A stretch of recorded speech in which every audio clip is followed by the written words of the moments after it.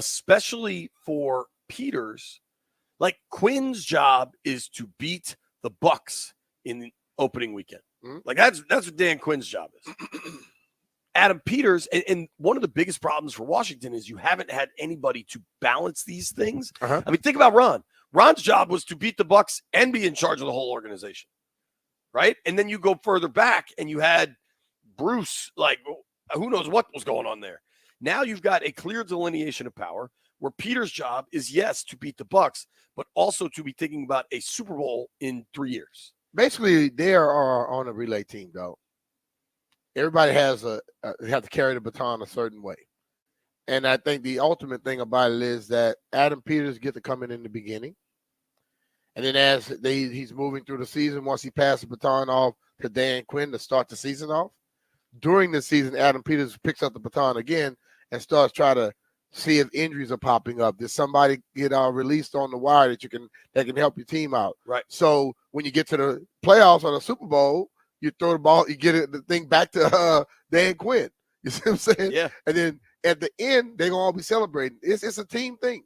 Totally. And if some of these scouts are even in the beginning. They got the first leg where they go out and do all the scouting, tell Adam what's going on. He comes in with a game plan, but it's like a relay.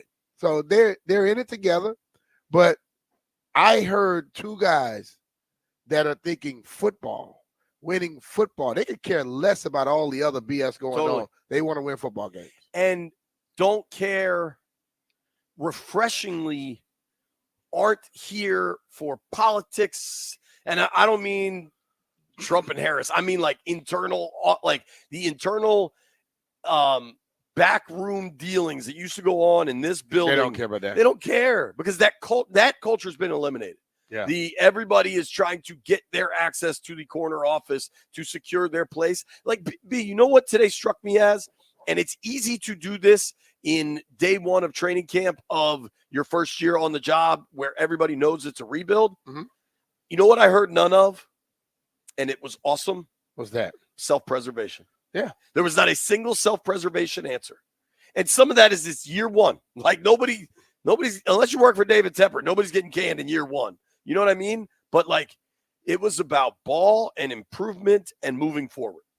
And I think that's all that matters. That should be really encouraging for Commanders. I'm going to have less stress this year because, I mean, they talking straight football. They're not doing all extra stuff. If I may, you will have less stress until kickoff on September 8th. I will have less stress because these guys are going to answer football questions, not the other questions. I agree with that. However, as soon as that ball is kicked off in Tampa on September 8th, I know you'll be cursing up a storm. I know you'll be hitting the table. But that's even if I'm happy, I do right, that. But that's football. Like but that's not the stress. I'm like, the stress of the nonsense. That annoys me. So here's to a season with no stuff.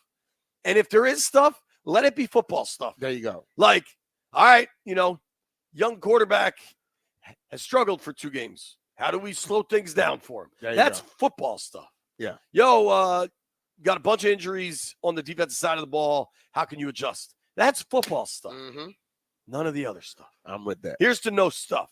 Adam Peters and Dan Quinn talked for damn near a half hour.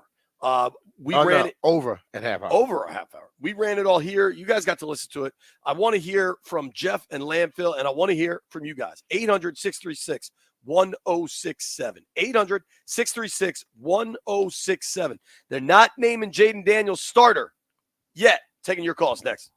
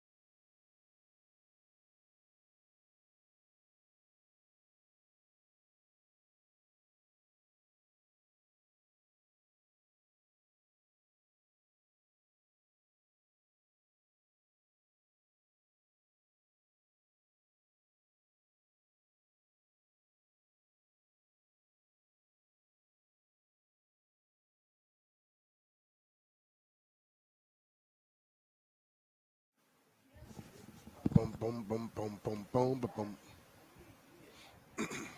B. Mitch and Finley, and what is this band? Hanson sing Bop.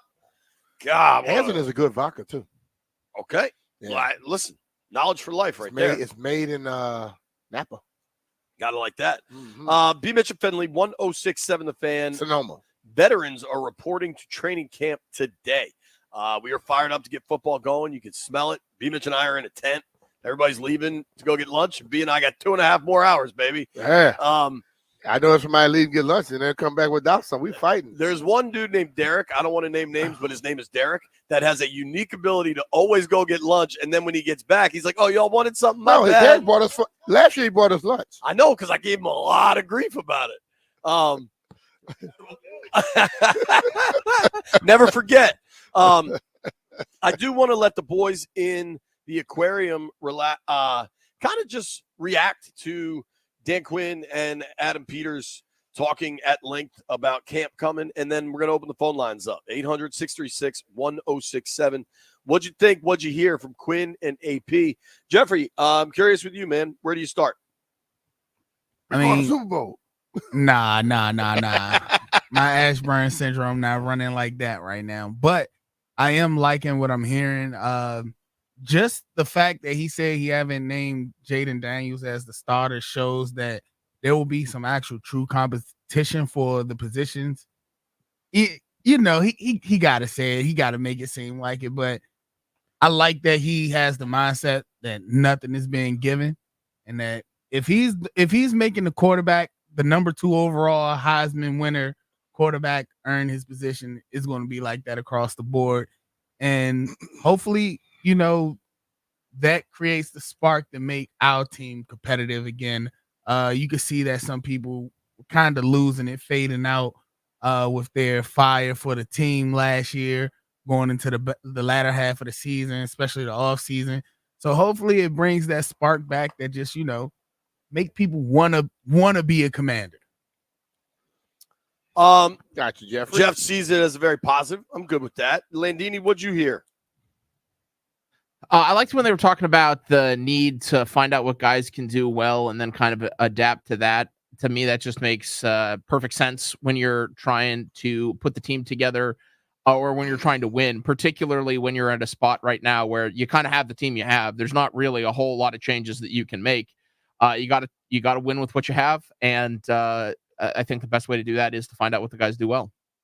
I agree with you totally. When they said that, I wrote that down on my little notepad, because we have sat here and heard all these coaches talk about what somebody can't do. And if you're a real coach, you should be able to tell me what the hell they can do. And if you're any type of coach, you should be able to find a way to utilize that. And he talked about that exactly. Like, he said, we're not worried about what the guys can't do. We know who they are. But we got to find out what they do well and then utilize it. I told you how Andy Reid took Brian Westbrook. Brian didn't know the whole offense, but the plays he knew, he was damn good at them. And he started off early, then all of a sudden they gave more and more and more. This is where you can find a guy like a Jamin Davis. They may find something he does spectacular. I guarantee you we're going to see something Jamin doing that we didn't see him do before. I like that a lot, and I think it sets up for these guys. You said Jamin, and I'll add Forbes. Mm-hmm. Listen, Jamin had a disappointing rookie year. You can argue he was being used incorrectly, but that the last 2 years haven't been nearly as bad as people make it out to be. He hasn't necessarily helped himself with getting in trouble and stuff. Mm-hmm. But Jamin can still prove to have more than we've seen. And if anybody wants to totally deny that, I think you have just chosen your reality rather than allow things to play out. Mm-hmm. And like we talked about, these echo chambers, there are people out there that do everything, right? But Forbes, I don't know, honestly. I don't think we saw enough last year to have a lot of reason for optimism. But if you go back a full year, the whole NFL had him as a first rounder. Yeah. Dallas had him as a first rounder. The whole NFL saw him as a first rounder. So maybe everyone was wrong, or maybe last year was just jacked up and they can get things straightened out this year. What is Dan, in a sense, was talking about coaches' self-accountability when he said, I expect my coaches to go out there and teach these guys and find out what they can do. That right there is not what coaches normally say. They normally put it all on the player. See, you got a professional athlete now, and I agree with this to a certain extent. The professional athlete, he's at the top of his craft. He should be damn good at it. If the guy's going to call himself a coach of those guys, he needs to be able to find the best stuff or find a way for me to get the best out of myself.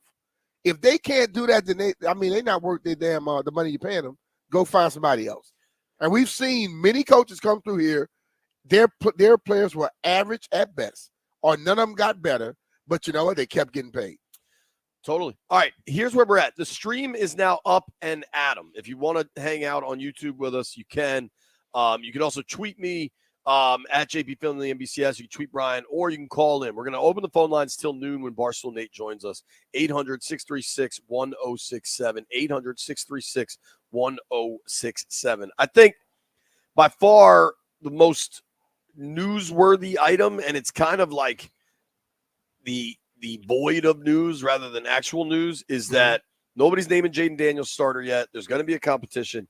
If you look at the guys that got drafted, at least the first rounders, Caleb's the only one that's going to be named starter. And they did that already. They did that after the draft. He's QB1. He was drafted 1 overall, right? And not to mention their backup is an undrafted second-year guy out of Shepherd in West Virginia. So it's not like they have this like veteran backup they can turn to, although I guess he did start 4 or 5 games. At that point, you might as well be a veteran. Jaden's not named QB1. He's going to be. I don't think that's really a concern or a newsworthy topic, but until he gets the designation, people will ask. People ask, but you know what? I think that's one that you do for aesthetics, but we know, barring injury, the first game of the season, number 5 gonna take a snap. Totally. I think I loved what they said. Like, yeah, he's gonna know, and we're gonna know, and we'll all move forward from there. And I just think it was. What are you laughing at? Look at Brian White comment, bro. I'm in a look. If you're watching the stream, I don't care. He said, "Damn, JP, you need to handle those pits." This is a very old T-shirt, and I think it might just be kind of baked in. The reality is, we're gonna be sitting in this tent a lot, okay? And I'm gonna wear ratty old T-shirts in this tent, and I'll have a dress shirt for when I have to do some television. I think you nailed it, B. Jaden's the guy. Yeah. I do think there's like. Talking with folks last night and then listening to them today, I think the Jets practice and the Dolphins practice are arguably the most important things of this offseason. And I think that's where they want to see Jaden excel the most. You know what I mean? Uh-huh. Yeah, they want. I just gonna stop laughing. All these guys are just coming at me. No, it's the same dude. It's the same guy. But yeah, no, but listen, man. It's not important on July 23rd to know who the damn starter is. Let's be real about it. It's important on September 8th, I think it is, the first game. I would argue it's important prior to that. Well, I'm saying it's most important that day, but maybe a week or so prior. It's not that important right now. And I think, listen, we keep making that into a thing. If we had two guys equal, then it's important. They're not drafting somebody in the second pick of the first round and not be thinking about starting him unless he completely falls on his face. And I doubt that's going to happen. Especially like Drake May that the Patriots took 3rd. He might not be ready. He's really young, didn't start all that many games. Yep. And frankly, last year wasn't his best. His best year was 2 years ago. Jaden's coming off the best season he's ever had, played 5 years of college football, and just won the Heisman Trophy. Yeah. Like all signs point to him being ready to go. There you go. And that there should not be significant concern. I don't think you will hear me ask in one of these pressers for is Jaden the guy yet? I think more so we're going to get to a space after the Jets practice will be the first one. And then I don't know that we'll see him in that Jets preseason game. But then after the Dolphins practice, and then I definitely think we see him in that Dolphins preseason game. I think that's when you ask for updates on Jaden. Hey, Coach, what do you think of Daniels? What do you think of his performance so far? What do you think of his growth so far? And then eventually it's, how does he look compared to other NFL starting quarterbacks you've worked with at this stage, right? Like those conversations happen. It comes to that. It'll be interesting when we talk to Jaden, right? And I would guess that happens within a week or so. But like, I don't think we should be another alarmed. reason you don't make him a starter right now. You don't have to have the young dude answering all these questions, right? Because the starting quarterback gets to talk to the media. right. Let that whole story play down. Yeah. So the smart move is to not do it and just let it kind of work its way out, which it will, and it'll be Jaden, barring injury, to Brian's point. The smart move, if you're looking to buy or sell a house, is to work with John Leahy. We had John in the office, just last week? Yes. We were hanging out and went and got a beer and stuff. John is so cool because he can just casually explain the housing market to you. And here's one thing that I thought was really interesting that he explained to us, is right now, interest rates are still high. Now, maybe they're coming down, right? But if you're debating buying and you're in a position where you can buy, you might want to do it. Yeah. Because when those rates come down, that many more people are going to be able to buy, and this market could go even crazier. It'll go crazy and it'll push the value up. And I think the thing about John, for me, whenever I talk to him or I talk some of these little stories he had on here, it tells you about people looking to sell a house. And John already had people already wanting to buy them. You talk about people trying to sell a house at a certain price, and he always gets them more money. So if you're thinking about selling or buying a house, you want to go to John Leahy, the guy who can help you out and make you, get your house fixed up if you're trying to sell it. If you want to buy a house, he has tons of people out there that want to sell it to you. That is the program where he will pay for you to make some repairs or just do a little maintenance or some painting or something at your house before you sell it. And then that's a huge advantage. He helps invest in your house to make it more valuable. You get more money. And then at the end, you take care of him. And we're talking about John Leahy and the Fine Living Group of eXp Realty. Go to johnsellsdmv.com to find out your home's value in mere seconds. John offers you flexible fees, customized to your needs, and he knows that if life happens, and if needed, he'll let you out of your contract at any time. That's why I would call John. That's why B would call John. That's why you should call John. 301-900-3052. Go online to johnsellsdmv.com, or what's even easier, just Google John Leahy Group and start packing.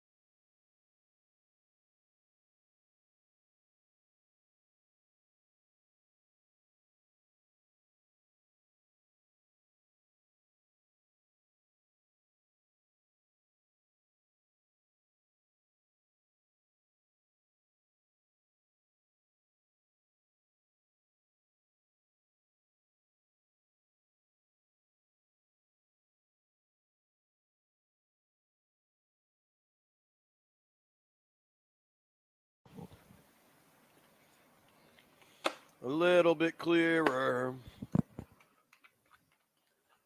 Commander Tequila tweeted me and said, I really like how Quinn and Peters said they're putting the puzzles together now, and it's a Scrabble game now. Yeah, now is when you're trying to figure stuff out. Let's hear from the Sundance Kid. Calling online too. Sundance Kid, what'd you hear from Quinn and Peters? Man, I heard some good stuff. Hey, hail to you, JP. What's up, the Emperor? What's up, brother? Nothing much, man. Just chilling here, riding to the beach with my wife. What's up, baby? But yeah, man. No, I heard great. Oh, you know, you got to give credit, JP, and everything. My wife, she does mortgages, so she does her damn thing.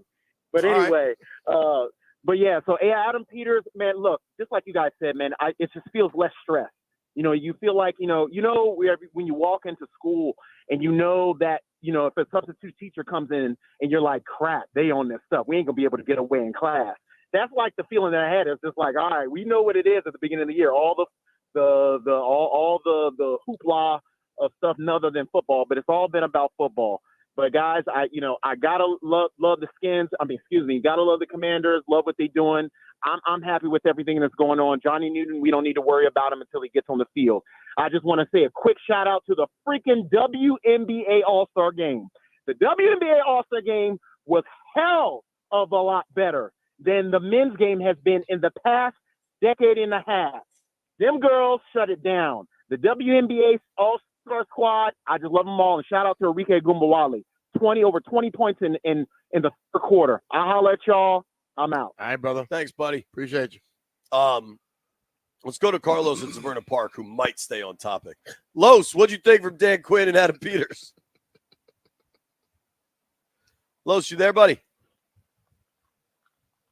All right. We'll see what you can do there, Jeff. Can't get Los on the phone. We'll take Los when he's available. Just say it in my ear.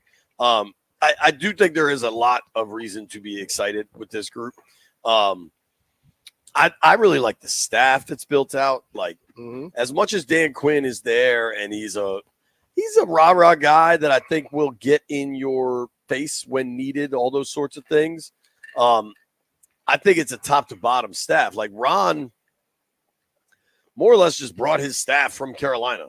Yeah. That frankly didn't win that much at Carolina because a lot of Ron's best assistants had been plucked. Sean McDermott, who I know was with you in Philly, had been plucked. There were people on that Panther staff that weren't there by the time Ron got the whatever they were called then. I think Ron got a job with the Redskins for like 6 months. Whereas I think DQ, I wonder how losing that Super Bowl and then Kyle taking the Niners job, and Kyle took a lot of assistance with him, and Dan Quinn could have blocked that and didn't. Yeah. I wonder how that framed his mindset to build out his staff now. Well, but if you look at the guys he has here, he got a lot of guys that can possibly be on that head coaching search again, especially Lynn and Kingsbury right there. Then you start looking at Izzo, the special teams coordinator. You jump over to I think eventually it's going to happen for somebody like Jason. And then also Jason, okay, I can't think of his last name right now. Justin. Yeah, Jay Sims. Either him or even the Ken. Ken's been around a long time now. Yeah, I mean, there is a lot. I was talking with somebody over the weekend that mentioned something that I do think is particularly interesting. A lot of young coordinators that have never been a head coach will kind of jump when they, not always, but they'll jump when they get an opportunity, right? I think obviously Ben Johnson did not do that, but if you look at Jonathan Gannon that left the Eagles. If he was offered that 14 he was searching for, he would have jumped. Sure. That's a good point. But like Gannon left the Eagles to take the Cardinals job, which is arguably a good job, but like guys don't always get that opportunity and want to take the opportunity when it presents itself. And a lot of people think Cliff is here for a year. If it goes well, he bounces right away and gets another head coaching job. But somebody mentioned this to me and I looked it up. So the Cardinals, when Kingsbury was there, had that really good season in 2021. That was when Kyler Murray was healthy the whole year. Mhm. They went 11-5. They lost the wild card game, but they were really on the come up. Then Murray gets hurt the next year. Everything falls apart. But after that season, Kingsbury signed a 6-year contract extension, which, as you and I know, means Kingsbury gets paid by Arizona through the 2027 season. He get paid a portion. He gets paid whatever they're not what paying. they're not paying here. So let's say it's $100 that Arizona owes him, and so Washington pays him $20. He's still being made whole on the other $80. Yes. And if he's got a hotshot young quarterback, then all of a sudden he's got a high-flying offense. And I'm not saying these things are going to happen, but I hope they do. sure. But there's not necessarily the financial push for a guy like Kingsbury, one who's already made a bunch of money, but is also still getting paid head coaching He money. can choose where he wants to go. Exactly. That's Yeah. my point. So if anybody thinks like there's this, he's going to go right away, I'm not so sure. Mm-hmm. We're going to take one quick call. Ashburn Dave on line 2. He was at the Lost Rhino with us last week. Okay. Ashburn Dave, what'd you think today, man? Hey guys, it was so refreshing to see the both of them up there. You know, when you look at the past, you got stale Ron sitting up there, like no energy whatsoever. Just to see the cohesiveness of these two guys working in the same direction, and the responses were sharp. Obviously, the questions, JPU, great question, but it's just such a difference, you know, having those two guys up there working as a team and complimenting on each other and playing off of each other. It's just so refreshing to see it. You know, it's only July, nothing started, but certainly seems like a whole different atmosphere out there, and the energy levels up. And I see some of the guys around here in Ashburn, the players, and they're all energetic. So I'm really looking forward to it. I gave up on my season ticket this year, but I'm definitely going to grab some tickets for that Dale Green retirement Better party. get those right now, You man. better hustle. That Yeah, price might go That's up. going to be an expensive ticket and a hot item to get. If they start no. well and there's that ticket, that's going to be pricey, dude. It's going to be good. But, hey, it was great seeing you guys. What a great vibe at that party last week out of the kickoff to this whole thing. But really enjoyed talking to you guys and everybody there. I thought had a great time. It really turned in. It was supposed to be a couple hours. It turned into, you know, a late in the evening there. So we closed it out. But thanks for the good time. And you covered me on that beer, JP. I appreciate that. It was overdue. All right, brother. You're very Appreciate welcome. you. Thanks for calling, Dave. You only owe 20 million more of them. I owe you a beer. I'm talking 10 million more people. I consulted with my lawyers, so I got a loophole here. No, like you don't. Aaron Rodgers getting immunized. All right. When we come back, Barstool Nate joins the program.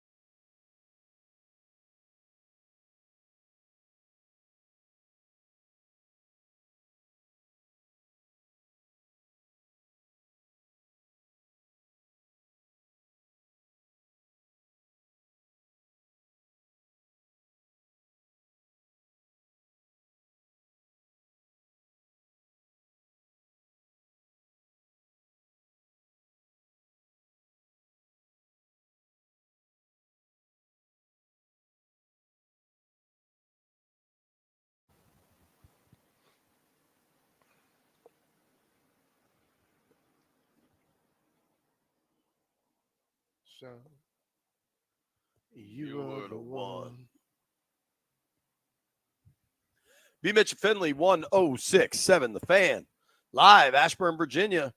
Commanders players report today for training camp. Practice starts tomorrow. One dude I know will be fired up about that is our friend, Mr. Barstool Nate. Nate Dogg, how do you do, buddy? JP, B. Mitch, before we get going, I'm hearing a nasty rumor that I don't believe, but I'm hearing a nasty rumor that JP Finley is wearing something that closely resembles a Dallas Cowboys hat. Completely inaccurate. Yeah, it has. I think it looks like something with a star. He has a star on it. It's now. I mean, I just pulled up it's the screen. green. It's a star. I don't know. It's green. And I've seen Dallas stuff in star and green for like the little all right camouflage this stuff. You know what this is? This is a specific hedge fund that supports veterans groups. Okay, well, it's say it. It's supposed to be the tip of the spear. We need a name on it then. It's over here. Yeah, the rumor turns out to be accurate. That is dangerously close to a Cowboys hat. It's green, you idiot. It's green. And it's clearly a tip of the spear. You see that?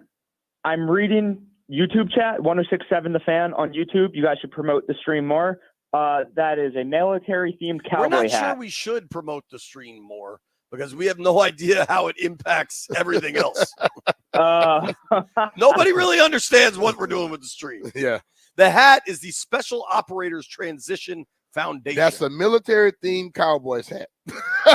Bro. That was somebody just posted.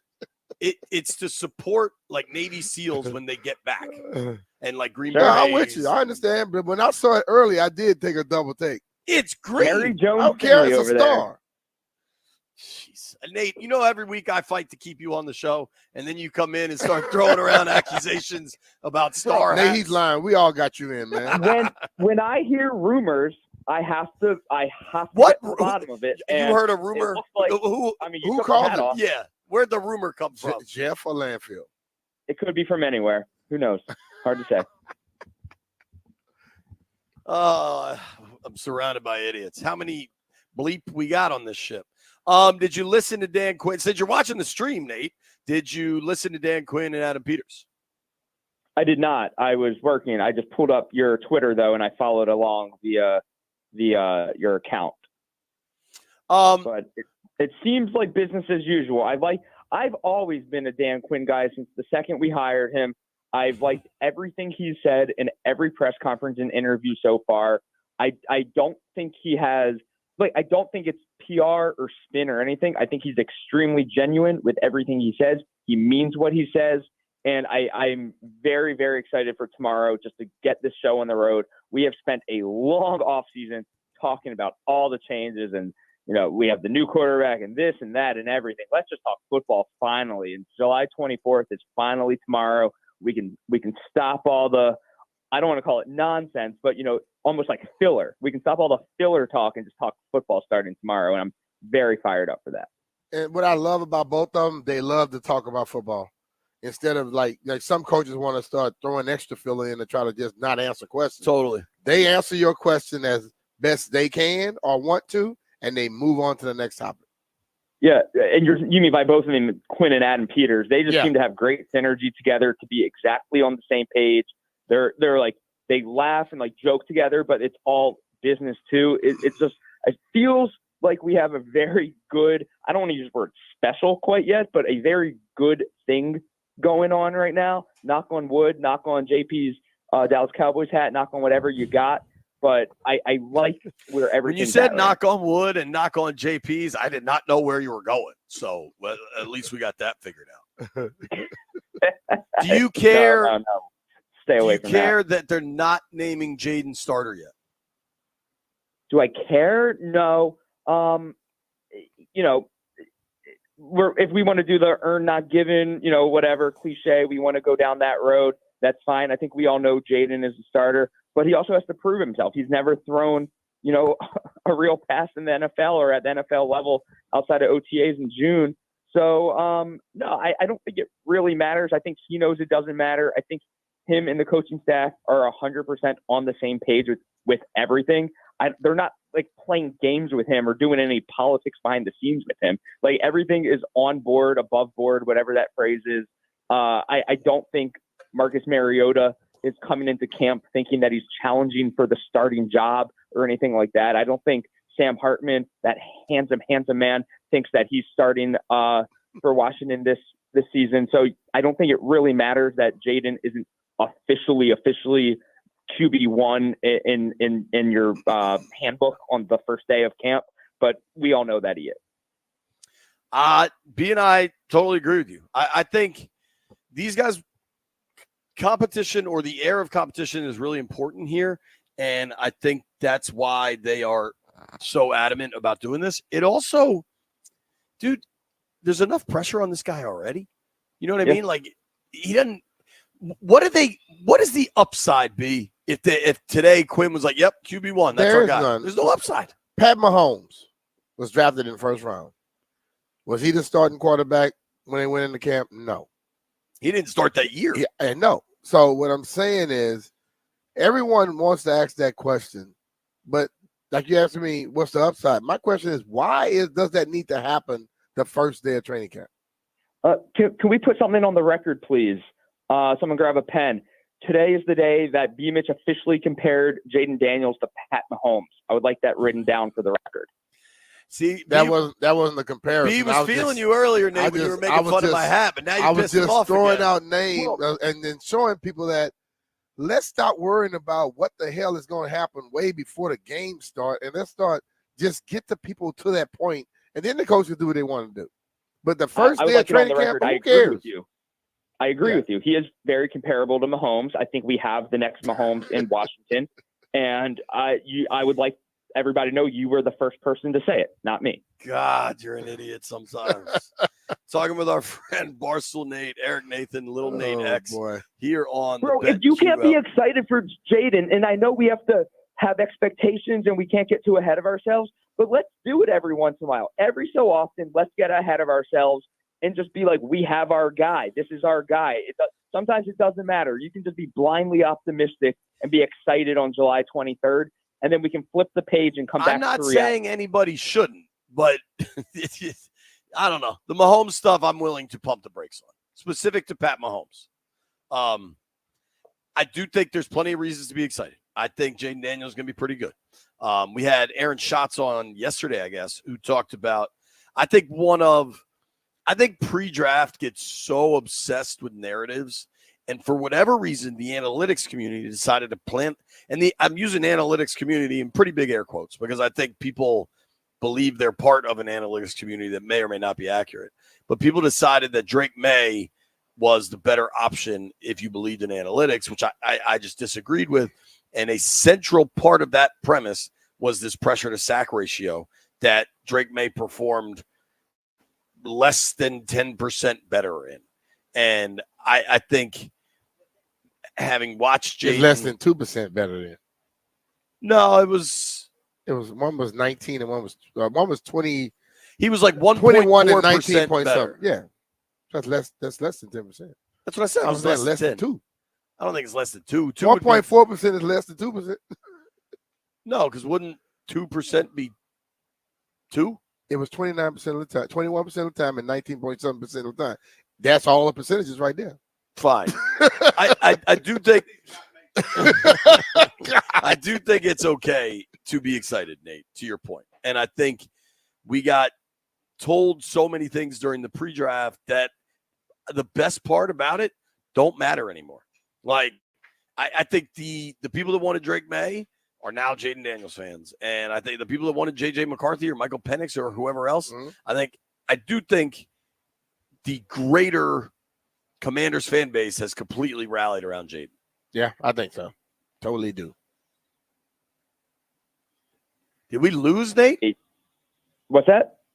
That's the longest you've ever gone, but not talking. I was worried.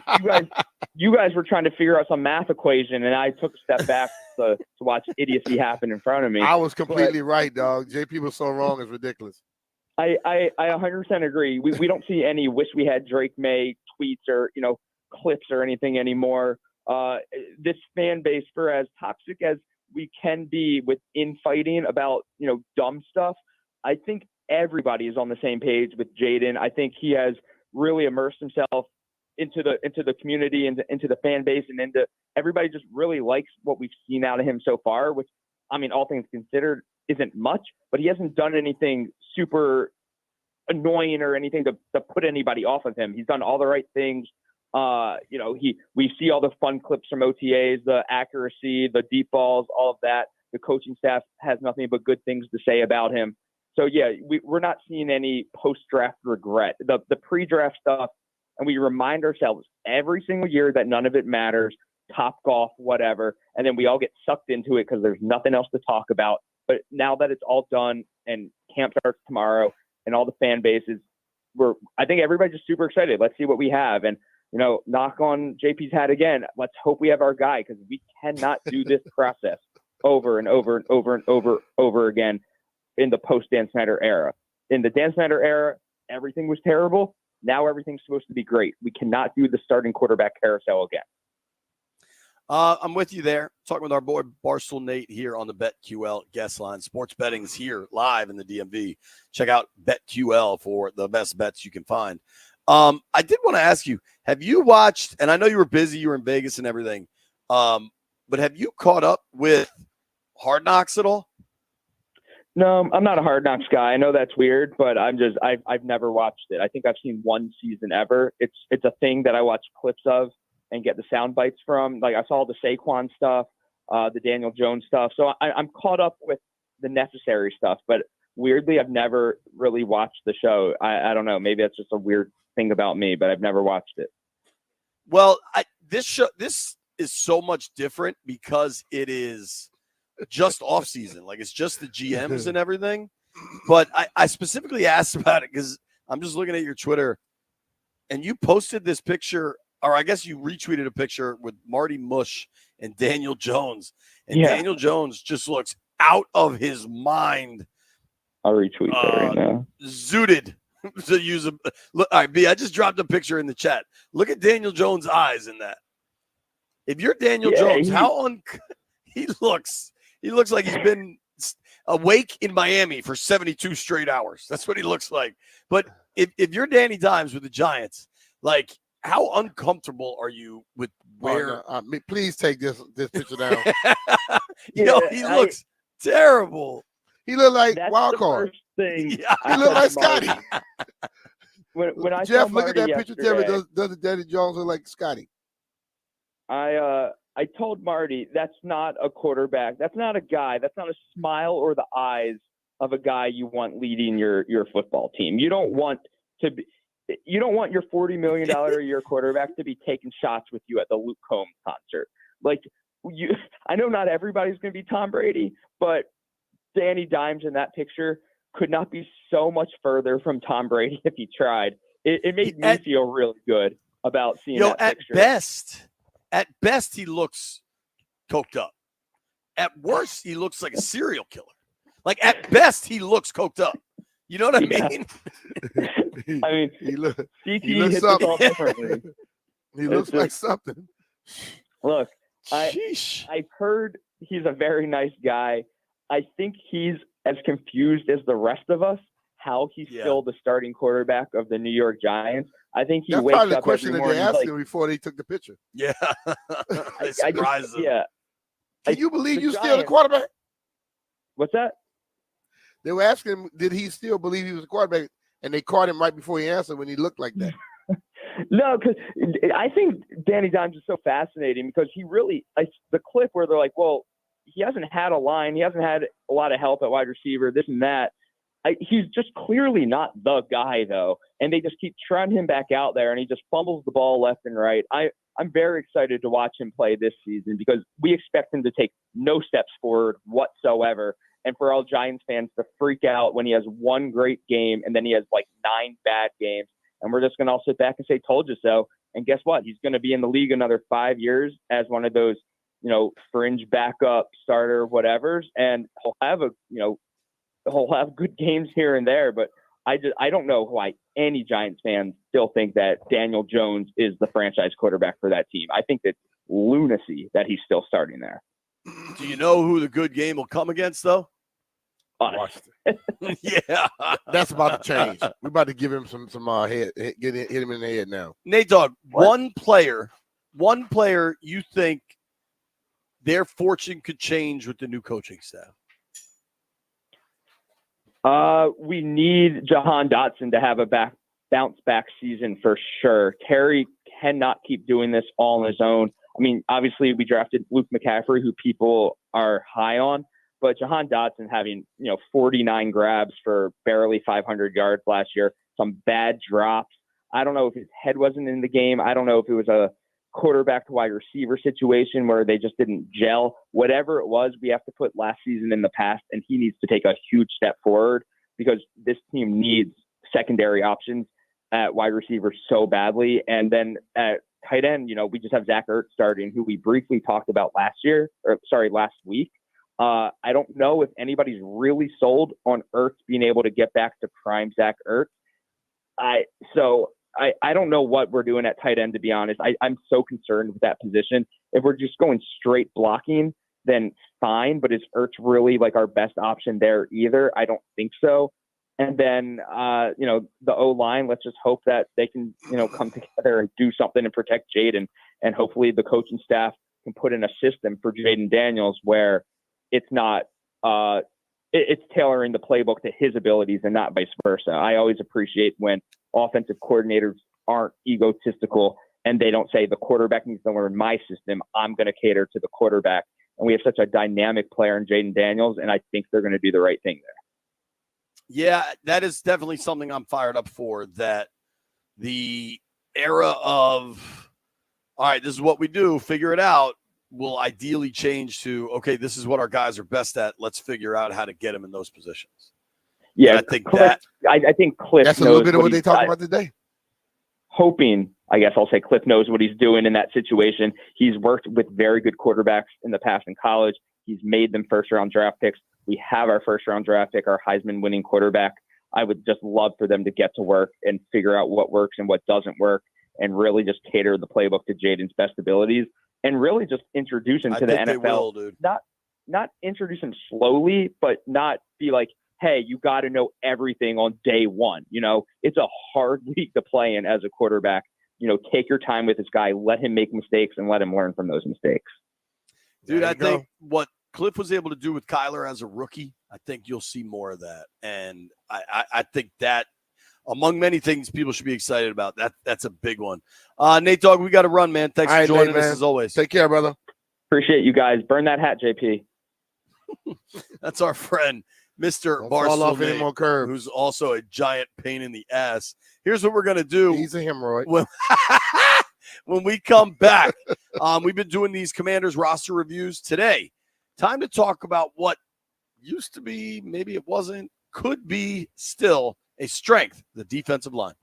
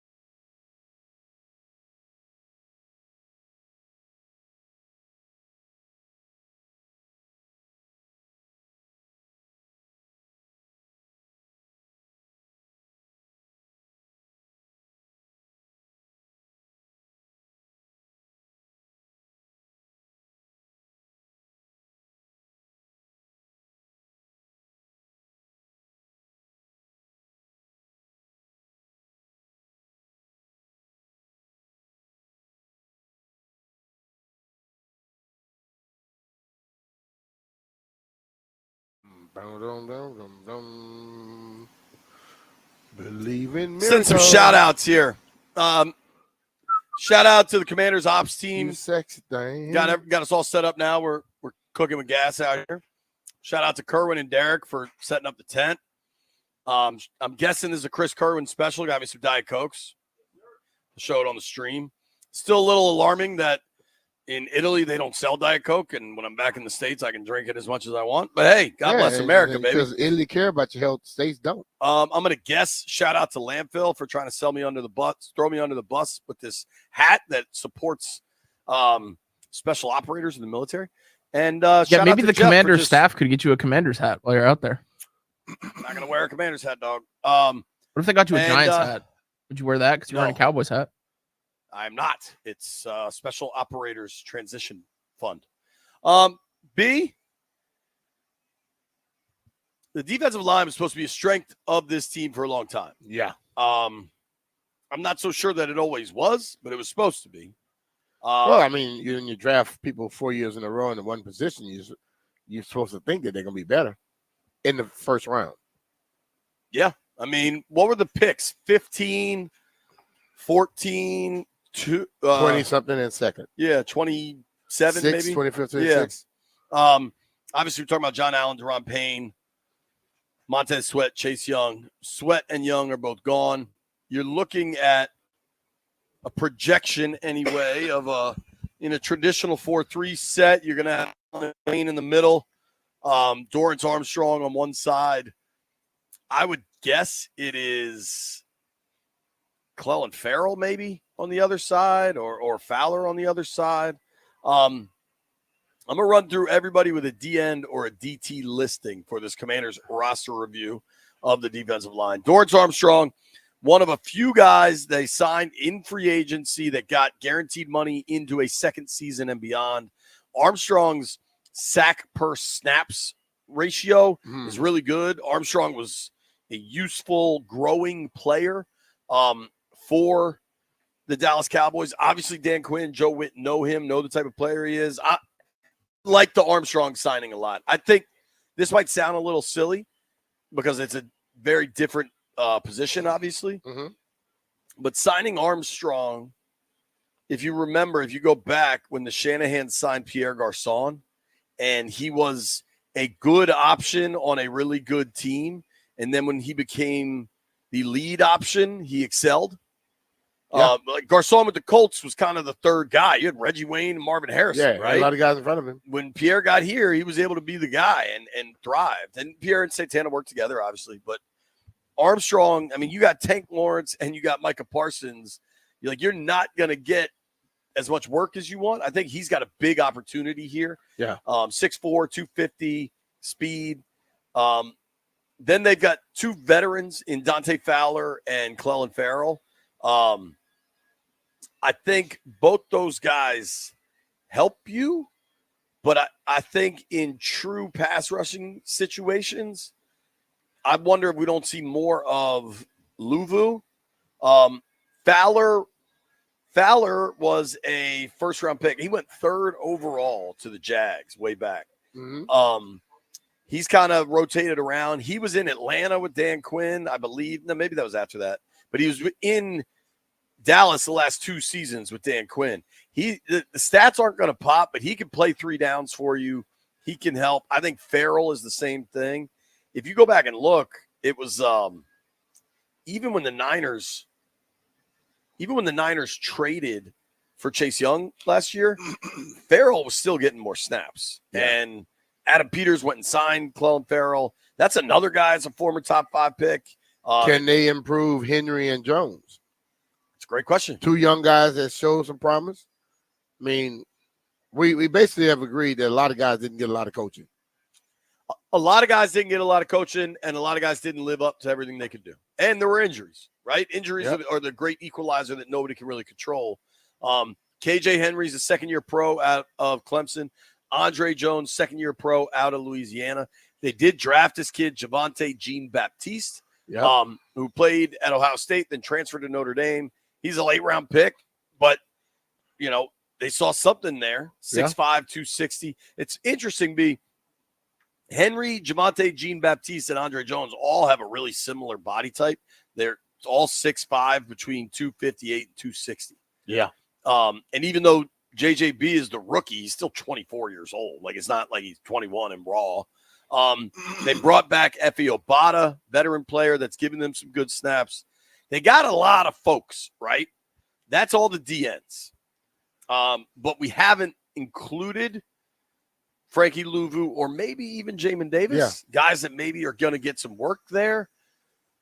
What do you think of this DN group? I think it's Clelin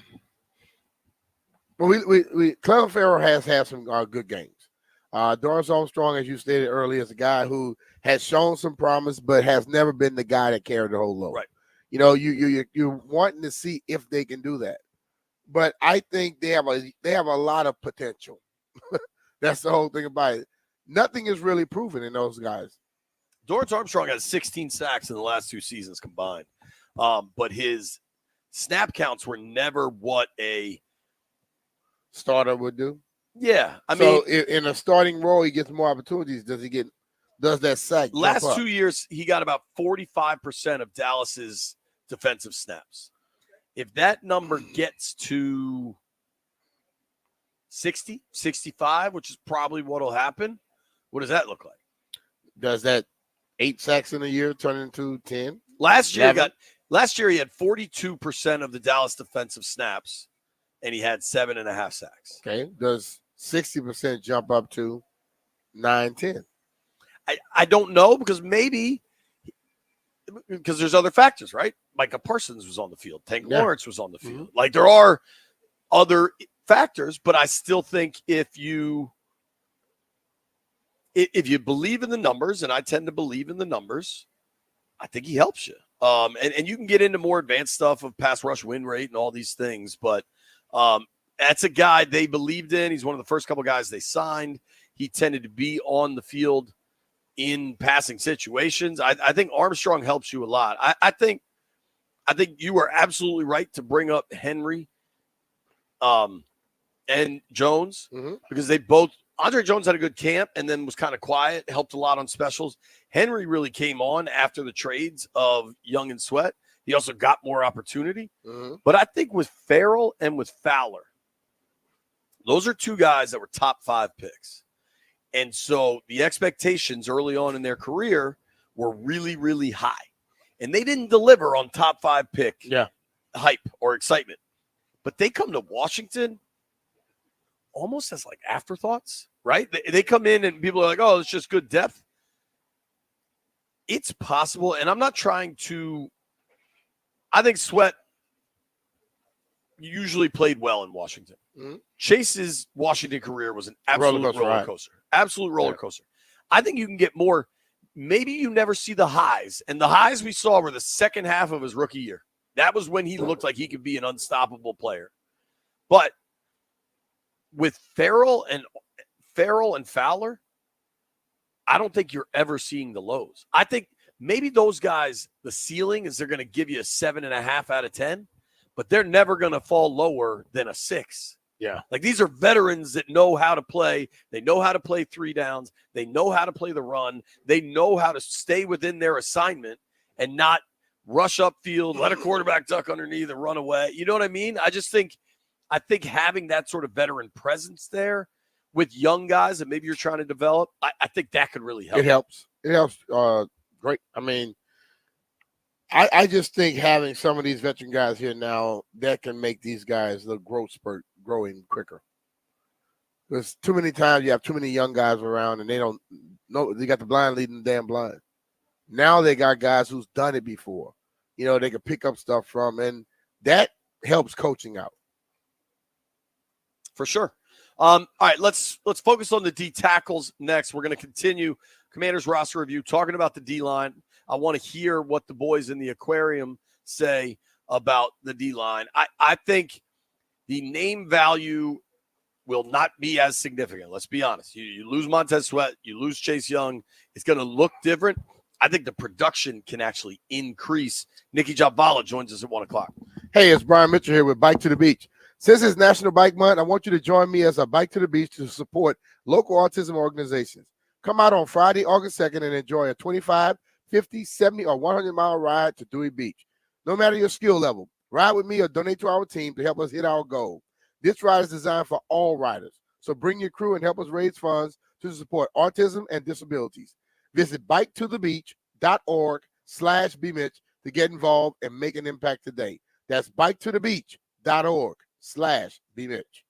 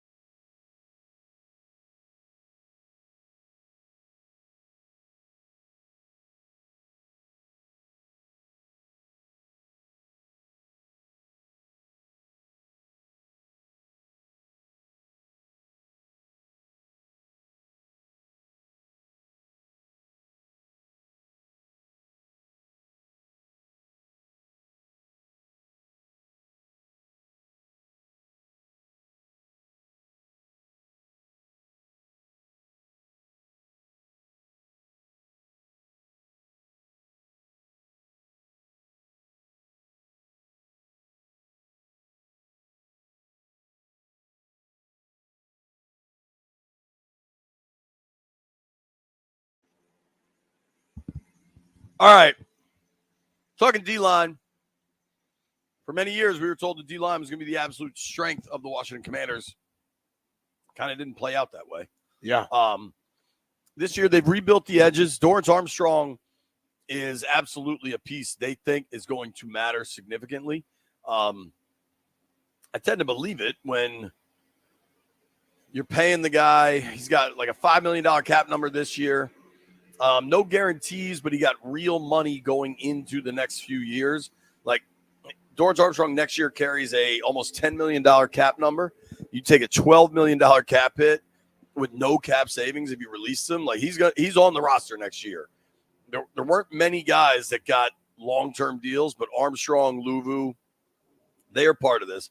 The straight-up DNs that they added, Armstrong, Farrell, Fowler, I think immediately bring up the floor of what we saw last year. You know what I mean? I don't know that the ceiling's as high, but we never saw the ceiling anyway. Well, we never saw the ceiling anyway. I mean, we got to stop judging stuff based off of what we thought and judge it based off what we actually got. Agreed. Now, let's go to the interior. John Allen, Fedarian Mathis, Johnny Newton, Deron Payne, John Ridgway, I would put in that conversation. Then you've got some guys that have bounced around practice squads. We jokingly call him Potato. The guy's name is Patoia, Potoa''E, Samoan dude. You've seen him. The big dude. Big dude. Undrafted rookie out of Blacksburg, Norrell Pollard. Another undrafted guy. I think this is part of the International Pathway Program. I'm going to do my best to say this, so I apologize if I mess something up here. Hagai Debusui, HD. 6'6", 300. Allen and Payne, you know what you got. We've never seen their best at the same time for the same season, and that could be a real game changer if you can get their best at the same time for the whole season. That would really uplift this defense, frankly. That would change this whole thing up. If both of those guys arrive at the same time, we're not questioning a lot then. Totally. Yeah. And it would really help the edges, and it would really help the secondary, all of that stuff. Allen and Payne are legit ballers, legit good football players. I like Ridgway. I know Jeff loves Ridgway. Mm-hmm. You got two big questions here in Fedarian Mathis, Phil Mathis. They spent a second rounder on him 3 years back. They've gotten nothing out of that position. Now it's been injury related, but still, you've got nothing there. In 2 years, he's played 11 games. You know how many tackles he has in 2 years? How many? 8. Damn. Second round pick. Yeah. So maybe this is the year he can stay healthy and show you something. And that's the thing you got to find out. If he stays healthy, is he capable of dominating a game? Now, I do think the Johnny Newton pick early in the second round was oh my God, we never thought this dude would be here. We got to take him. But it can't be great for Fedarian Mathis. I agree. I think it's way too premature to assume what will happen with John Allen or Deron Payne down the road. Like, these dudes have to play this year before we start talking about contract situations. I do think at the level of play John has hit and the way the D tackle market has exploded and the way the entire salary cap has gone up, that John and his people might want to have a conversation, but I think that's a year away. Mm-hmm. The D tackle group, I think it's pretty damn strong. I mean, you lead it with Allen and Payne, who I believe in as players. You got Allen Payne. If you get what you expect from Newton, and then Ridgway with his wrestling tactic tackles, that's just boy. But I think just those four right there can truly help you out. For Darren Mathis, I think he this is a prove it to me year. BP, that's what I'm calling Benning. Benning Potato. Nah, that's what a lot of people say. But that dude there, he's a unit too. So, they don't lack for size. Yeah. If I had to guess, if you start trying to build out a roster, I mean, you're keeping at least 10 D linemen. 5 of them gonna be D tackles. I think a lot of it depends on Johnny. Well, how about this though? Like, when does Johnny come off NFI? the mere fact that you're going to, you already know Luvu is going to be involved in the pass rushing. Yeah. Possibly Jamin. Right. If both of those guys are effective at it, that's one less DN you have to keep. Yeah. And I wonder, I mean, certainly he's a draft pick, but I believe Jean-Baptiste was the 7th, right? So that could be a guy that's headed to a practice squad for you. What do we know, right? Like, what do we definitively know? We know Armstrong, Allen, Payne. I'll add Farrell, Fowler. That's 5. What did I say? Armstrong, Farrell, Fowler, Allen, Payne, Newton, unless there's some complication and he doesn't get put on an active at some point. But it doesn't sound like that's the case. So I'm going to count Newton. That gets you to 6. I would think Mathis, but I don't know. I would put Ridgeway on there. Then you get to the guys that have been here a year: KJ Henry, Andre Jones, Effie Obata. Obata has enough size; he can slide inside too. Yeah. He's a versatile piece. And I think Dan likes to have those different body types, defensive approaches, like what the Eagles used to do. Right. When they put in their what they call NASCAR package. Right. I mean, hell, that's how the Giants beat Tom Brady the first time. It was just with all that speed on the interior. I think the D-line has some locks, certainly, but I think there's a ton of room for competition the second half of that roster position. I'm with that. And I think that's healthy. And I think that's what they want. And I think they're mowing the lawn right next to the tent. I think it is a position group of strength for them. But it's like a lot of things with this team. And this is going to happen when you're a rebuilding team coming off a 4-13 season. I do worry about the depth. Yeah. I think Fowler, Farrell, Armstrong as your 3 DNs, I think that gives you a higher floor than we've seen the last couple of years because of injury and whether guys were as locked in as they should be or whatever. I think these dudes are veterans that know what they're doing, and you won't have to fight those battles. And frankly, I don't think Dan Quinn lets those battles get lost. If you can get Allen and Payne playing their best at the same time, would go a long way. Totally. I think Johnny Newton could go a long way if he gets in and gets healthy. And the thing with rookies is Jaden Daniels probably going to start day 1, right? Maybe a guy like Samerstill starts day 1. Most rookies, it takes a while for them to get their footing. Yeah. And you're hoping you get some good play by like Halloween and going into the second half of the year, kind of what we saw with Quan Martin last year. If that's the timeline for Johnny Newton, that could work out pretty damn well. Yeah. I think the whole Johnny Newton thing, I think we are making it more serious than what it is. I think he'll be on the field quicker than we think. I agree. I think there's times where coaches and personnel people lie about how they're not concerned. I think they're actually not concerned. You know who we will ask that exact question? Nikki Jabala, Washington Post, joins us next.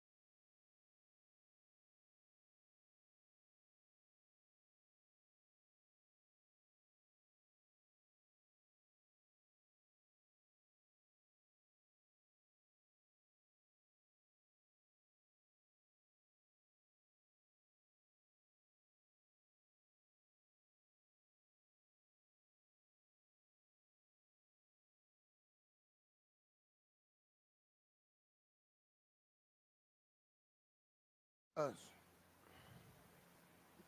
He's up Twist it around your head. like a helicopter. B. Mitch and Finley, 1067 The Fan. Right now, time to go to the BetQL guest line. Welcome in our friend, Miss Nikki Jabvala from the Washington Post. Nikki, feels like we just saw you. How are you? I'm great. How are you guys? We're still here, so you can draw your own conclusions to that. Honestly, though, today's pretty nice. Like, the weather's not bad. Not bad at all. It's relatively cool, good cloud cover. Yeah. Brian and I have talked about it at length now. What did you think of? You and I were sitting at the same table, only Sam Fortier between us. What did you think of Dan Quinn and Adam Peters' opening press conference? I think it was to be expected for a pre-camp press conference. There was very little news out of it. They said pretty much what we all expected them to say. You and I had this discussion afterward. I was a little surprised it took as long as it did to get to a Brandon Ayuk question, since that was seemingly a big deal like a week ago. But yeah, I mean, I really thought, their answer to that, and Adam Peters saying, we handled it internally and we're not really concerned with it beyond that. And their update on Johnny Newton, just saying that, he's progressing well. We expect to, have him back sooner rather than later. I really thought those were the only two notable nuggets to come out of it. The team is sticking with their narrative of a quarterback competition, so to speak, but I think we all know where this is headed and what it really is. So yeah, I mean, it was boring, but I think boring on a good level at this point, and especially for this team. Do you think? Totally. Do you think it's going to change? Do I think it's going to change? Yeah, I mean, I don't think it's going to get much more exciting with those two guys. I think they. No, I think they intentionally want to keep Adam it as doesn't like to talk as much. possible. Yeah, Adam don't like to talk as much, but I think Dan likes to talk. But they don't like to give you much information. Correct. Yes. Yeah. Yeah. What's interesting too is I think DQ is like a kind of an emotional dude, whereas Peters seems very reserved. You know what I mean? Like, Peters doesn't like to show you what he's thinking, whereas DQ a little bit kind of puts his heart on his chest and wants to kick ass and like operates with this energy. And I do think maybe those two play off one another pretty well. They do. I think collectively they're not going to provide you much of any information in these press conferences. Now, they're not trying to like go out of their way to evade questions or mislead. Right. Right. But, they, like you said with Adam, he keeps his cards close. So they're very nice to media. I do think they show their very different personalities in these press conferences, but, they're not just going to give you these, headline drawing sound bites, and nor should they, but, honestly, when Ron did it, when Ron would do that, he kind of like made a mistake to do it. And I think it was unintentional, usually. And then got mad at y'all because he made the mistake. Right. Yeah. Speaking of which, he was just on Adam's podcast, so I was watching that. I saw that. Apparently he would take Jaden Daniels. That's great. Yeah, along with 30 other teams. Right. Hearing from them today, my timeline with the Jaden stuff, one, they're right that it doesn't really make a big difference. But two, I think we see a ton of him get work against the Jets. I don't know how much we see him actually play in a noon Saturday preseason game. I think he gets all the work against the Dolphins. Maybe not all, but all the first team work against the Dolphins in the practice. I think we actually see him on the field against the Dolphins in the preseason game. And that's it. And I don't know if they make the formal announcement after that, or even if they wait till after the final preseason against the Pats. But I think that's kind of where the window opens, is after the Dolphins game, whatever week of August that would be, like the August 20th or so. Yeah, I think he's the number 2 overall pick, and he's going to be the starting quarterback. I agree with you. I think all this is silly. I mean, I get sort of why they do this, but like, come on, we know we're all playing this silly game, and it's like, do we really have to go through these motions again? Like, you didn't draft him number 2 overall to make Marcus Mariota your starter. Let's be real. Right. But yeah, I think as far as, any sort of public announcement, yeah, I'm with you. I could see it. If they want to announce it after the second preseason game, that would make the most sense. That way you can bench him for the third one and get him ready for the opener. Totally. Yeah. Yep. I also told JP they can just not say he's a starter, so you don't have to talk about all the Ayuk stuff right now. There is that. But everybody seems to want a public announcement. I'm like, I didn't know that was necessary, but okay. Yeah. Like, does Andy Reid have to come out and say Mahomes is the starter? Never. Let's make it a more reasonable spot. Like, does even Daboll have to say Danny Dimes is the starter? They went out and signed Drew Lock. Yeah, but Danny Dimes is the starter if he's healthy. Right. I think a lot of these. And if they were to start Drew Lock, they're not going to come out and say, oh, we made Drew Lock our starter. Daniel's our starter, but Drew Lock is going to play because he's not healthy. Right. Right. Let's go to something that is maybe a little more off the radar than the quarterback, because that's all anybody wants to talk about. This D-line, we heard so much about them for so long and then didn't really see them deliver on it. Allen and Payne have had good years. Sweat was largely good, dealt with some injuries, never really popped. Chase was a roller coaster with far more downs than ups.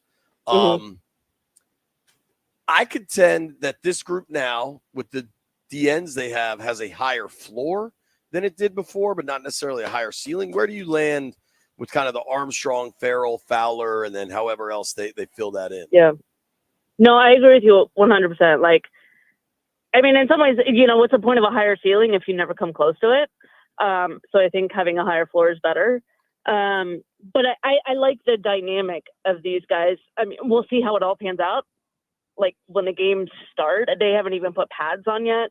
So right now on paper, it looks good. And theoretically, you think it would, mesh better than maybe, 4 first-round picks up front. But, I don't think the ends have the natural talent that Sweat and Chase have and ultimately could have if they played to their potential. And I don't want to insinuate that they were going out of the way to not play to their potential. I think there were extenuating circumstances, but I always thought that line played the best when it was 3 of them, when it was Payne, Sweat, and John Allen. So you never really, as you said, got to see what they could truly do if all 4 played in unison. I think you could see this group play in unison more and play off of each other more. So I think in a lot of ways they could be more effective because of that. But we'll see. I mean, I think, in my mind, the first gauge of how they look will really be the first joint training camp practice. I always think that the defense always comes away looking better than the offense in training camp anyway. But to see him go against another offense, I think that'll be interesting. What's wild though is last year in Baltimore, we thought they looked pretty good. Yeah, we did. If you look at the the line did. I thought those joint training camp practices actually, that was like when you first started to see some of the holes across the defense, mainly in the secondary. Because up until then, the secondary looked pretty solid. I mean, they were winning most of camps. I mean, Emmanuel Forbes especially looked legit. You put them up against their receivers, and it's not as solid. Do you think? So that's why I think this. Yeah, I mean, totally. They're going to be down in Miami, and Hill and Waddle are going to be on the other side. They're going to go to the Jets with Garrett Wilson and Aaron Rodgers throwing the rock. Clearly, this secondary was bad last year. We don't need to try to mince words on that. How much do you think the Dan Quinn, Joe Witt scheme coaching strategy can change things? You hope a lot. That's the group that, one of the groups that I'm really, really interested in, just because I do think they have pieces back there, but how do they envision them all fitting? I think Sainer still is their starting nickel, which I think is a true starting position anymore. and they add the addition of Chin. You got St. Juice back there, but like how do they really envision that group unfolding? That's a big unknown to me. And after the way they performed last year with repeated mistakes week after week, I mean, I'm very curious to see how that group looks, how they play together.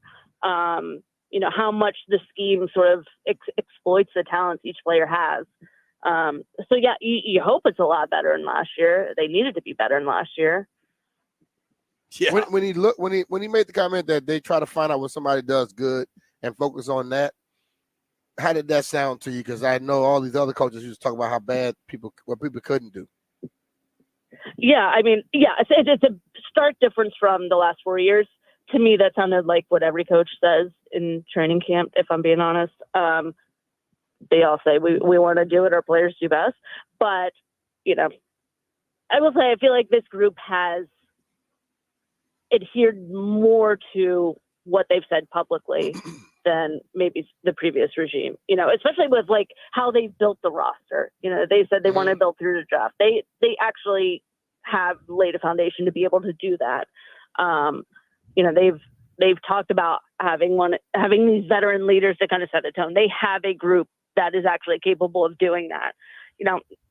We'll see if they're preaching about player development and teaching is real over these next couple of years. We'll see if these guys truly develop under these coaches. Right. So as far as the other stuff, I mean, I think it's still to be determined, but I do think they've been fairly honest. But yeah, I think playing to a player skill set it's like when coaches come out and say, yeah, we want a really attacking offense and high scoring. Totally. And well, yeah, no crap. Like, I mean, even right now, they're like, oh, we want to be physical and attack and play fast. Like, who doesn't? Right. Right. Exactly. I do think what I like a lot is Quinn's track record. And I think we need to include Joe Witt in the conversation with it. But like Quinn and Witt now have an established track record of, if you look at what Witt did as the passing game coordinator defensively in Dallas, okay, Trayvon Diggs, sure, he popped, but he's kind of a big name player that not that his level of success was expected, but it wasn't a shock. To follow that up with Deron Bland popping like that was a shock. And for that to happen 2 years in a row with two different players after an injury, the players always deserve the most credit. But you also got to think about the coach in that situation. Right. And then I totally. Micah Parsons is an all-world talent, but they also use him everywhere. Yeah. And I think they don't have a talent like that here at this point, but maybe you could get more out of some of the people that are here by giving them different options. And then on the offensive side of the ball, I look at Cliff and Kyler's rookie year, and how they created an offense for him.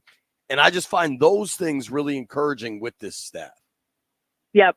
I agree totally. And like I said, I think it goes both ways. I think you need the players who have the talent and have the openness to be coached and to have teachers and coaches and to, learn from veterans who are open to that. But you also need the right coaches who can get through to the players, who know how to push the right buttons, how to, help them learn in ways specific to each player. So I agree with you in that Quinn and Witt, just in their experience together at multiple spots and the results they've had at each spot, bode well. You hope they can create the same thing here. I feel like I have the most confidence in this group than any other I've had, right. Probably over the last 10 years. But yeah, a lot to be determined still. Hey, I wanted to switch gears real quick. We're talking with our friend Nikki Javala from the Washington Post. You can give her a follow at Nikki Javala, NICKIJHABVALA. Did I get that right? Because I just did that from memory. You did. I'm impressed. Wow. All right. I know Maskey has been on it. I don't know if you've been working with him on it. I want to get into this in our next segment because it's a big deal and it's coming. In The Matrix, when Keanu Reeves, Neo, is fighting the secret agent dude, and he says, "Do you hear that? That's the sound of inevitability." The inevitability in the NFL is getting to 18 games and pushing the Super Bowl to President's Day weekend. But Nikki, the Post has reported, I believe at least first, if not exclusively, kind of that the negotiations are ramping up on this. Yeah, we had a meeting with Lloyd Howell, the executive director of the NFL Players Association, yesterday afternoon, which was great. It was, like hour-long conversation on an array of topics. And, Mark's, been in on all of this, and he asked about the prospect of an 18th game, which would require, agreement from both the PA and the league, because the CBA only allows for 17 games right now. And he said that, there have been high-level discussions that have started, which, yes, maybe it's inevitable, but it's still very interesting that they've started those discussions. And Roger Goodell I think it was at the Sun Valley Conference in Idaho, where he basically, I don't know if he framed it as an inevitability, but, it is something that the league wants, obviously. Another game is more money on every level, Right. TV, ads, ticket sales, everything. The players, if there are concerns, I mean, those are obvious too, the health of players and, the extra toll it takes on another game and, the length of the season. So, yeah, I mean, there's so many layers to that conversation, but they have started discussions and, they'll start to peel them back. But yeah, it's a complicated one too. It's really interesting to hear Lloyd Howell talk about it and all the pieces that go into it. I can tell you this: Lloyd is going. If they're going to be doing it with Lloyd, they're going to be giving those players a lot more money, because he believes he knows the money. He knows he's the money from private equity, right? And he understands. Like these players have helped build some conglomerates. And the league always try to come in and give you something that don't make a difference. I give a damn if you could tell me I can smoke a joint or not. People cared though. Players cared. They cared. But like right now, you have somebody who was just trying to litigate. Now you got somebody who knows how to tell you, look, I get another $250,000, $400,000 in your pocket. You can go buy whatever the hell you want to buy at that point. Right. So I think that is going to be a different little discussion for the league. I obviously the money is going to be paramount, right? Yeah. But specifically to the rebuilt off-season schedule, what do they want that to look like? Like, do we have any information on how it actually shapes up? I mean, the basics from the players is, they feel like based on the data that they have, that it's actually better for players' health to have, one longer ramp up period to the season instead of starting, stopping, starting again with OTAs, having a break, then training camp, then the season. So their hope is, sort of to eliminate some of the stuff in the spring and, start a longer, I guess, training camp type ramp up session.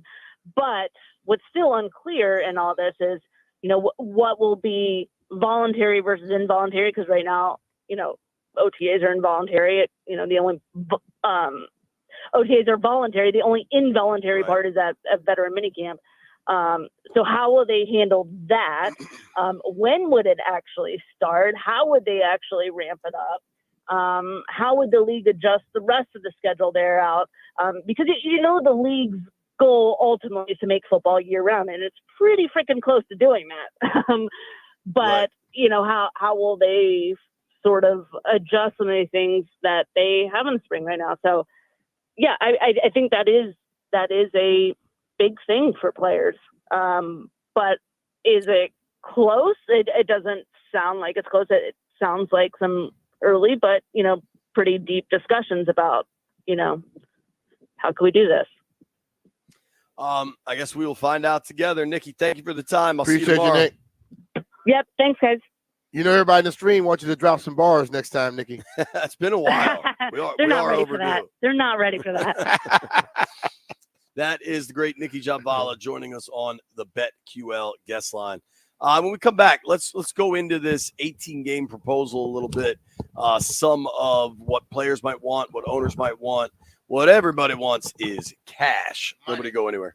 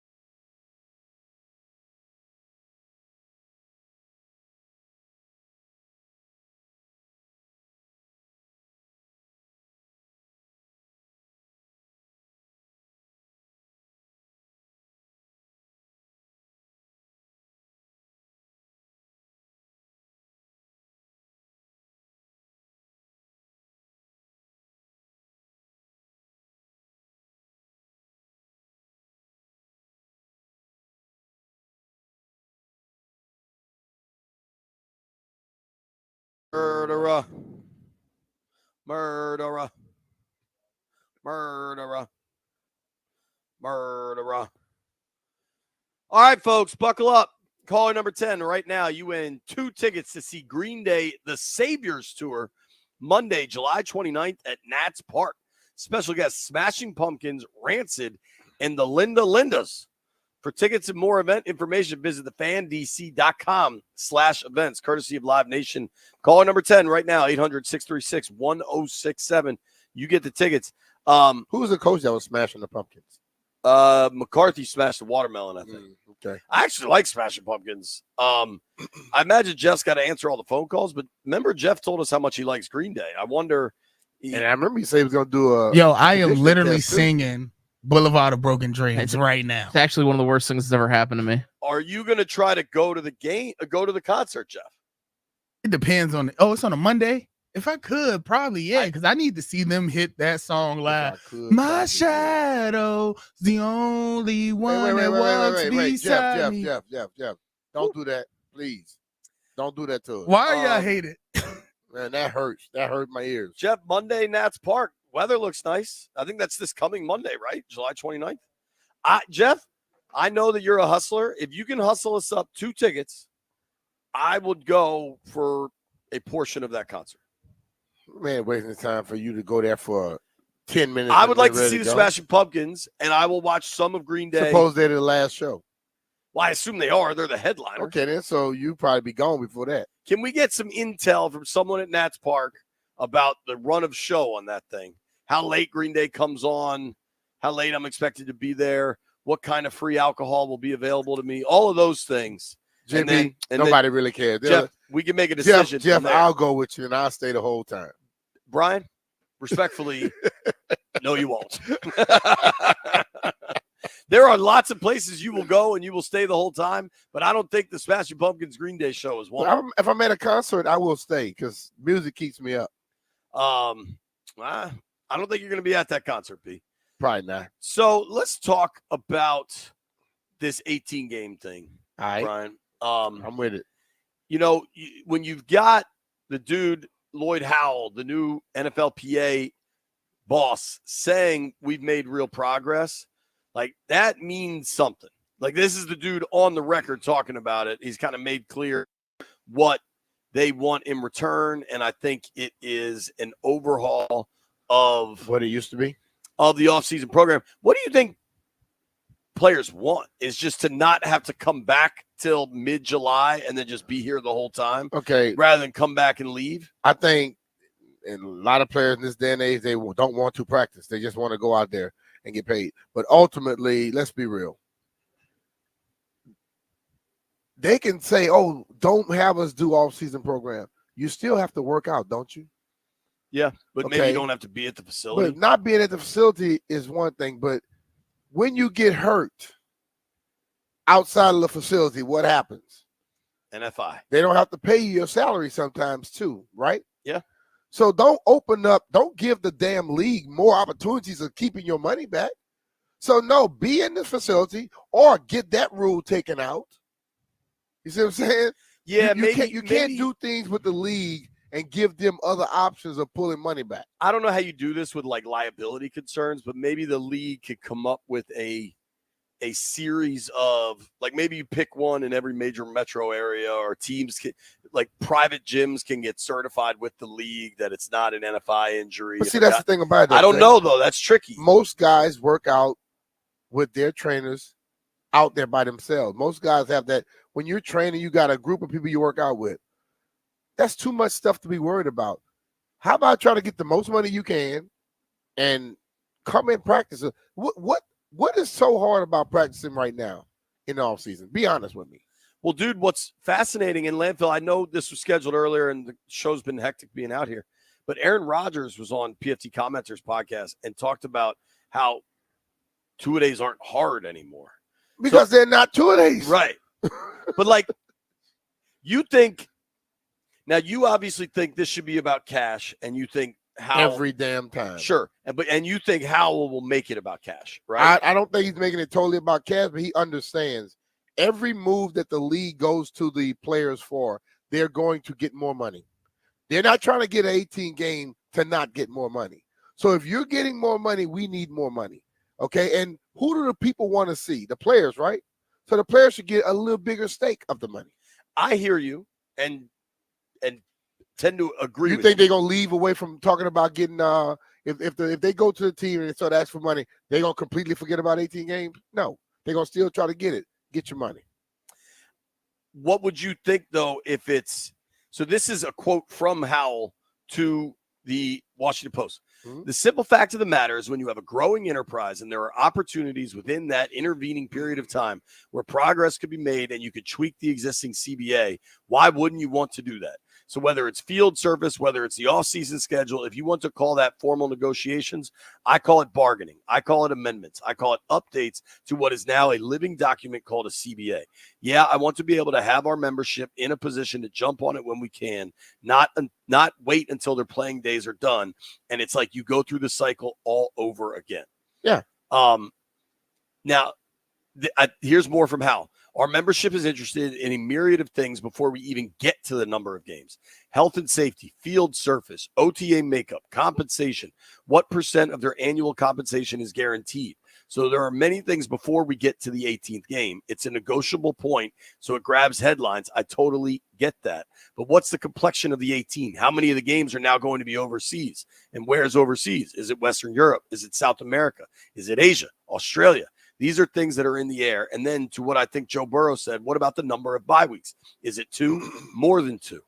There are so many things. And one thing I think you're right about, when previous union heads got a deal done, it was locked in and we're not dealing with it till the end of the term, right? I think that's silly. I think if things are evolving, the league wanted that at first, to be honest with you, but then the league changed that up because they start trying to talk earlier because they know it can benefit them. Everything that you just heard Lloyd say, money is involved in every one of those moves. You know what the truth is of all this that no one is mentioning, but it's the real reason why this is all happening? You could call it wanting the 18th game, wanting President's Day weekend. The NBA just got so much more money than anybody was expecting. And the NBA is now making more money than the NFL.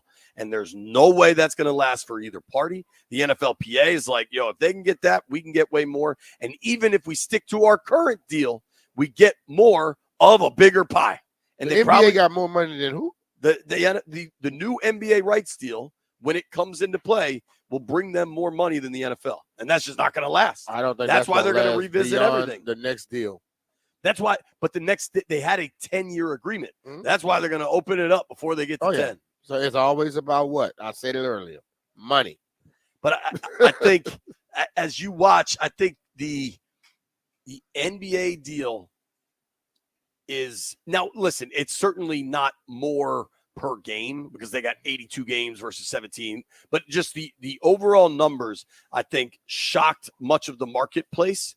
And I think while nobody's going to mention it and they're going to make it about changing OTAs and maybe it's, their half percentage point revenue share and it's about an 18th game.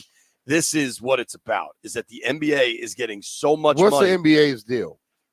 It's not finalized completely because. What's the number they're throwing out there? 11 years, $76 billion. 11 years, $76 billion. You're talking about $7 million a year.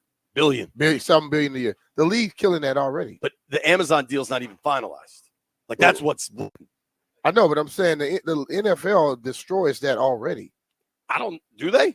Yeah. Per year? Per year? You better go check out that TV stuff again. What is it then? It's more than that. I don't know the exact numbers. I just think that the NBA got way more than people thought they would get, and they don't want them to be close at all. ESPN's paying about 2.7. Here, I'm trying to find it real quick. But the reason this is all really happening is because the NBA got so much more money than expected. Yeah. So roughly for 2024, you can help me with the math. 2.7 and 2.3 is 6. Another 8. That's 2.7, 2.3 is 5, actually. Okay. 5, 7, 8, 9. Say it's 10. So it is higher, but it's. They got the NBA is going to get to 11 based off the percentage of what the NBA was getting I think the NFL is like, oh, okay, we're gonna kill this. I think they looked and they're like, wait a second, you doing what? Yeah, let's figure out a way to revisit this. And by going to the 18th game and talking about this offseason schedule stuff that allows them to reopen the CBA and go back to their partners and say, hey, some of our deals have changed. We got to talk. I'll give them one finger salute. They come to me talking about some offseason. No, look, we're going to talk about some during the season, how much I'm going to get. Dude, and their partners will come to the table, Hell even though they have agreements, because it is the only thing that gets eyeballs. We'll be right back. We got to make some bets.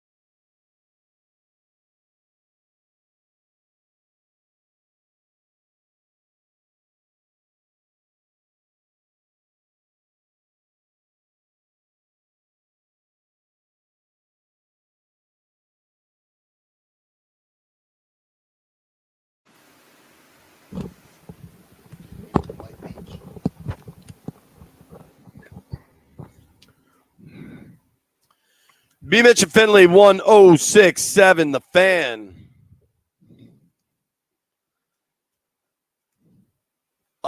First day in Ashburn, B. Pretty successful. It's cool. Tomorrow we actually get to watch the practice. Practice starts at 9. Dan Quinn expected to talk to the media probably about 8:45 or so is my guess. We're going to hear from DQ every day. There's not going to be a whole lot for him to talk about, frankly. But we're in the flow of it. Who do you think they bring to the podium tomorrow? First Commanders player to the podium. First player to the podium, Jaden. I doubt it. Wagner. Wagner. Maybe Terry. I could see like Brian Robinson. Just somebody established. I would think you save Terry's availability because, like, tomorrow there's going to be so much interest regardless that you can bring somebody that maybe not everybody's going to be, like, fired up to hear from. Whereas you wait a week, then you get Terry, and everyone's like, oh, Terry's talking. Yeah. My guess, I have no idea, is Wagner seems like a good one. Yeah. Brian Robinson seems like a good one. Jeff, your guess is Terry? Yeah, I think for the first media availability, especially with the NFL top 100 coming out, and you just had a guy on the top 100, I think you bring him to the podium first. There you go. Landfill, you got a guess? Tressler. Ooh, juicy. Let's make some bets. Heard it here first. Heard it here first. What's that? I heard it here first. All right, before we make our picks, we've been talking football all damn day. We love it. You love it. You know it. We know it. All of our football coverage on 106.7 The Fan is presented by T-Mobile. Switch to T-Mobile, and you can get tons of benefits and still save on every plan versus AT&T and Verizon. Use their savings calculator to find out how at T-Mobile.com/switch. It's a mouthful right there. All right, Jeffrey. Can you get that big head all the way in the screen? Where am I now? You're halfway in it. Dude, I move around a lot. I move my computer a lot. I don't know what to tell you. Well, fellas, the week stands. Jeff is the only one who hit his bet last night. I thought I took the Heat. Bro, yeah, and the Heat didn't win. The Grizzlies won. I thought they covered. Am I crazy? I thought you took the money line, bro. I've never taken the money line. I would See, always Jeff, be taking Jeff's the spread. always trying to cheat Nah. Yeah. He didn't take. I listened to it. Yo, when I say that, it's always with the points. All right, next time say with the points. Do we give JP the win for the night, y'all? Hell no. Yes. See, He didn't say with the points. He just Yo, said that's implied unless you say money line. He just said he was going against you, Jeff. yes, whatever you that's did, he was exactly going what he against said. it. He said, I'm going against you. And I took the money line for the Grizzlies. All right, that's lame, but I don't care. Fine. And I'm taking the Yankees tonight to beat the Mets. The only sport where it's implied you're taking the money line is baseball, but whatever. All right, you're taking the Yankees. What do they call that? What do they call when the Yankees play the Mets? It was the World Series that one year. Burrows. No, it was like the Subway Series. That's what it is. What do you got, Landfill? I'm taking James Wood to record 2 or more bases, total bases, 2 or more total bases. I'm taking the Pirates. My guy Skeens is on the mound. Pirates money line. Sit down, St. Louis Cardinals. Give me the Orioles. On the road in Seattle. Yeah. I like it. Ain't it? I like it. Thank you to everybody that listened to the program today. Thank you to everybody that watched on the stream. Thank you to our guests that joined us today, Barstool Nate and Nikki Javala. We're back tomorrow. We'll be watching football practice. Cannot wait. Very excited. Grant and Danny coming your way next. Made it this far. Landfill owes you beer.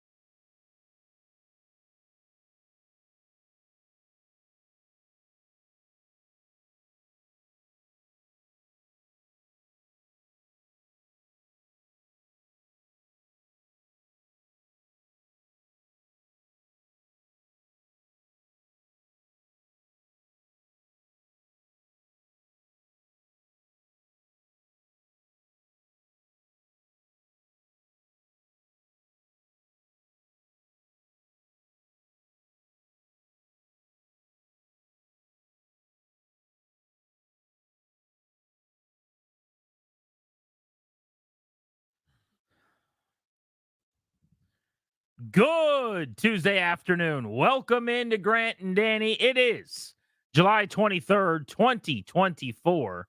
We've got a pair of tickets to go see Creed at Jiffy Lube Live. We are giving away today ahead of the Beltway Blitz at 4 o'clock. We're a day away from training camp practice number 1, 3 days away from the Olympics getting underway in Paris.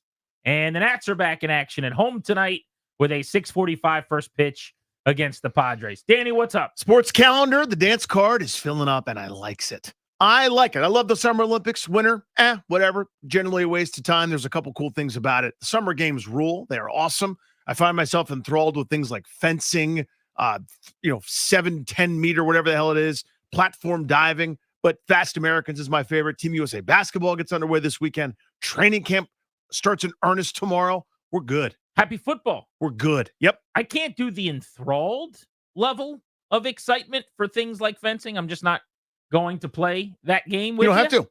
But I'll watch some of it for sure. But more importantly, Danny, football. The foosball. Happy training camp, everybody.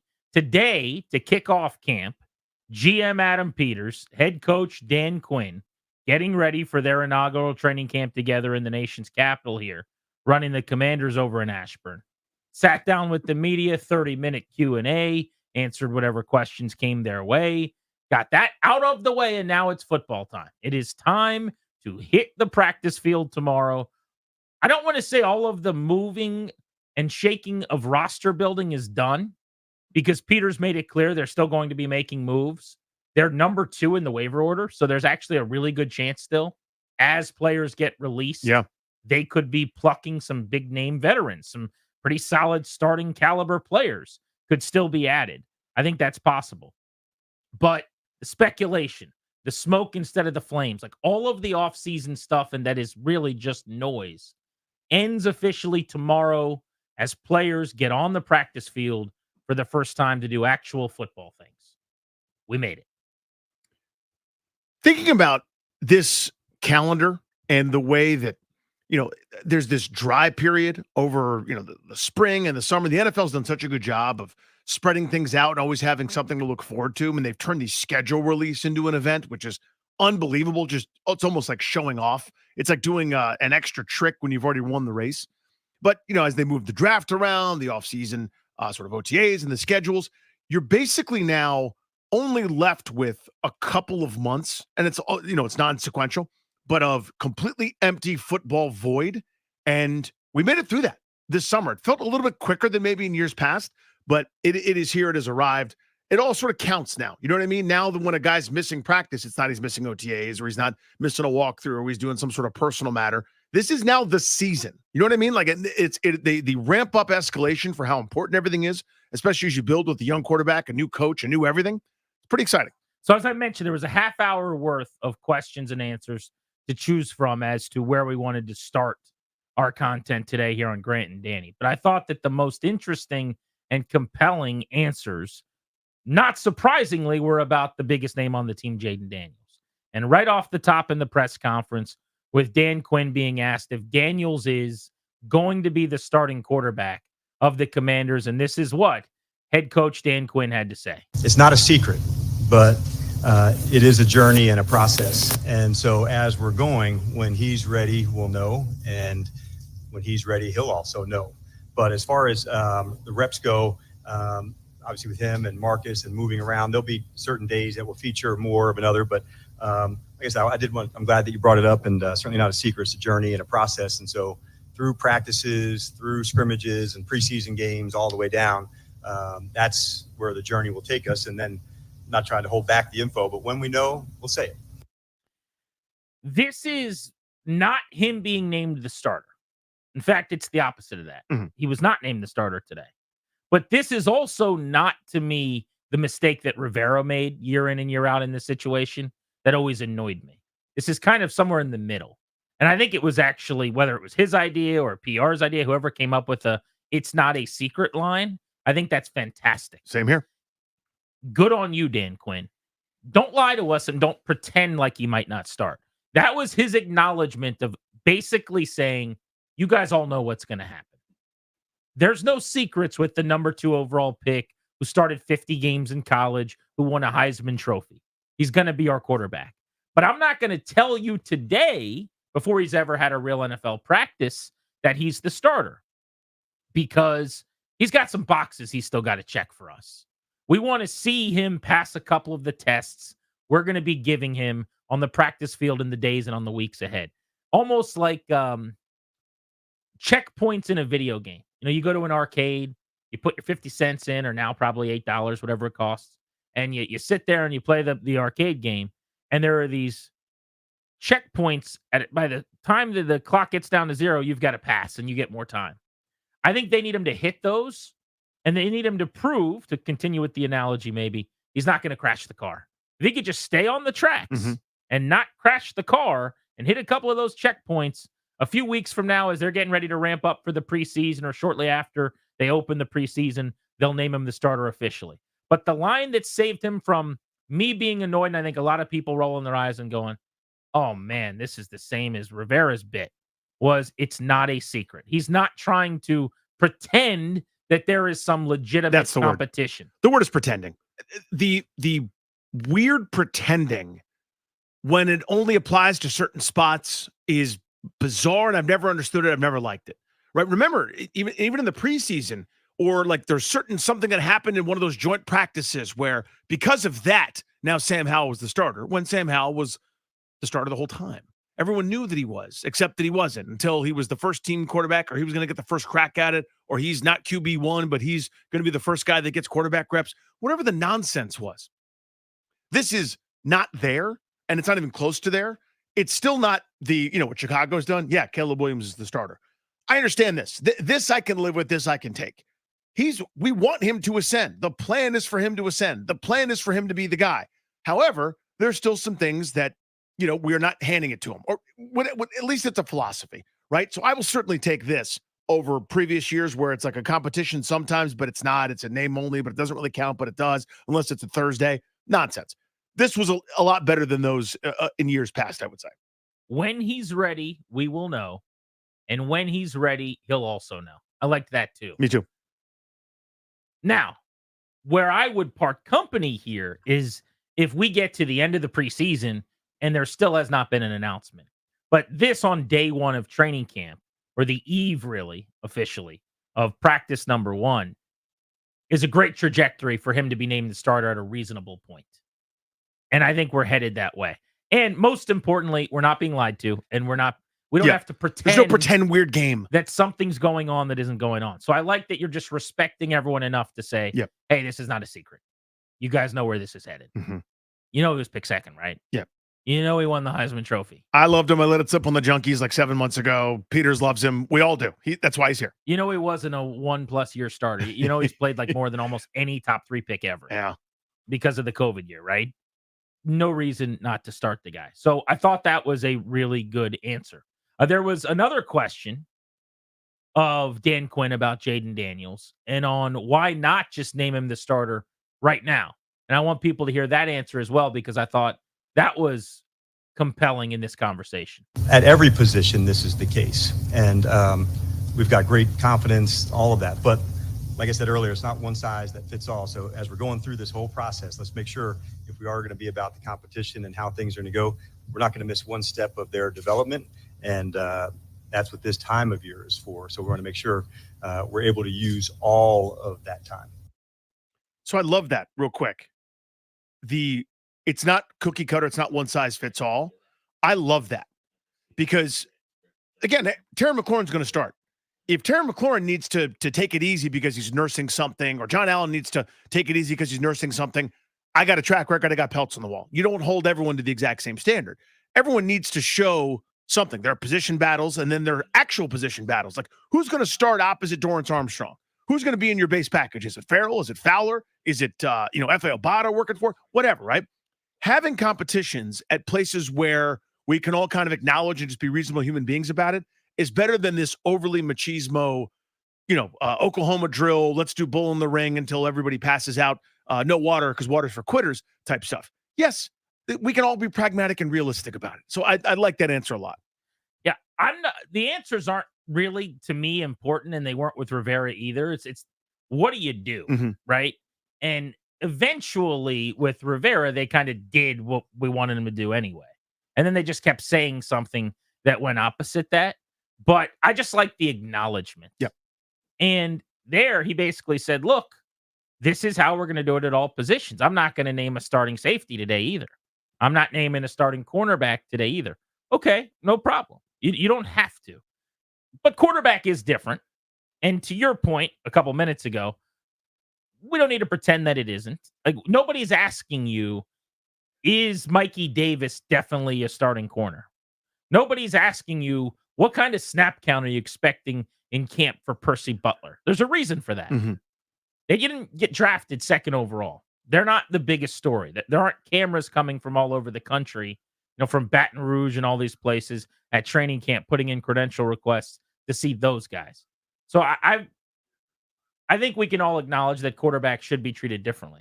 It does sound like Daniels is going to get the bulk of the reps. One thing Quinn said is there's going to be days where they have Mariota do more, or days where they have Daniels do, it sounds like, almost everything. And I think that's probably smart because you're so limited with the amount of actual work you get on the field that you do have to get both guys ready. You have to have Mariota take some snaps behind your first offensive line. You have to have him get some work in with your starting offense because he is a play away, and he might have to start with those guys in the preseason depending on what you decide to do with Jaden Daniels and if he gets enough done in some of those practices against teams you're playing in the preseason. Maybe you feel like there's a little less playtime for him in some of those games. One more quarterback question from the press conference was on the plan put in place for Daniels based on experiences with young quarterbacks in the past, which I think we can get into too, but I found that interesting. But that was one thing that was a theme that kind of came up was Trey Lance in Dallas. Dan Quinn was there, right? Adam Peters with Brock Purdy. Lance also, yeah. Having gone through it with Lance before that. Like, they've been around kids drafted at the top of the board, young people that were starters. I think that's going to help them. It should. I mean, again, this is like, reminds me of, not exactly the same, reminds me of Strasburg and the whole Tommy John and the shutdown and the recovery. The people that lampooned it, that killed it, all people were doing at that point is we are acting on the best available data. That data will probably evolve. What we thought was best practice in 1985 is not best practice now in damn near anything, right? And in 30 years, we'll have another set of evolutions. Going on the best information that you got and making an educated and informed decision about what it takes for a certain player, that's all I've ever asked for, right? You could disagree. You could say, actually, I think it's the best thing to do is play him every snap of the preseason. The next person will tell you, don't play him at all because the only things that matter are, the longevity, and even if he has a slower growth curve, throw him in right away. Sit him for a year. There's no cookie cutter one way to do that. So, yeah, having that experience of saying, hey, especially a cautionary tale, quite frankly, in Lance, a guy that didn't have near the playing experience that Daniels did, but that didn't work. And seeing the pitfalls and how we got there, I think that's almost more helpful. Well, and I think it's a good point. Everyone loves having this debate as to when you draft a young quarterback, should they sit? Should they start? What should they do? When will they likely be ready? What week do you think that guy's on the field? And it really is very specific to the player. And I don't mean necessarily just how they grasp an offense, which obviously is the case. And we have no access to that. We have no idea. But what I do mean is, you think about, just as an example, picks 2 and 3. Jaden Daniels, who went second to Washington. Drake May went third to New England. Drake May took over at UNC and had a great season, but his resume is so much thinner than Daniels is. I mean, you basically take out Arizona State, where he was a multi-year starter, 2.5-year starter, and it's still Jaden Daniels having played about the same amount or maybe a little more over the last 2 years than Drake May. That's without the first 3 years he was in college. So the idea that, whatever you're doing with one guy, you should do it with the other. No, one of these two guys threw 950, college passes, and the other one threw almost 1,500. That's a huge difference. 55 games versus 26 games. You're talking about twice as much time on the grass. Theoretically, that should mean more of an advanced feel. And one of the guys, in this case, I'm just using them because they went back to back, but to show that everybody's different, transferred, had to learn a new offense. Daniels leaves Arizona State after 3 seasons, comes to LSU, basically like being a free agent and signing elsewhere, He's had to pick up a new playbook and go through all those motions. All of that should make him ready fast.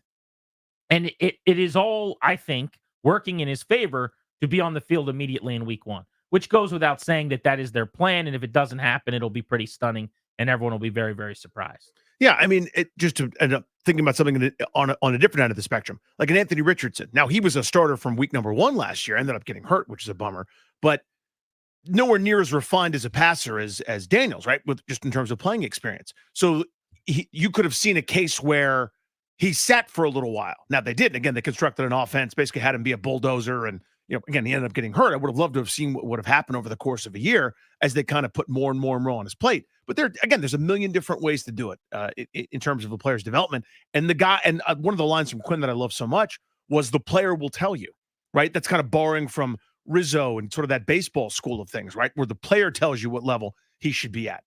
And that sort of developmental track, a lot of times where it's like, is he best served or are we best served throwing him into the deep end right away and having him struggle? Some kids, it doesn't matter. He's so tough, water off a duck's back. You can get sacked 10 times, and the 11th play, he thinks he's going to throw a touchdown pass. Some kids are wired that way. Some aren't. You need to know. Next, I want you guys to hear what Quinn and what Peters had to say about their previous experiences with young quarterbacks and how it's going to shape what they do in this camp with Jaden Daniels. I thought that was a good answer from them. But we can also open up the MGM National Harbor listener lines for you guys next for the first time today. Would you have named him the starter today? We'll both answer that question. And when do you think he should be named the starter by? What's a good timeline for that tentatively? He's going to probably make that decision with this play for them. But they've obviously got a blueprint laid out for a projection on when they'd like to do that around. When should that be, if not today? 800-636-1067 if you want to join us on Grant and Danny.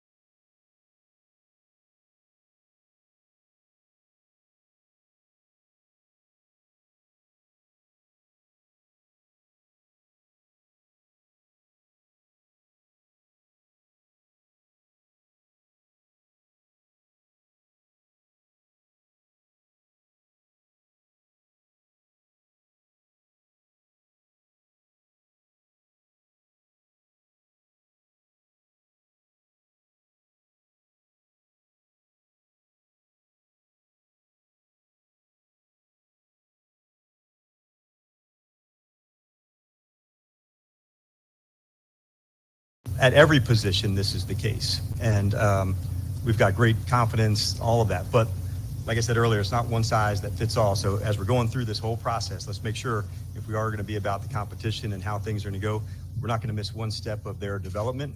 And that's what this time of year is for. So we're going to make sure we're able to use all of that time. Dan Quinn, not in a rush to name Jaden Daniels as starting quarterback, but he did level with everybody today and say, it's no secret what's going on here. It's going to happen, pretty obviously. They're just not doing it before he begins practice, which is not an issue. But we want to know, would you have named him the starter the day before practices began in the presser today if you were running the shop? 800-636-1067. And when do you think he should be named the starter? What would your plan look like moving forward? I'd have done it today. And here's how I think about it. I think about things differently than everybody else, it seems like. And nobody agrees with me, which is fine.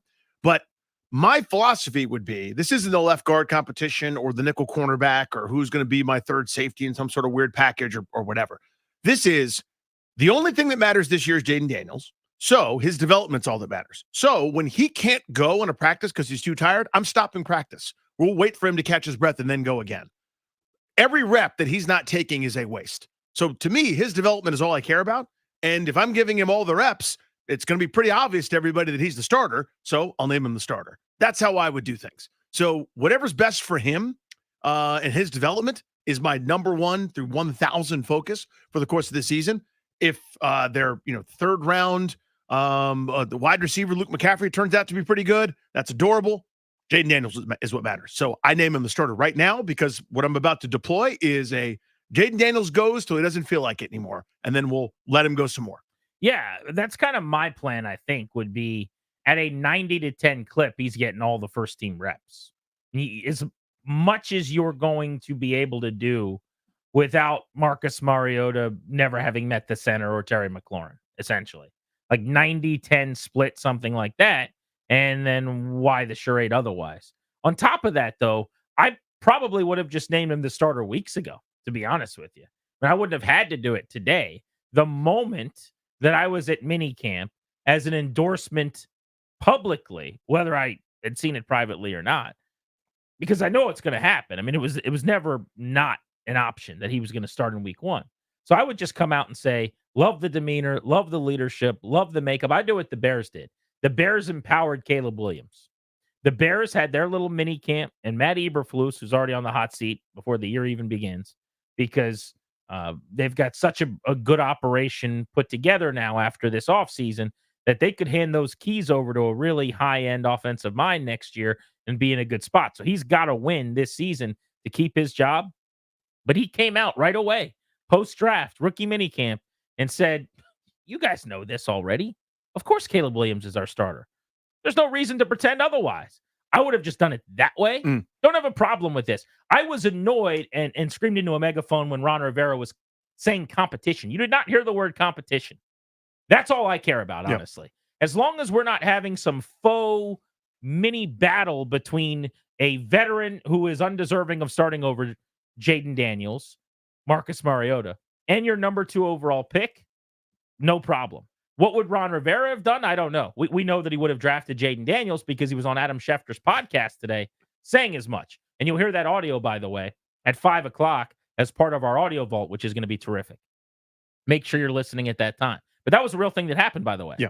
Our guy, Ron Rivera, with Schefter, said they were leaning toward taking Jaden Daniels as a front office before they got fired, which was really early on, as in like the season's still going and he's already somehow made up his mind without having studied a ton of the quarterback prospects that they're going to take Jaden Daniels. Yeah, it felt a little bit to me like, you know how when you like don't know anything about Star Wars and I'm like talking, you're like, yeah, they went to, what planet was it? I'm like, Alderaan. You're like, Alderaan. Tatooine. Yeah, it's like that. I would have done that. I would have done that too. Is Tatooine a thing? Tatooine. Okay. Tatooine. I almost got it. Yeah, you almost did. That's very much like after the fact. Like I would have done that exact same thing. It's so funny that they did that because that's exactly what I was thinking. You weren't. You the only research, you couldn't be bothered to go to the Senior Bowl. You had to play some golf that time. You looked at a piece of paper for 45 minutes in a suite in Indianapolis one time to make your decision about Carson Wentz. You weren't sitting there grinding the tape, bro. I believe him that he would have taken Jaden Daniels. I also think today he would have been at the press conference saying how much people don't like one of his coordinators, and also saying Jaden Daniels and Marcus Mariota are battling for the starting job. Well, you want to have competition, you really do. Okay. So I think we landed in a pretty good place here. One more of the angles on quarterback I said we would play, and that's based on the head coach and the GM talking about their past experiences with young QBs, how that could shape the weeks ahead. So I think it's one size doesn't fit all, and you want to make sure for not just at quarterback, but at any position. And development doesn't just continue to go straight up. There's some days it goes good, days not, and you keep pushing to go. So I think the biggest process, why I like training camp, sometimes I work from what I'm hoping to see, and then we start working back from there. So going through the offense, having an off season, do that helps a lot. But more importantly, the connection, the chemistry with the players, and really identifying the things that they do best, and then trying to build around that. I think you nailed it there, but just our my experience with the young quarterbacks too. Like DQ said, it's not one size fits all, and I think everybody can see when that's happening, when they're ready. That the team knows, the coaches know. So you don't want to fast track it, you don't want to slow it down. You just want to let it happen naturally. And I know these guys are going to be great in doing that. So I thought that was a good answer too from Peters. Like, you don't want to slow it down was what I wanted to hear. In other words, we're not going to put any impediments in front of him. It's not like we're going to make it hard for him to be the starter. We're just laying out at the start of camp, in his meeting with Dan Quinn when he sits down in his office, which may have been today, yesterday, whenever that is. Here's what we need to see. Yep. We need you here every day at 6:30 in the morning. We need you to own the film room. We need you to be a leader vocally on the practice field. We need you to, and from a football standpoint, I'm sure there are X's and O's and things I can't tell you right now, but we need you to be able to go over the things that you really like and that you don't like. We need you to be able to check out of some things. When we're in a practice session and we give you the quiz, this is a play that if you run it, it fails. We need you to get out of it against a certain look where we tell you to kill it without me in your headset telling you to. And when you start doing all those things, you're our starting quarterback. As long as it's something like that, cool, absolutely fine, no problem. But he's getting all the reps in the meantime, or most of them, it sounds like.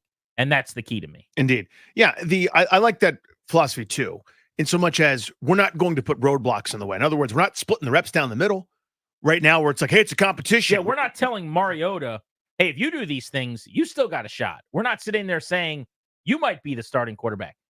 He knows the score here. Yeah. You're the guy. As soon as you're able to do these things, and as a projection, you should be able to do them about 2 weeks from now. Yeah, if we see X, Y, and Z, you're the starter, and we have already seen, 3/4 of the letter X, right? Like we're on the way. I was going to say we've seen X, Y, and Z. and that's what, yeah. So I do dig that, but again, as long as it's thoughtful, I've disagreed, for example, with this front office about a couple things that have to do with team building. That's so refreshing. That's all that is just hey, they think they're good there, and I don't. If they're right, the season will be a lot better than I think it's going to be. I can't wait for that. Those are really fun, good, old-fashioned sports discussions, right? Well, like everything they're doing is thoughtful. It's just so night and day. And it's so lovely, and I can't wait to get out there for practice tomorrow. It is just so different. Hearing Peters today talk about the front office and the vision he originally had and the latitude he was allowed by Josh Harris in the presser today, him basically saying he challenged us to build one of the better front offices in terms of depth in the league. And he said, when I compare what we've got to the really good teams now, I don't think he's meaning like person for person as much as the jobs that they have or the roles or the number of people, the hands that they've got in qualified spots. He said it stacks up pretty favorably with what the really good teams have. Telling me he modeled it after he's been in New England, he's been in Denver, he's been in San Francisco. Okay, I want my head of analytics and then 2 R&D guys I really like under that. I want my assistant GM, and then the assistant to the GM has an assistant that works for him. And then I have my own assistant. So there's actually 4 of us in the GM's office. Like whatever that looks like is what he was patterning it after. And I'm just sitting there laughing, watching this literally today because I'm going, this is a different language than was being spoken before, where Ron ran everything. with no experience as a front office executive, mind you. He called all the shots, and then he brought in the guy that gave him his first head coaching job to be his GM in Hurney, who was not getting that gig anywhere else in the National Football League, and brought in Mayhew, the GM of a team that once went 0-16, who was also not getting another GM job anywhere in the league. And you compare like that triumvirate with some support staff, but not a lot in terms of high-ranking people, to the number of really qualified, legitimate, qualified, what's the word I'm looking for? Like sought after. Yeah. The people that could have their jobs that they have here in other places. And it's completely different. 100%. Completely. Speaking of Peters, I want to play this really quickly. JP Finley, right here at 106.7, The Fan, Middays with Brian Mitchell, was out there. He asked about the picture, I guess, not a video, it sounds like, according to Peters, that Brandon Ayuk posted that was clearly sent to him by Jaden Daniels from Commanders practice. Here's what he had to say. You guys actually had another player post practice footage. What was the reaction in the building? How do you handle that? I think first and foremost, he didn't have practice footage, so still maybe. Yeah, still, yeah. So, but we handled it internally, and we're unconcerned with that. Yeah. I just thought that was an awesome answer. Me too. It's exactly what you and I said we wanted him to say when he spoke about this. We handled it internally. I'm not taking the bait, right? I'm not telling you guys what I told him. Now, what I also hope is he said we're not concerned with that. I hope that's not quite true in the sense that when they handled it internally, I hope they told Jaden Daniels, this shows bad judgment and is something you can't do again. This is silly, and let's cut this out right here and right now. Let's never talk about this again. All right, so how's everything in Virginia? How you like in D.C. so far? Yeah, unconcerned to me means we don't anticipate this being a problem going forward. Right. That's what that means to me. If they, by saying we handled it internally, if he sent a text to Jaden Daniels where he's like, crazy media stirring the pot, LOL, well, I think that would be silly because it is a very coachable moment and it needs to be addressed and coached. You need to say to him, hey, man, come on. What are we doing here? This guy's using you to try to ruffle feathers in another market. In the meantime, you look a bit like a silly goose here. Let's make sure that this is the last time that this is a thing. Capiche? That's kind of how that conversation probably goes. Indeed. But it was perfect to me, very succinct, few words. And he just said, yeah, we're not that concerned about that. Like, downplay it. Let all the people that act like it's not a big deal say, see. Cool. No problem there. As long as behind the scenes you addressed it. And it sounds like it's what happened. Yeah. Yeah. Meaning we took care of that and it won't be a problem going forward. That's perfect. Some news on other starting quarterbacks in the NFL, including one who will not be participating in training camp practices. We'll get to that next on Grant and Danny, top of the hour. The NFL and the Players Association are getting serious about an 18-game schedule. You're listening to The Fan.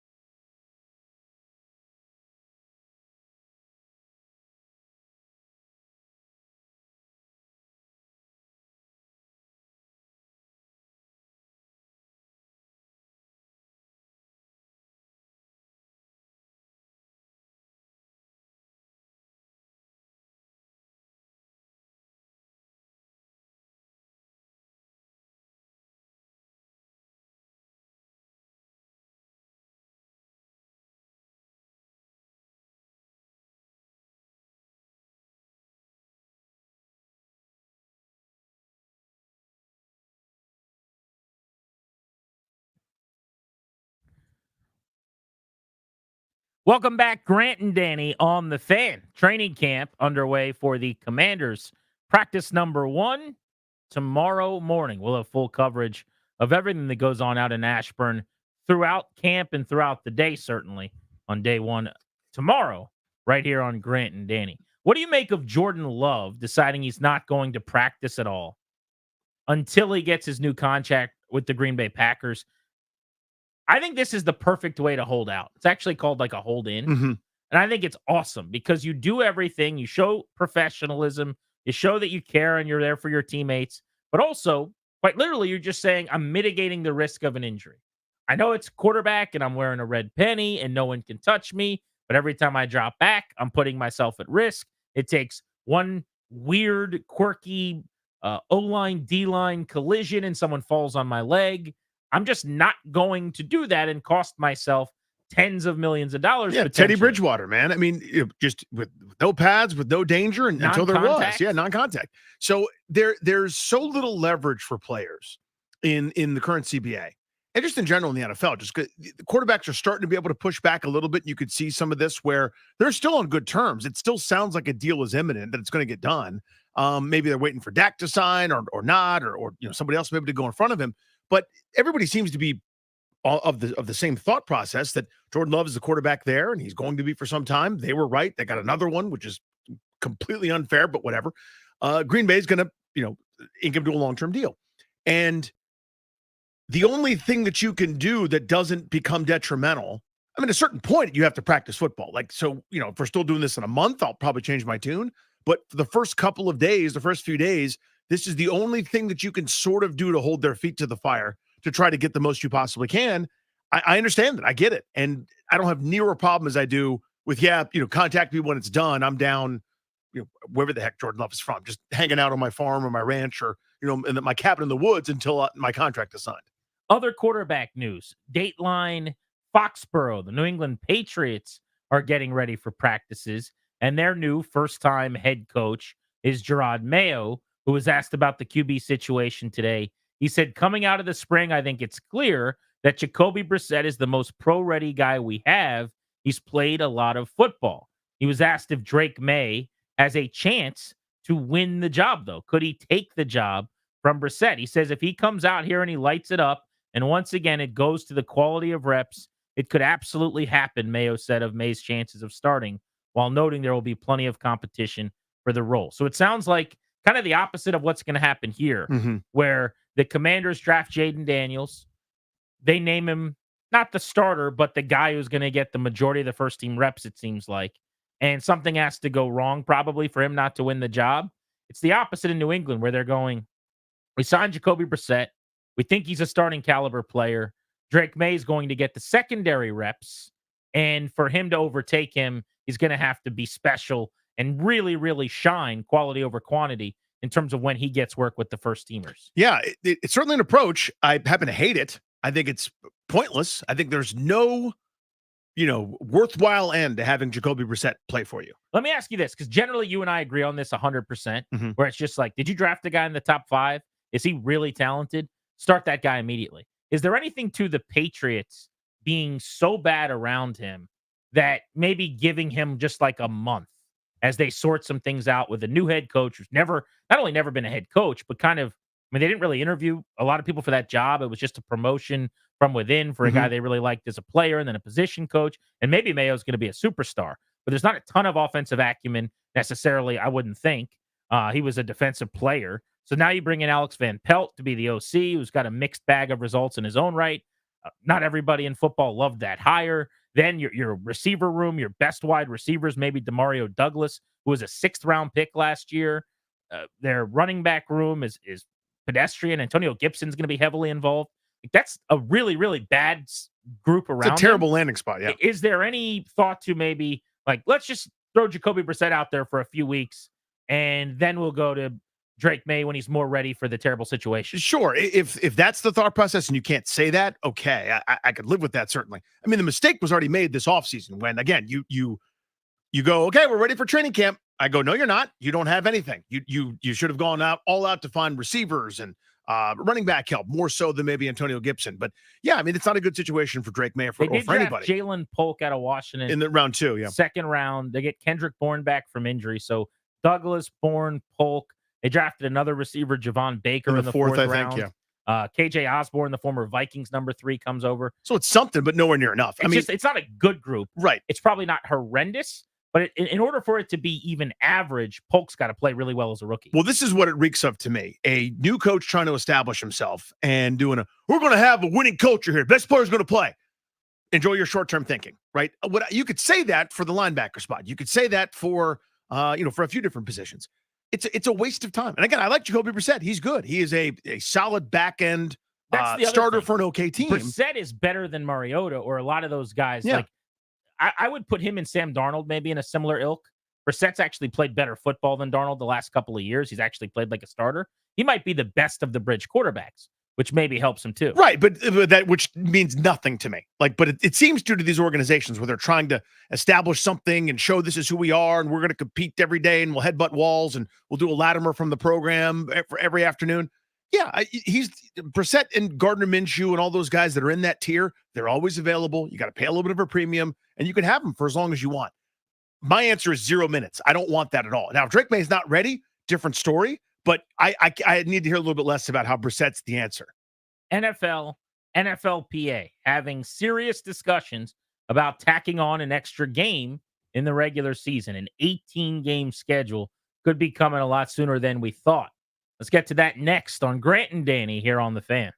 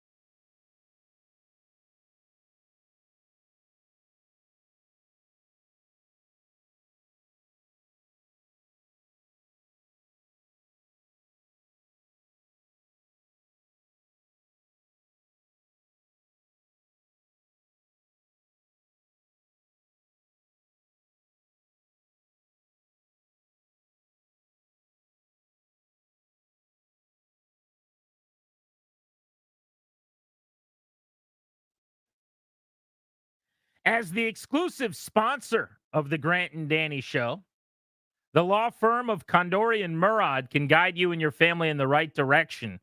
They'll help you draft a will, set up a trust, and create a healthcare power of attorney.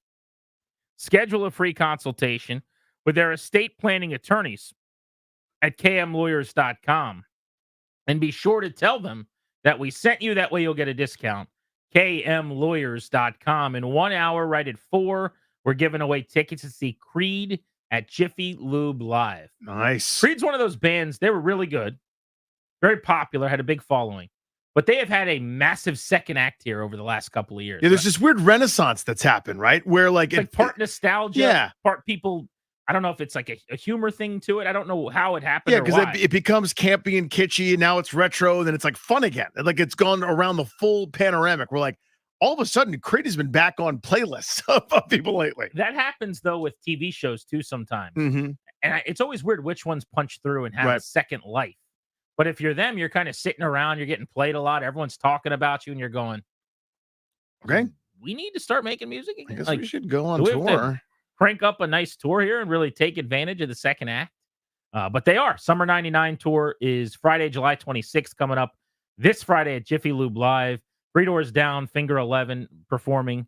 So, yeah, good show at Jiffy Lube. And we got the tickets for you coming up in 1 hour on Grant and Danny. Before we get into the NFL and the NFLPA working on an 18-game schedule, do want to point out the Nats have made the announcement today that DJ Hers is getting the start tonight. It was kind of a to-be-determined open spot. I think a lot of people assumed Hers would get called back up from the minors. Mm-hmm. What they did was they sent him down. He missed the final start of the first half. They had someone start in his stead because I think they wanted to just give him a breather. Control some innings there a little bit, yeah. He's going to pitch the most innings he's ever pitched. So then you get the All-Star break. Now you push him back kind of as far as you can into the rotation. It's been a full week pretty much since he's pitched at all or more even. But DJ Hers getting called up to start. James Wood back in the lineup hitting 5th. Remember when Davey told us he had a bunch of days he was going to give James Wood early days off to just spell him a little bit? Remember when he told us that? Yeah. We broadcasted live on James Wood Day from the ballpark, and we talked to Davey in the dugout an hour before first pitch. He's like, yeah, I've mapped out a few days. I want to make sure we don't overwork him. He's coming back from the hamstring injury. James Wood has played every single game since he got called up, which is great, and I want him to, and he should. He probably delivers their best at-bats every night. Maybe Jesse Winker's right there with him in terms of quality of at-bat, seeing pitches, spitting on pitches, not chasing off the plate, all that stuff. But it's just funny to me that already they were like, yeah, we're going to give him, we mapped it out. We got a few days off. He is not, they have played more lefties than righties as a lefty batter, and they haven't given him 1 day off. Yeah, I guess we haven't gotten to that place on the map yet where he's getting the old pine treatment. But yeah, I mean, the other part is, though, you have that break that probably allowed some recuperation anyway. So maybe that those days off would have been before the All-Star break, grinding every day. But now all of a sudden it's like, we're here. Yeah. The plan at some point, they thought, was make sure he doesn't play every day going into the All-Star break. And he did. They just didn't take him out of the lineup. Mm-hmm. I think they were like, wow, this guy is better at working pitchers than any of the guys we have in the major leagues. Seems like we need this. He's only 21 years old. So let's just keep trotting him out there. Big story of the day in sport is that the league and the Players Association have begun discussions on a potential 18th game to the NFL season. The NFLPA it's no longer D. Smith, remember, it's Lloyd Howe. So if you hear that name, he is the new D. Smith. Left open the possibility of an 18-game season. The report came from Mark Maskey today in the Washington Post. I'm going to read from this. Howe said during a meeting Monday with the Washington Post reporters and editors at the NFLPA's headquarters in D.C. that the talks between the union and the league have not yet progressed to formal negotiations, but the discussions between the two sides, which have not previously been reported, indicate that the latest pursuit by the league and team owners of an 18-game season has moved beyond the hypothetical stage. That's pretty big. Quote, we have talked at a very, very high level, superficially, with a recognition about, this is something that we should be talking about, and we should really kick the tires and understand what else goes into that decision-making process, Howe said. Now, remember, this is the side that doesn't want, theoretically, the 18 games. The owners in the league, have been desperate for this for a long, long time. They'd do 50 if they could. There's not a number of games the owners don't want. They make so much money at the gate, and the TV deals get bigger and bigger the more games that get played. So it's just money into their pockets. The harm with more games is the wear and tear on the players' bodies, the risk that they're taking on in this physically violent car crash of a sport. And this is the head of the Players Association saying this, Danny, that these talks are at a very, very, very high level. 3 varies. Something that we should be talking about. Yeah, I mean, it is inevitable. And my advice to the players, and I'm sure they're waiting with bated breath, is what does Danny Rouillet think about this? I heard that they were talking about that. They said, we're going to get back to them soon. But we have a meeting, but Danny's talking about it at 3:06, so we better tune in. This is what the NFL wants, and they want it desperately. In years past, where the owners have just bamboozled the players in various negotiations. Remember, like the players were irritated at Roger Goodell handing out discipline, or they like wanted to smoke pot, right? And I know I'm not trivializing it, but those are like their things that they were giving away. Well, the owners are like, we'll take a bigger percentage of the TV pie. We'll take a larger percentage of the overall revenue. We'll do this. We'll do that. The concessions that they won were minimal. This is their holy grail. This is the thing that they want more than anything else. They meaning the league. Talking about the league, the owners, like via the league, Goodell, etc. You got to hold out, even if you're going to do it. Get as much as you possibly can on this one. Whereas in years past, they have not. I think more than the holding out, right? You need to get a king's ransom, whatever that looks like, and I don't know what that is. If that's moving a percentage point of the pie your direction, that'd be nice. I don't know if that's doable, but if it means, I think players probably that. This is why I think when you heard a few weeks ago about possibly getting rid of mini camps, you heard that. Yes, idea of course, come yeah, up? yeah. I'd imagine that's player driven. The players are going, we don't want mandatory mini camps because it's the only mandatory thing on the current calendar. It's the one time where if you don't want to do anything all off season, you don't have to, but you got to be there for those couple of days. So this would give them an additional now, post draft, basically take that out of the equation. Like you have a couple true months off if you want to do it that way, train completely on your own. That can't be the whole party, but that could be a nice activity at the party. Like there should be 5 or 6 things like that. This needs to be a Juan Soto return package. Yeah, this is like we want, guaranteed percentage of every contract or something like that. Like no more voidable years where you can just cut us, or no more like this should be the time that the players get the best haul they've ever gotten. Whatever that looks like. We'll give you the future Hall of Famer Soto, but we want Abrams. Yeah. And we want Gore. And that's it, right? And we want James Wood. Oh, no. And we want Harleen Susana. Okay. And we also want Robert Hassel. And actually, we got to finish the season out. So do you have any number first baseman who wear their jersey kind of open and show off some chest? We actually do have that. A guy named Luke Voigt would do that. He could do that for you. Throw him in there, too. Oh, great. That's like one of those where you're saying all the things you want, and then you're just looking around and you see like a half-eaten thing on the table, and you're like, that too. I need that ashtray that a child made in art class. But yeah, it's going to happen. It's 18 games. And you and I have always disagreed on this. And I have always, very correctly, might I add. Okay. Very correctly, been pro 18 games. And the reason why, Danny, is, you want to know why? I already know why, but you can say it. It's because football's the best. Sure. And we had 16 games. And then we got 17. And 17's awesome. But you know what would be a little better than 17? Take a guess. I can't think of anything. 18. 17's the right number. 18. What about 19? What's the limit? 27? 19's a good number too. What, 40? No, I think we cap it at 19 or 20. 18's a really good sweet spot, honestly. Like, we don't need to do anything more. Let's just keep it at 18. But it's so much better than 16. So more football doesn't really apply. It only applies a little bit. It only applies if it's 1 more or 2 more. What do you mean? Like, your whole case for more football, or the reason why 18 is better is because it's more football. Well, if the more football paradigm, why wouldn't that be applied to any number? Wouldn't you just want 20? 25? Always better. 25 better than this. But there is a line of demarcation that we can't cross, unfortunately, because the players have a say, and it's kind of those pesky players get in the way. Up to them and their bodies, and 25 is a bridge too far. Also, you can't play year round. You're not going to play multiple times a week. But your straw man bit you're trying to do, which is cute, is actually true. Yes, 25 would be better than 18. It's just not a plausible number, unfortunately. 20 better than 18 too. Could we get there? I don't know. But 18 is a really good number. It's a reasonable number. It's not a whole lot different than what we've done in the past number. Mm-hmm. You're not asking for a whole lot more out of players number.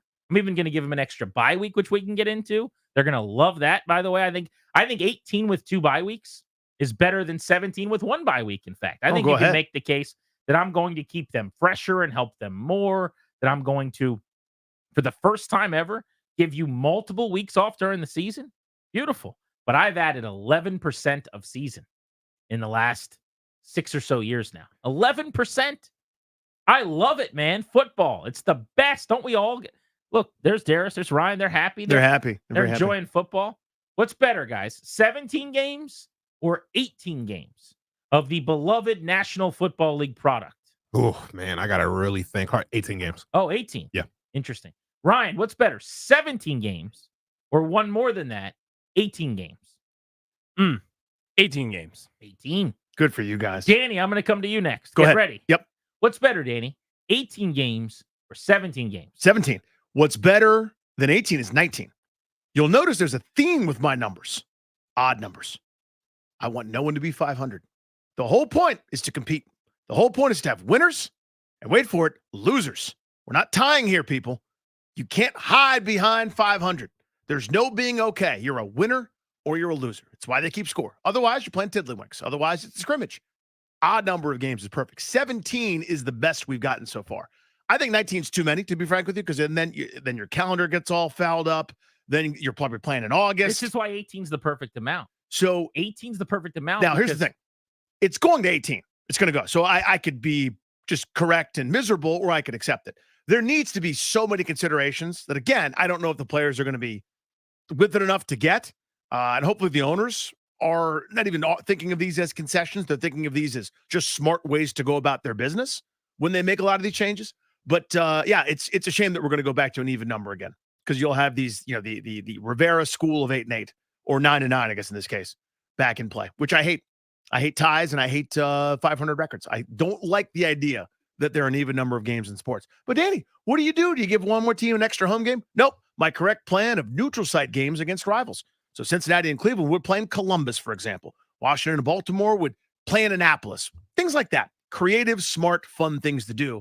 Instead of playing internationally and robbing fans of a home game and putting the games on television at stupid times when everyone that's got kids is busy, don't do that. Play at neutral sites during prime time. Oh, what a wonderful idea, Danny. Thank you, NFL and players. I'll accept my consulting fee. No. Here's the plan. Here's the one that works, that everyone was giving Joe Burrow credit for some reason a couple of weeks ago. He just said the thing that we've all been saying for like 10 years, and everyone's like, man, this Joe Burrow guy's figured it out. What a genius. It's like he's just repeating the thing that everyone's known forever. So here's how it's going to work. Everybody listen up here. This is going to be fun. Gather around. Sit pretzel style. We sit in pretzel style? Crisscross applesauce. Okay. What is crisscross applesauce? We're going to open every single year on the Sunday after Memorial Day, right? Sorry, that would be May. Labor Day. Labor I was Day. going to say that's a tough ask. M is Memorial Day. L is Labor Day. And well, clearly, and that's September. I don't know how that works, but just follow. Yeah. All right. So first Sunday after I did it again. Labor Day. So let me start over. So far, this is the best proposal ever. Ask me for my proposal. I'm going to start over. All right, Grant, what is your proposal? Thank you very much, Mr. Rie. I've been working very hard on this proposal for you. I would like everyone in the room to know, just as an aside, Memorial Day is in May. Labor Day is in September. Thank you. Now I'll begin my proposal. Thank you. My proposal is thus. In September, after Labor Day, the first Sunday after that is week 1 of the NFL season. This year, that falls on September 8th. Most years, it's going to be somewhere in the September 7th to 12th range. Let's just be in that general vicinity. We will play 20 weeks of regular season football. In that time, there will be 18 games for every single team, and every single year, you will get 2 bye weeks. Those bye weeks will be A and B bye weeks in the first half and in the second half of your season. You will get 2 weeks off. There's 20 weeks of action. Okay? All right. That's part one of the plan. Okay. I lost it based on my National Football League thing. I'm back. Okay. All right. Part two. When the regular season ends, the playoffs begin. The playoffs will be able, based on my mathematics, Joe Burrow acting like he's the first guy to come up with this. Okay, everyone knows it. The playoffs then commence after the 20 weeks.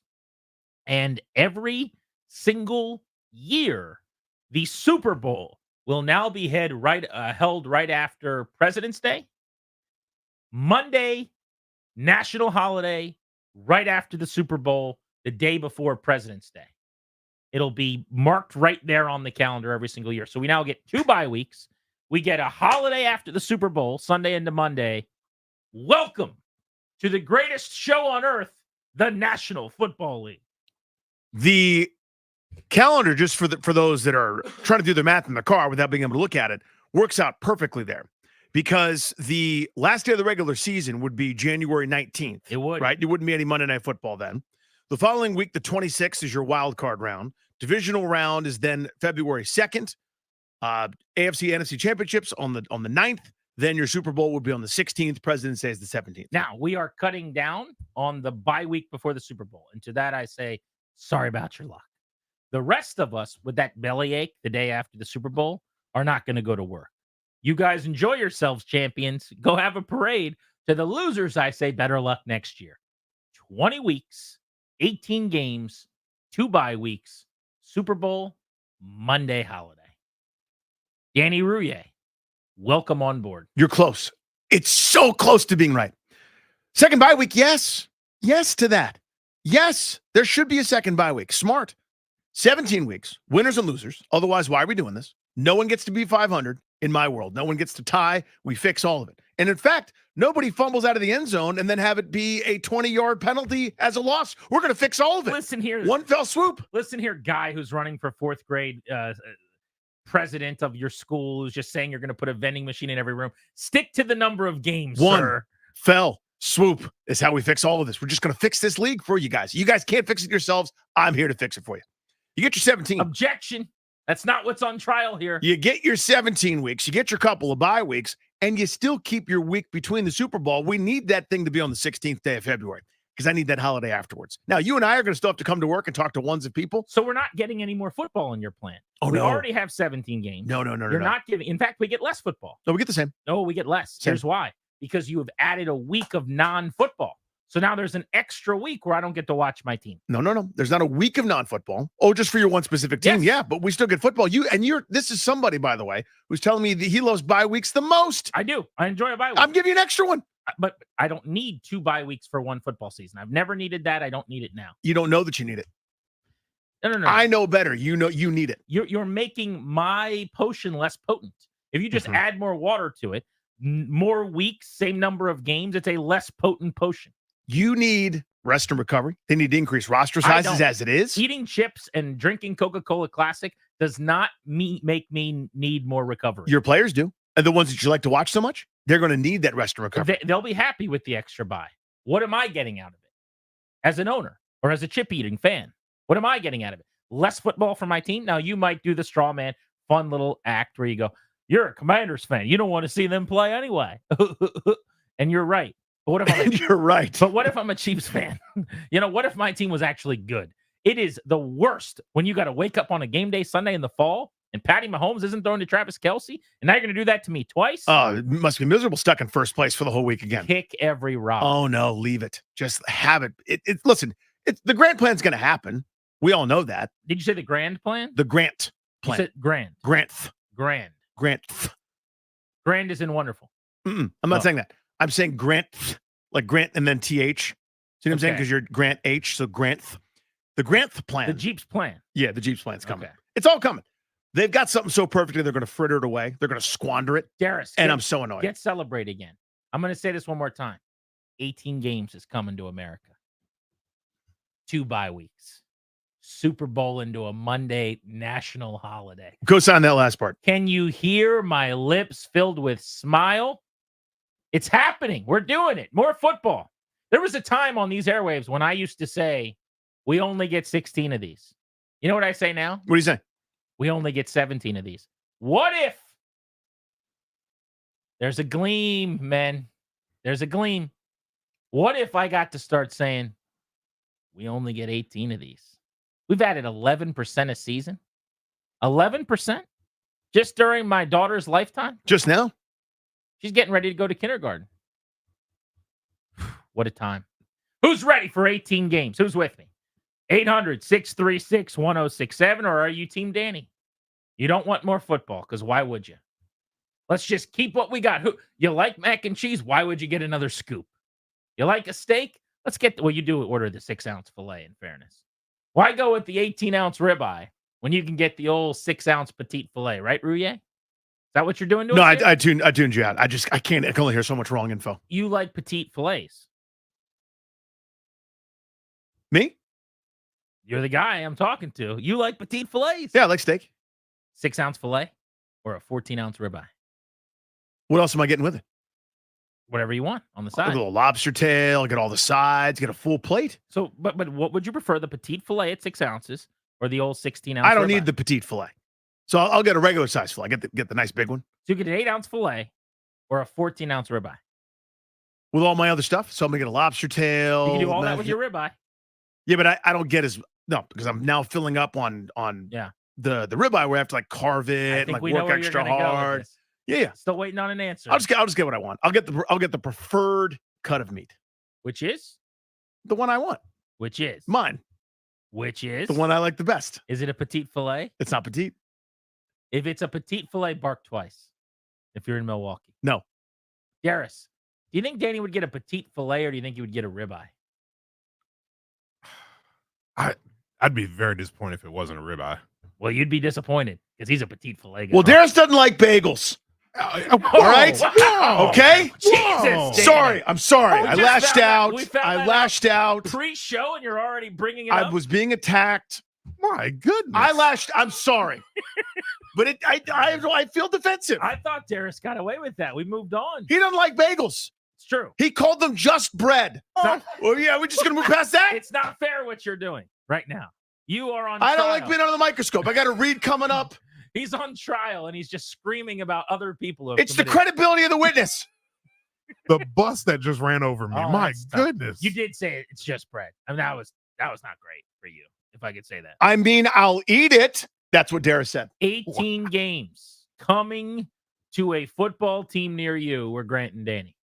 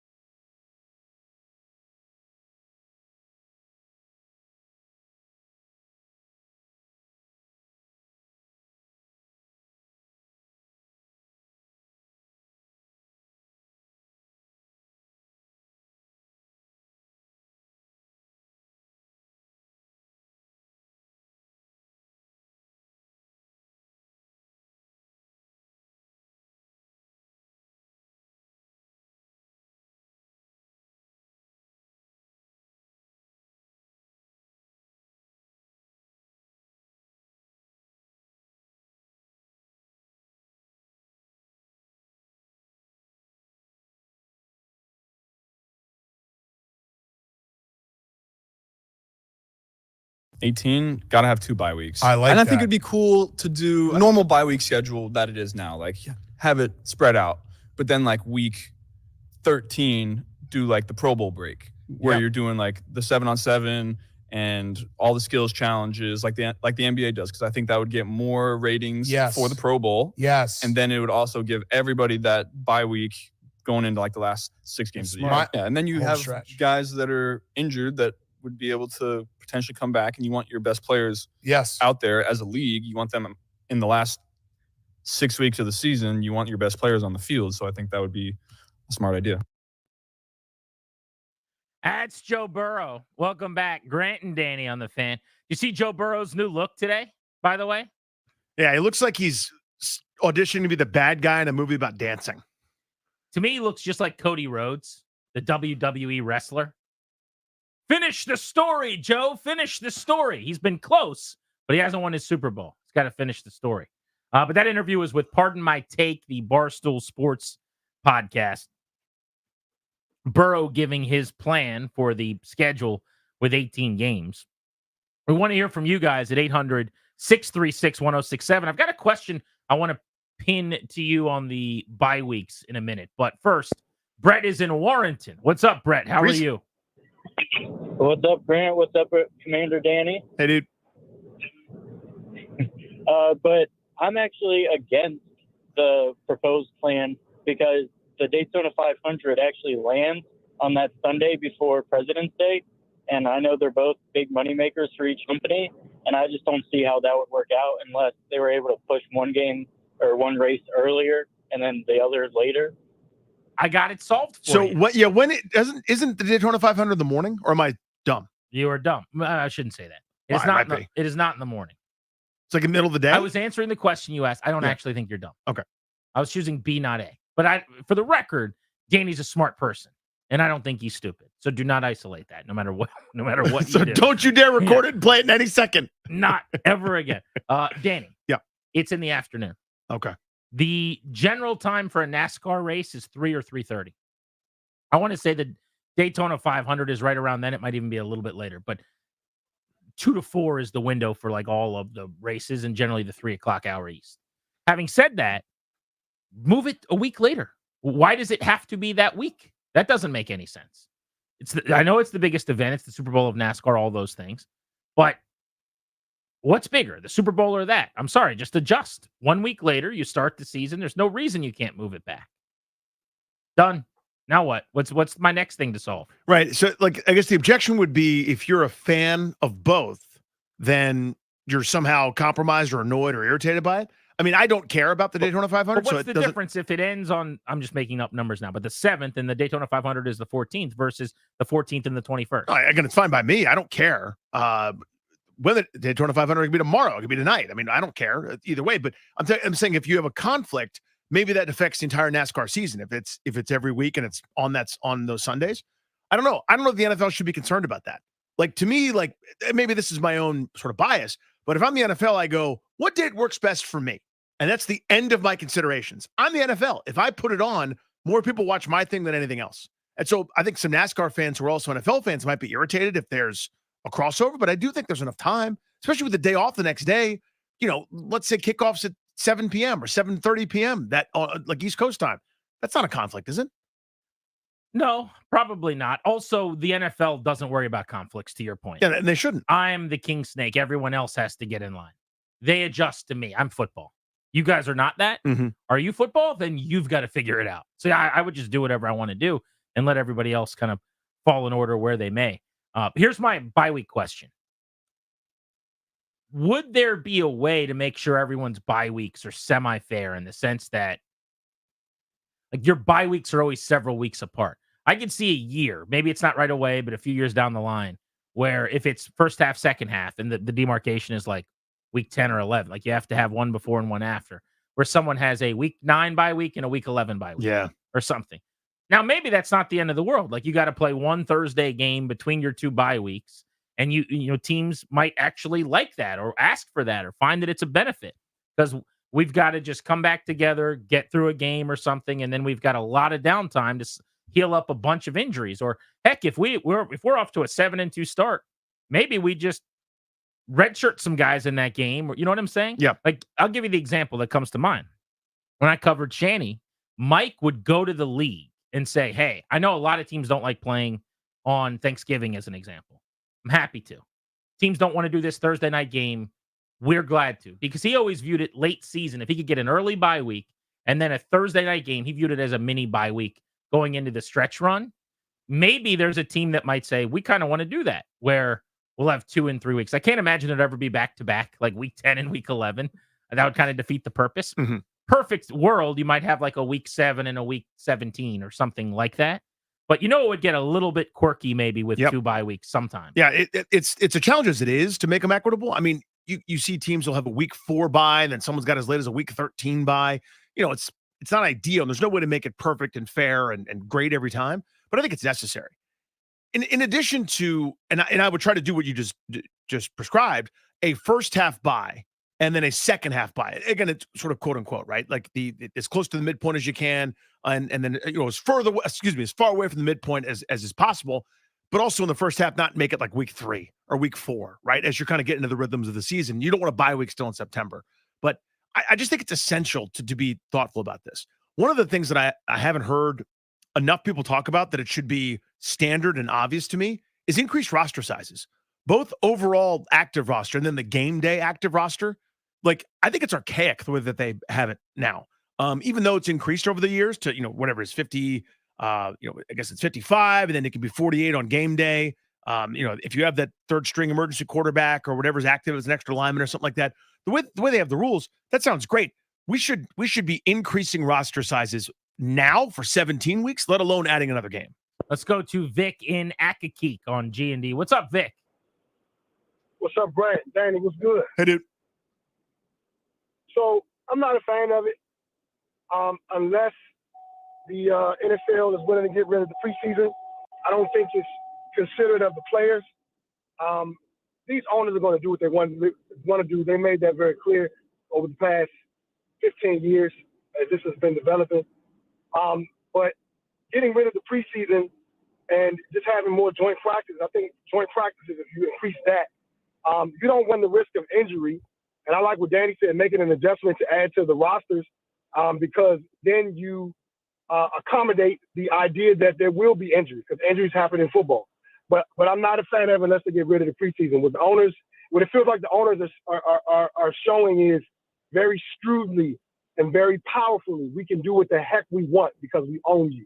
And I don't like that. So you're not going to completely get rid of the preseason. For the record, most players, I shouldn't say most. A lot of players wouldn't want that. And almost all coaches wouldn't want that, which is very different than an owner, let's say. But there is still a necessity for young guys and for roster evaluation, for a front office, for a coach, to see players in games. Now, the practices are helpful and they are good, but there's still some value. It's possible we could get down to maybe a preseason game.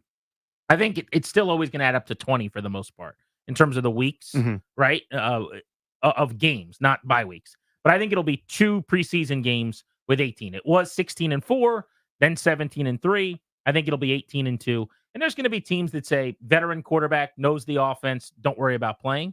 But there is still a belief from the people I talked to around football as recently as the last couple of weeks asking this question, coaches, front office people, and even plenty of players, especially the young guys trying to make a name for themselves that are late round picks or undrafted. They've got to have those games. It is invaluable to them to get that tape.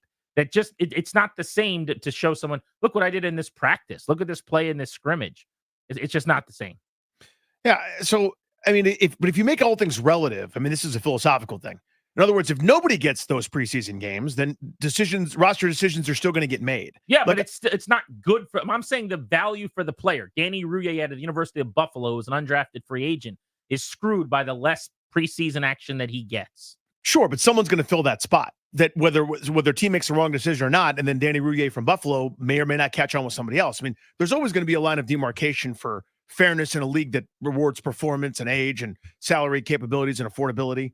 So I don't know. I mean, I've always hated the preseason for not always, but I've hated the preseason for some time. But the guys prefer it. But again, roster cutdowns would happen if there were no preseason games tomorrow. Of course. Guys would figure it out. I mean, we would crown a champion if the season was 4 games long. I mean, right. You'd make it work. Doesn't mean it's better, though. Double Play is next. What's going on in our lives? Nothing to do with sports. Top of the hour, 20 minutes from now, we've got those tickets to go see Creed right here on Grant and Danny.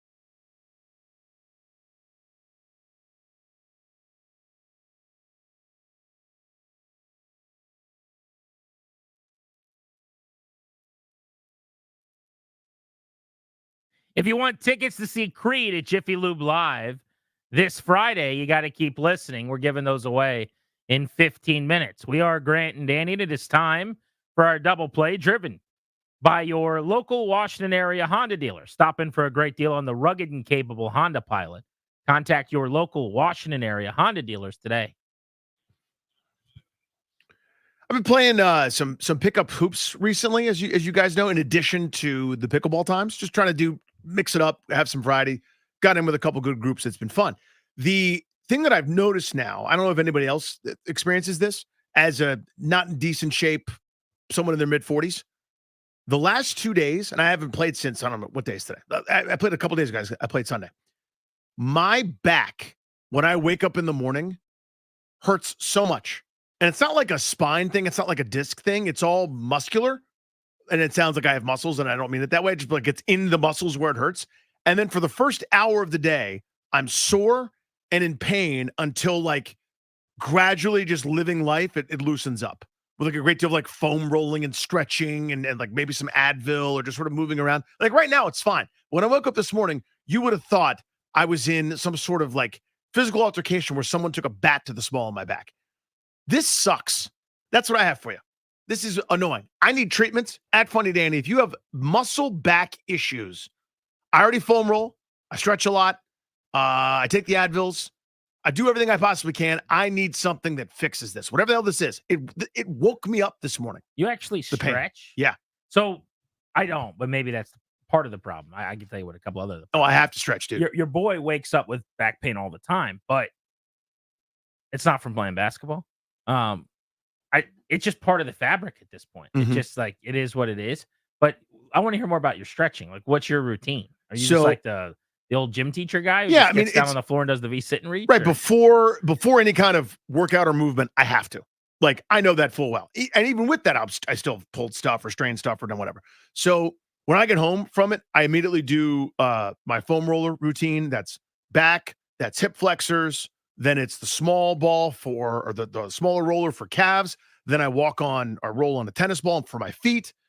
Do the smaller foam roll. I got 3 different foam rollers for my quads, massage gun for the hamstrings, all of that stuff. I do all of that every time. Then it's a full, deep breath, inhale, exhale, as you're kind of like doing the back bends, touch your toes, full gauntlet of stretching like I'm about to go play, but I'm not. I'm about to sit on my butt. That's what I do. It seems like quite a routine.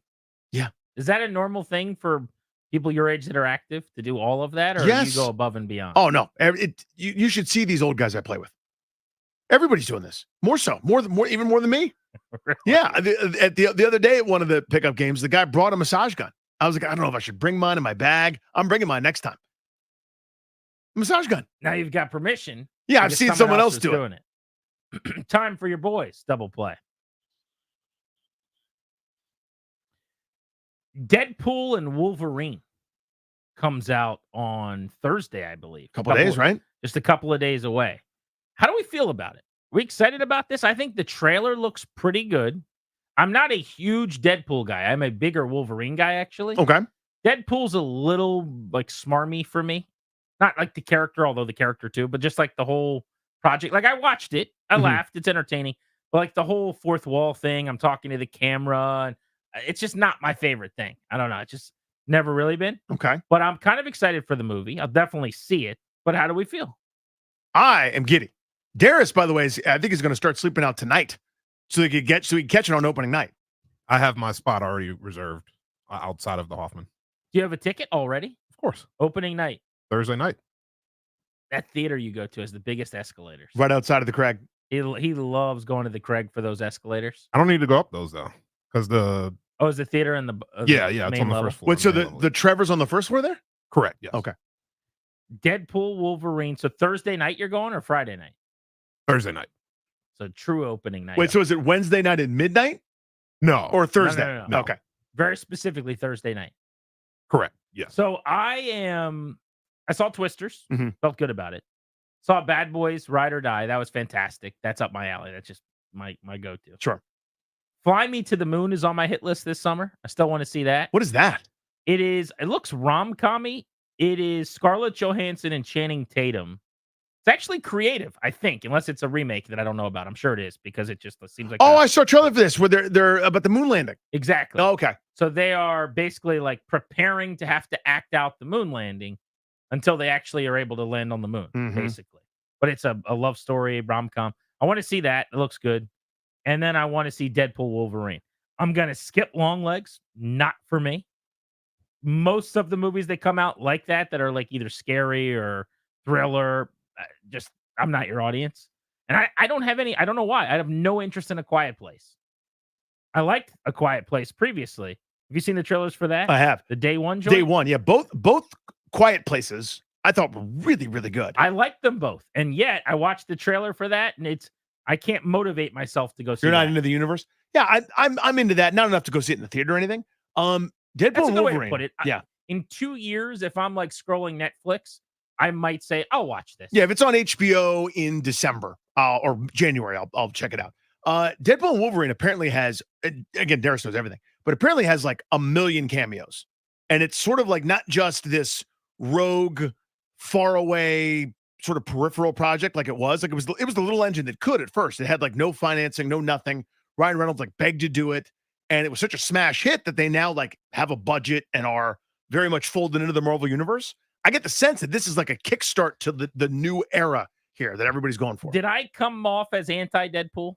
See, I'm getting a couple tweets like, okay, a little bit. That was not my intention. It's not my, like, I don't count down to it like I do. If Mhm. I found out there is another Spider-Man with Tom Holland coming out, or if there's another Nolan Batman or something, like those are my wheelhouse movies. Yeah.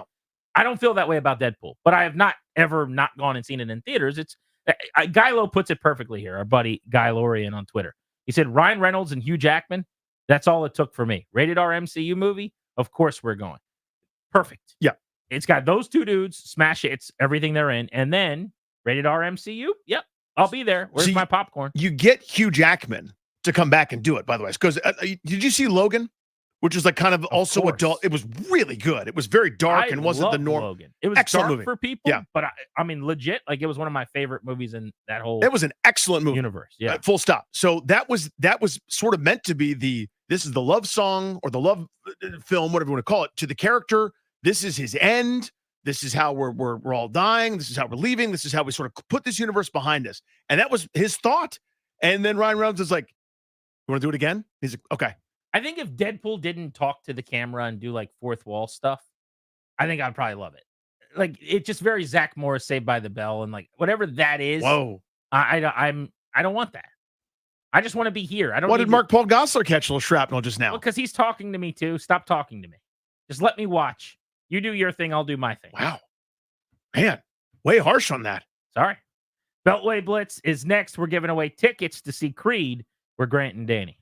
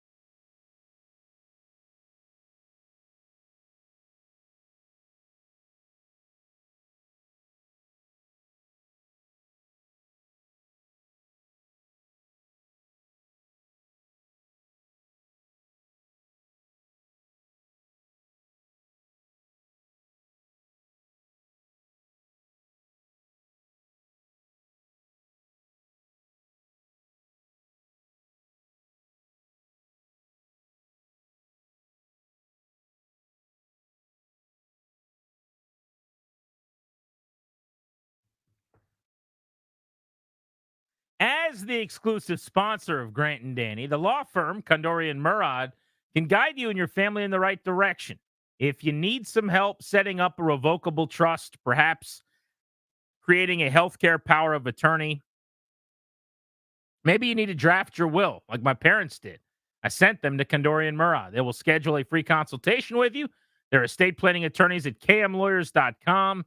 Be sure to tell them we sent you. Get a discount. kmlawyers.com. Right now, caller 10 at 800-636-1067. Congrats, you're winning 2 tickets to see Creed and the Summer 99 Tour Friday. That's this week, July 26th, Jiffy Lube Live. Special guest 3 Doors Down, Finger 11. Tickets are on sale now. For tickets and more event information, go to thefandc.com/events, courtesy of Live Nation. Coming up at 4:25, I got a message from a listener, and I thought their point was so interesting. I said, we've got to talk about this on the show.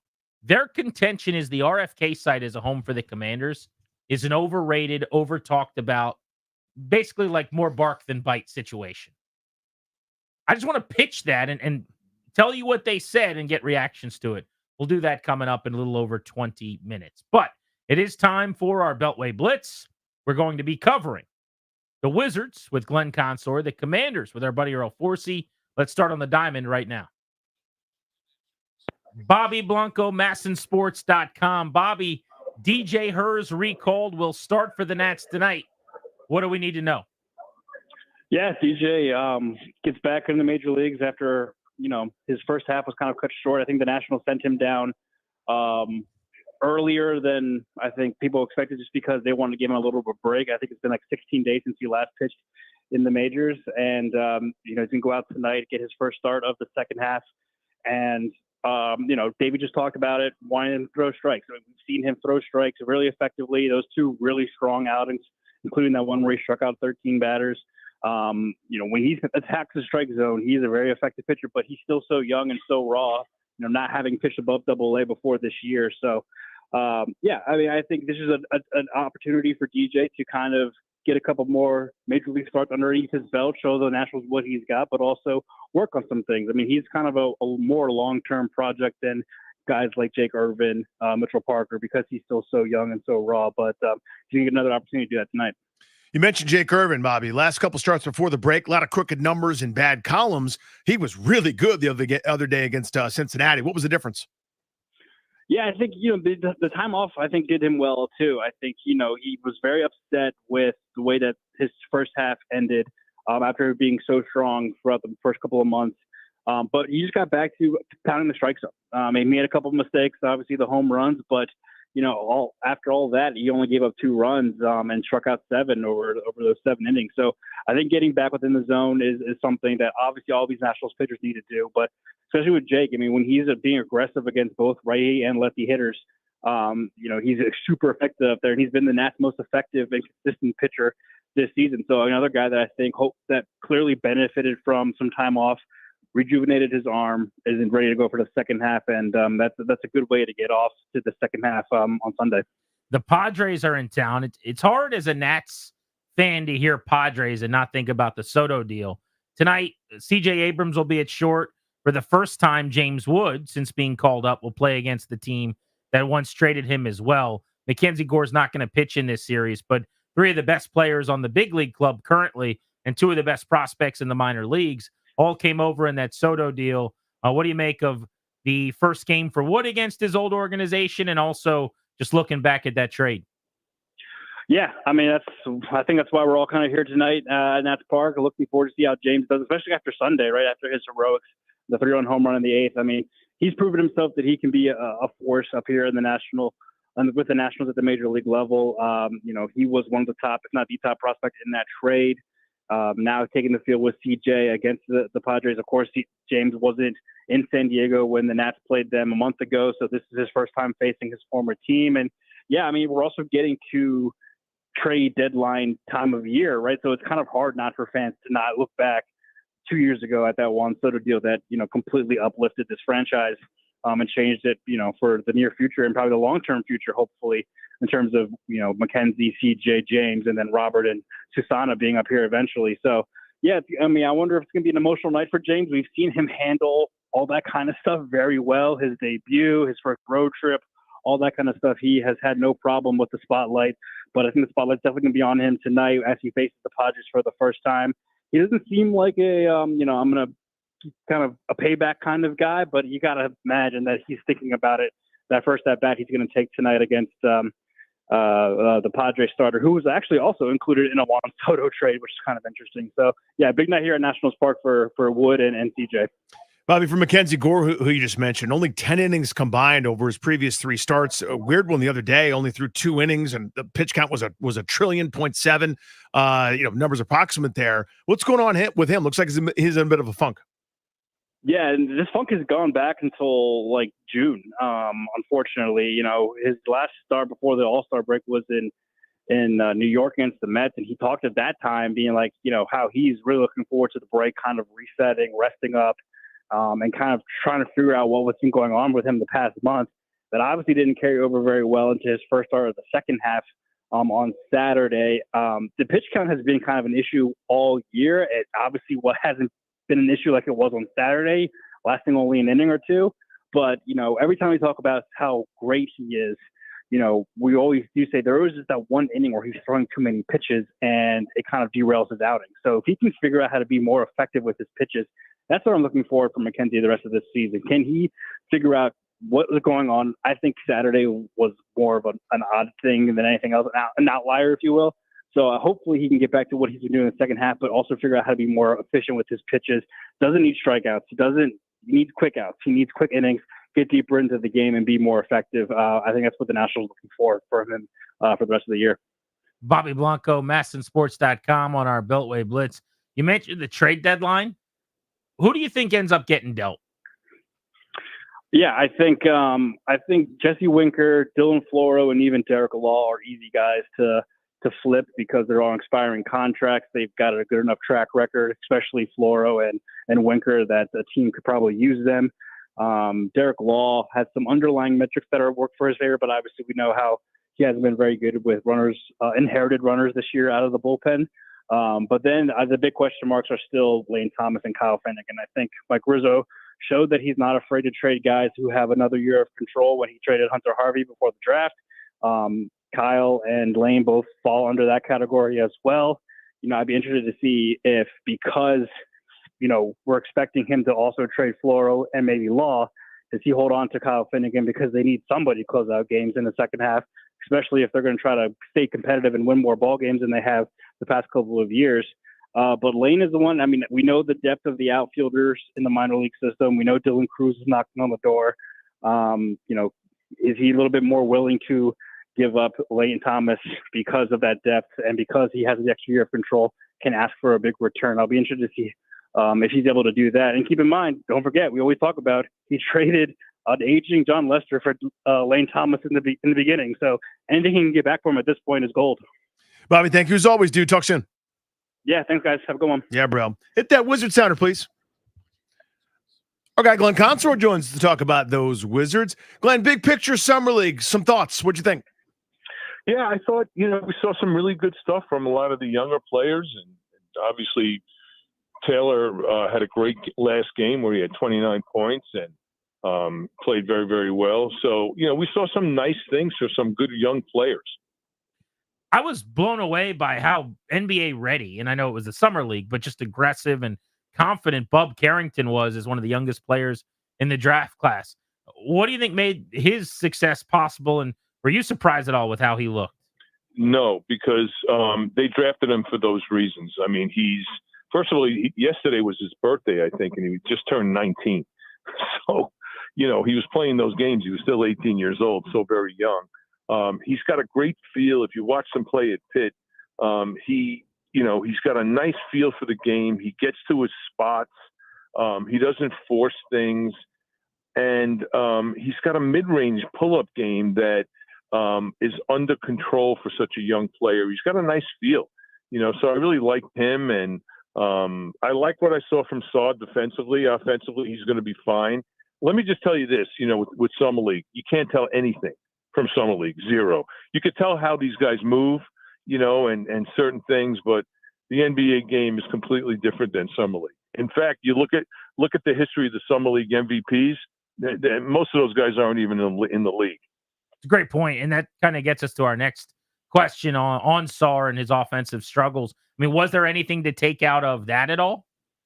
No, I really don't think so. He's going to be fine. You know, when he gets with a system, you know, don't forget he's playing the first time, you know, here. There was a lot of guys that came from Europe that came into the summer league that did not look good offensively because there's no system, you know, and there's not a lot of reps that you can get with your teammates. He's going to need to be set up. He's going to have to learn the NBA game, just like Bub is. There's no difference. I mean, he's going to be fine offensively. You watch.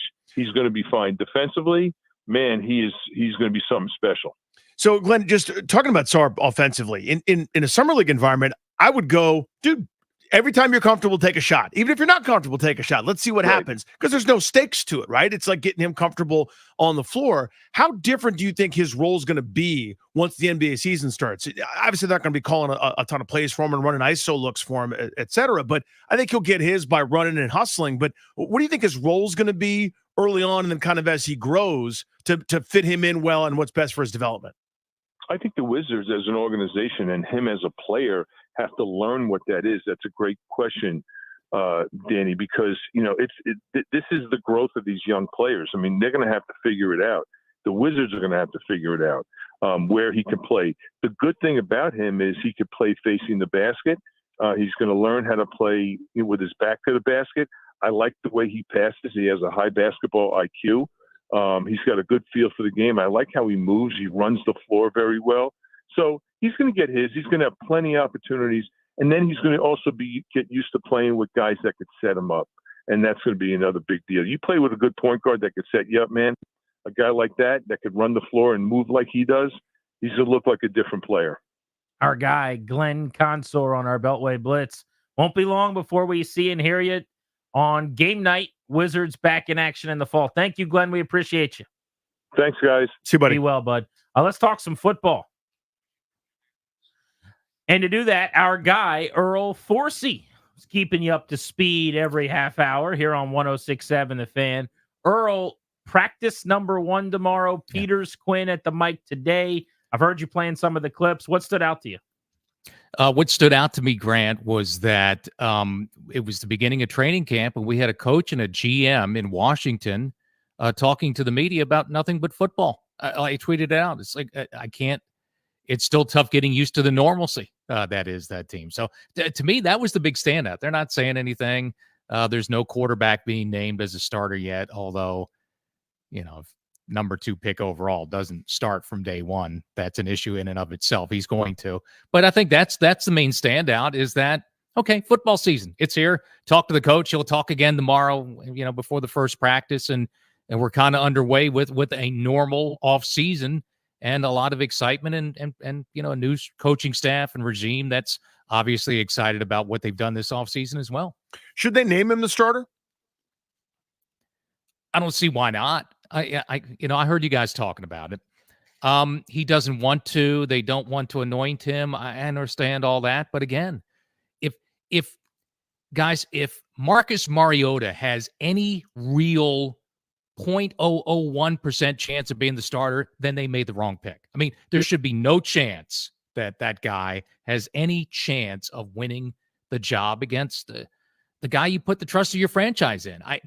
It's probably all just semantics. And, you know, didn't Dan Quinn said one of the things, you know, today that he said, it's, you know, basically like, we kind of all know the answer, but I'm not saying it. I think was, to me, what I took away from some of his comments, that it's kind of obvious where we're headed here. So I don't think it's a big deal, but to me, I don't think it's a big deal if they would just say Jane Daniels is our quarterback. Why not? He's going to be. And I think Grant was the one that pointed it out. It may happen quickly. They have the joint practice with the Jets, the first preseason game. I think JP Finley said today with B-Mitch that he expects Daniels to play in that first preseason game and maybe not again after that. So we'll probably know pretty soon within the first couple of weeks officially. But, you know, it's the game they're playing, but everybody knows what the answer is going to be, you know, when week 1 kicks off. Earl, how confident are you in Cliff Kingsbury as an OC? Don't know. And that's a big question because, look, he did some good things with Kyler Murray. And there were some limitations with, Kyler Murray as well physically with his size and everything. And possibly still some limitations with Jaden Daniels. Is he, physical enough, big enough to withstand the punishment in the NFL with, still a kind of a question mark at best offensive line in front of him. So I think that's a positive because they did some really good things when he was healthy, Grant, with that offense with, maybe not as good a team around him as he has now. I'm not sure how good a team we're looking at, with Washington. I'm not sure anybody really is, but I would expect that this is going to be, the numbers from last year are mind-boggling how much they threw under Eric Bieniemy. I mean, it was ridiculous, the final numbers, what a skew it was to pass versus run. And, everybody knew it was coming and they didn't have a chance. I think it's going to be a more diverse offense. I think there's going to be more balance. It doesn't have to be 50-50 like the Rooster wants, and Jaden Daniels is a part of that because he can run the football. So I think diversity is what we're going to see. And, again, I like the fact that Cliff Kingsbury has something to prove himself in the NFL. He's coaching maybe for the next year or two to try to become a head coach again. So good. He's got something to prove himself. Let's see it. Earl, I asked you this before. Maybe it's been a month. I can't remember exactly when. Is their starting left tackle, the guy that plays the most games at left tackle? No. One of their incumbents? Is he on the roster? Is he a kid? Is it someone's not on the roster yet? He's playing college football somewhere this year. Maybe what do they got? 2 kids at LSU. They're going to be high picks. No, I don't think so, Danny. I don't think you fix your offense. And again, it's just me. And I know it's an overgeneralization possibly, but there's 2 ways you fix that. You either acquire someone like Laramie Tunsil in Houston that the Dolphins gave up on. He made a sweet deal, and he's the anchor of that team. And look what happened with that quarterback with him at left tackle and a good offensive line, or you fix it with a very high first-round pick. Now, they're probably going to have a high enough first-round pick next year that they can fix it, depending on how things work out. But and it's not a knock against the guy they drafted, not a knock against any of the incumbents, but you've got to have that guy that you plug in from day one as your starting left tackle for 10 years. I don't think that guy isn't there. So that problem isn't fixed. Possibly you can address it in free agency. We'll see how, the season works out, what they want to do next year and how much money they're going to have to spend. But no, that player's not on the roster, which while they have made some improvements and possible upgrades on the offensive line, I mean, that in the end, that is the big question mark, because if that position's not right, I don't care who your quarterback is, you can get him killed in the NFL. And Jaden Daniels is not a guy. Look, a rookie, you don't want him to have to worry about that. I think they're probably planning on his mobility to be a factor and to help that out. He'll get the ball out quickly. He did at LSU. But no, that position's nowhere near being fixed or addressed, I don't think. Earl, we appreciate you as always, buddy. Can't wait. The countdown to kickoff is underway, guys. It's the first countdown practice tomorrow. too. The countdown too. It is on. We're 2.5 weeks away from the first game. We're here. The Jets, August 10th. I mean, so we're 6 weeks away from week 1. Well, isn't the Hall of Fame game this coming Thursday? Like a week from Thursday? Yeah. I mean, so football time, baby. It's here.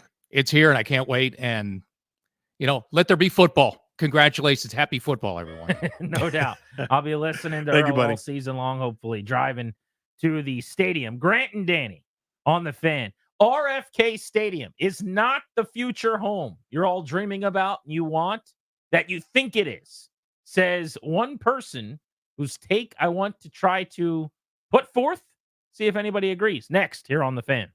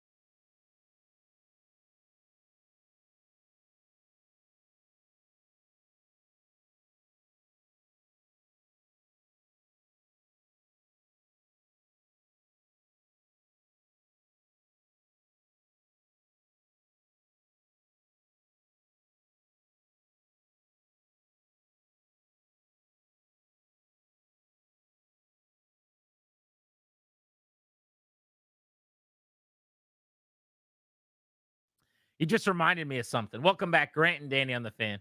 So you walked into the studio. I heard you say Eddie Yost. Yeah. Which was the name of a player that Phil Wood used to say at the end of all of his We were just talking about DC Hall of Fame and the guys that were there. And, hey, it was spotted. Charlie Casserly was there. Ryan was talking about, I saw Phil Wood. Phil Wood was back. But he ended all of his baseball shows, or maybe every show he ever did. I really don't know. He would say Eddie Yost. Eddie Yost. Which was like adios, but with the player's name. So completely unrelated to that, but exactly the same. You know how my wife always calls Ildemaro Vargas till tomorrow? Yes. She's been wanting me and keeps asking me, did you do it? Did you do it? At the end of our show to say till tomorrow Vargas. And it's a great idea, but I never remember ever. So I'll try to do it today. Oh, so But that could be my Eddie Yost. I was going to say establishing your sign-off bit. So Right. like in 15 years, God willing, we're still flapping our gums. Yeah. And it's like this obscure player who was here for 2 years until the minor league kids were ready. You've been holding out on us for that bit. Because I would have definitely been on you to do that bit every day. I That's never great. remember. I think about it like maybe like occasionally during the show once, but basically like every 2 days she's like, "Have you done it? Have you done it?" Because we always refer to him if he's at the plate or whatever. I'm like, "Oh, till tomorrow's up," and she just says till tomorrow Vargas. So she's like, "You should sign off that way. Say till tomorrow Vargas." I didn't put the 2 and 2 together that it's a Phil Wood bit, kind of like Eddie Yost. Yeah. Until you just walk back in and I connected. That could be your all bit. the dots.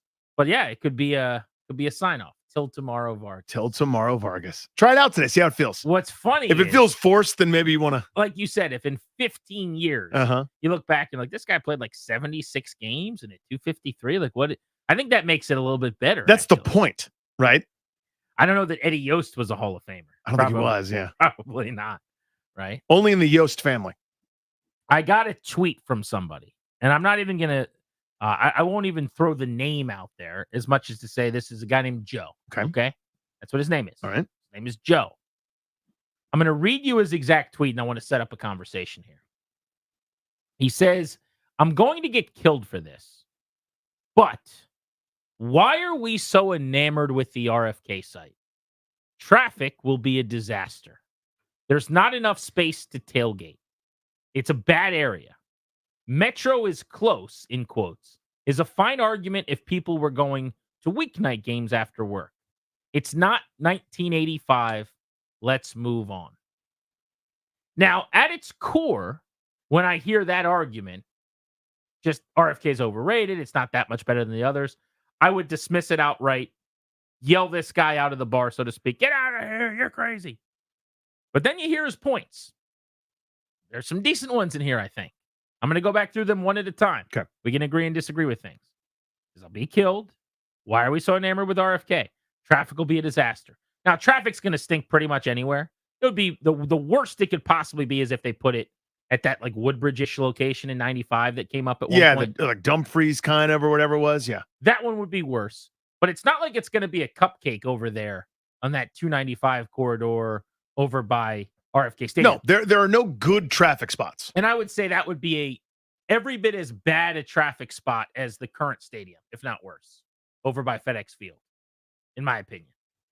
If nothing's done thoughtfully to build around that and make traffic patterns infinitely better than they are right now, then yeah, it'll be just as much, if not worse, of a snarl. It'll be awful. It'd be bad. Not enough space to tailgate. That is irrefutable. Now, there's plenty of space to build and do some of the stuff they want to do, I think. But there will never in any plan be a ton of parking lot there. Because if there's enough space to do their little town center where you can go to the bars and the restaurants, and even that, people with the team over the years have told me there's plenty of space, no problem. The footprint is big enough. We could use this area over here, that area over here. You can walk from the restaurants and the bars we're building or the hotel to the stadium. Maybe. But what you can't convince me of, there's enough room to do both of those things and a big parking lot. And the priority is not a parking lot. The priority is the other stuff. So football, which is a tailgating sport, football, which has a tailgating culture, you are giving up on that tailgate. And a lot of fans, the highlight of the experience is the tailgating. Now, ideally, when they move there and they're playing and they're good, that would not be the highlight anymore. The actual game, like that little fun thing, that could be neat. Yeah. Would be the A-lister of the day again, the actual 60 minutes of football. But for right now, your experience, if you're a season ticket holder, a regular attendee, I think when you think about going to a game, every bit as much as sitting there and cheering for the first down that they might get, it's the pregame, party with the bags and the tailgating and throwing a football and your kids running around with their buddies. Like, that's a big part of it. And that will very, very minimally be part of an RFK experience. Yeah, so it's not a zero in terms of tailgating, but it's a lot less. You're just not going to have that kind of space. It'll be more to premium. So I'm making up a number. Instead of, say, 30,000 parking spots, there'll be 12.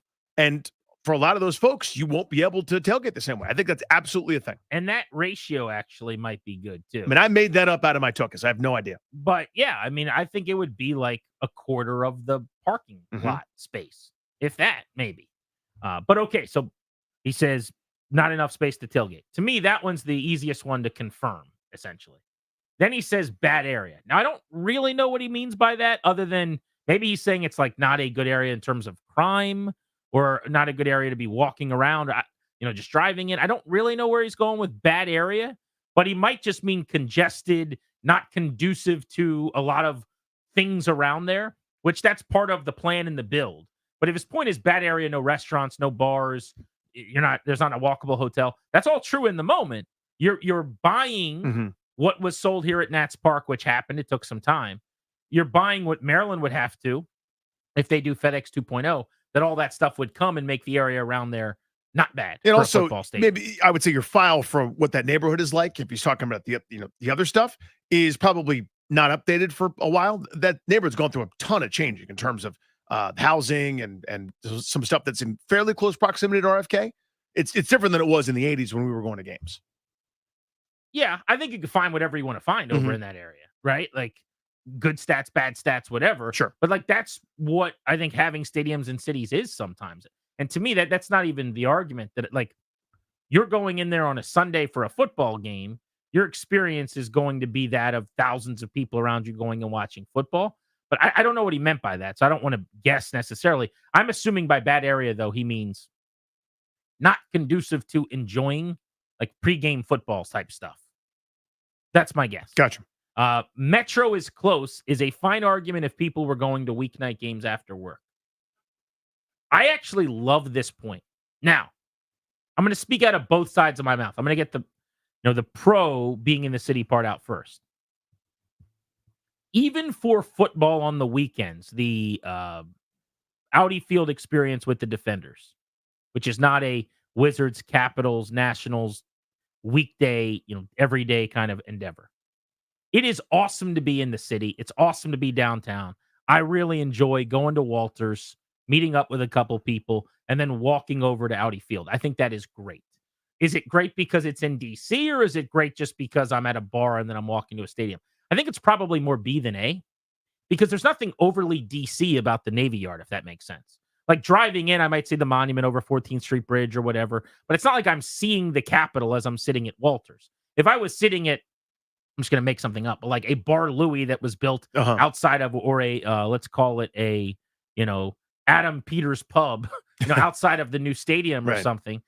Like, I don't think if that's in Maryland or Virginia, that's worse than being in DC. Whereas I would say that's not the same when you're at the Capital One Arena, which is like legit downtown right there. You can walk several blocks to the monument, all that stuff, to the mall, so to speak.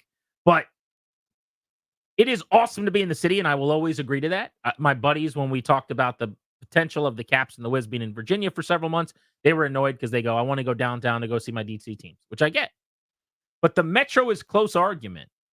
His point is true about this as far as football compared to, you can't have a Nats ballpark without Metro, in my opinion. It's an everyday thing. There are games 81 times. People are coming from work in and around the city. It's just a necessity. There are games every day for 6, 7, 8, 9 days in a row. Caps and Wizards, weeknight games constantly, right? This is a work thing. This is a traffic thing. 95% of the games that will ever be played at an NFL stadium in the city are going to take place on Sunday morning. Mm-hmm. Now, there is game day traffic. I'm not saying that there is not. But in the same way that the tailgate culture for football is way bigger and better and more expansive than it is, you're not tailgating ever before a Wiz and a Caps game. You don't need a parking lot. You're never really tailgating before a Nats game, very rarely. You don't really need a parking lot. You Metro over, you either go get a drink somewhere, you don't, you go into the game. Football is not that. Football, there is a tailgating element to it. Think about it, every college, very few in cities, right? for a reason because you need that parking lot and that space. But on top of that, the Metro is close argument that he keeps coming back to means more on weeknights. I totally agree with that. Like, when you go to an NFL game, Danny, you leave at 9 in the morning or so. You come back at 5 in the evening or so. It's like an all-day endeavor where you're going, you're coming back, you're driving, you're setting up tables. A Nats game is, shoot, I'm getting out of the office in 5 minutes. Game starts in 37 minutes. I got to hop on the green line. It's so different. So I would say a lot of people do, but I think you're discounting a lot of people that don't. Like, in other words, a lot of people, as it is now, take the Metro and walk that mile or get there at noon for the 1 o'clock kickoff, and don't do the all day thing. So it's a huge part of it. A lot of folks do, but a lot of folks don't as well. I'm saying the majority do the all day thing. I don't think that's really debatable. The majority of people, season ticket holders especially, like the base, so to speak, those people are driving and parking and making an event of it. There are certainly people that Metro. I'm not suggesting that there isn't, and they'll still be able to. I think no matter where they build this thing, probably. If it's in Maryland, it's going to be closer to the Metro. But my point is, and I think you'd have to agree with this, football, as opposed to those other sports, less. It's a weekly appointment. Metro on a weekend morning, more drive and spend the day, and tailgate is 50 times what the other sports are. Yeah, I mean, it's definitely part of it. But I would say I think there is a maybe larger percentage than you're acknowledging of folks that don't do I got there at 8 o'clock in the morning with Tailgate Ted and set up a theme barbecue for the week based on the team that we're playing. I think there's a huge percentage that get there right before kickoff, walk in. What percent do you think drive and park and eat something and outside the eat stadium? something? Oh, it's a huge percentage. Yeah. But you're talking about the all day tailgating element. You're stuck on the all day part. The hardcore gets there at 9 and stays till 5. Let's say they don't. There are still, if you get there at noon and eat and drink in the parking lot and walk in and leave right after the game, it's the same thing. I'm just saying, I would guess 80% of the fans at every game drive and park and do some sort of a tailgate or drink outside before they go in. Yeah, because where the location is. I think now, or if let's say you did the RFK spot, I think a lot of those fans that go, I did it that way, but you know what I can just do is take a Metro and go grab a sandwich at Bar Louie, right before kickoff, and that's just as good. And that's what they're going to have to do. Assuming they're going to build those things, and that actually happens. Right. Because if you don't have those options and you don't have the parking lots, then it's a non-starter. This is not that fun. But that's the tweet. That's the argument that this guy suggested to me. I want to get Danny's thoughts in more detail, and then let's hit the phones on this. I want to get reactions to this. Is there anything to be said for the RFK site and the nostalgia that comes with it? It's a lot of just trying to recapture the past, and it's actually not as good a location, or not as important a location, or not as superior to a Maryland or a Virginia location as people think. Or would you just categorically disagree with that and say, you got to be in the city? It's a DC team. 800-636-1067 is the number. 800-636-1067 on Grant and Danny.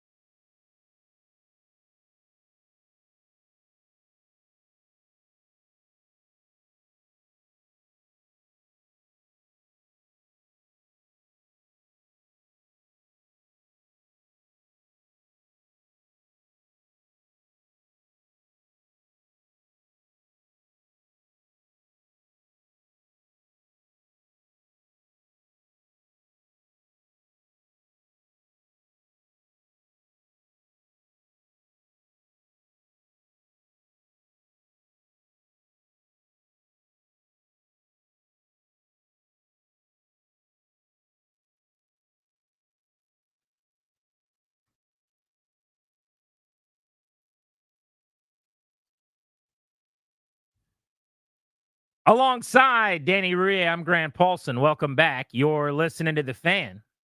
You missed out on a chance today to win tickets to Creed, but fear not, you can win a pair of tickets to see Creed at Jiffy Lube Live tomorrow at 4 o'clock. We'll give away tickets all week long, right at 4, ahead of the Beltway Blitz. Right now, we are discussing a tweet that I got, and our coverage on all things Commanders today is presented by T-Mobile. Switch to T-Mobile, and you can get tons of benefits and still save on every plan versus AT&T and Verizon. Use their savings calculator to find out how at T-Mobile.com/switch. So a dude named Joe hits me up on Twitter and says, I'm going to get killed for this, but why are we so enamored with the RFK site? Traffic will be a disaster. Not enough space to tailgate. Bad area. Metro is close is a fine argument if people were going to weeknight games after work. It's not 1985. Let's move on. That's pretty extreme, but I actually think there's a lot of merit to some of what he's saying. I agree with the Metro point, notably. The vast majority of people going to NFL games are going to be going on Sundays, driving in between 9 and noon. That's not really the time that you have to have the Metro for. Now, if you're going to be drinking, obviously you got to do a rideshare Uber situation where Metro is cheaper. I totally get that. But most people plan accordingly, either have a DD or sit in the parking lot, watch games, listen to the radio long enough, and then you're able to go home or what have you. But football is tailgating. Baseball, you need to have the Metro. I'm coming in right at game time or in the middle of the first inning. Basketball, hockey, in the city. It makes sense. You got to be at a Metro stop. You're not tailgating. You're not sitting in the parking lot. In those sports, at those venues, 80% of people, and I'm making that number up, but I would imagine it's something like that, are not making a day of it and coming for hours on end and playing cornhole and bags and setting up tables and bringing their chips and their dip and having a fiesta with all their buddies. So I think there is some merit to this when you talk about losing parking lot space, losing tailgating. Metro is actually not nearly as used as it would be for other sports. Do I prefer RFK? I do. But this idea that it's this disaster if they don't end up back in the city or at RFK, I've always kind of thought was a little bit overblown. And maybe it's just my age, my youth, because I went there once and it was a decade after they'd last won a Super Bowl or close to it, 6-7 years, right at the end of RFK after their last title, Danny. But my point is the gap between a Taj Mahal in Maryland or Virginia.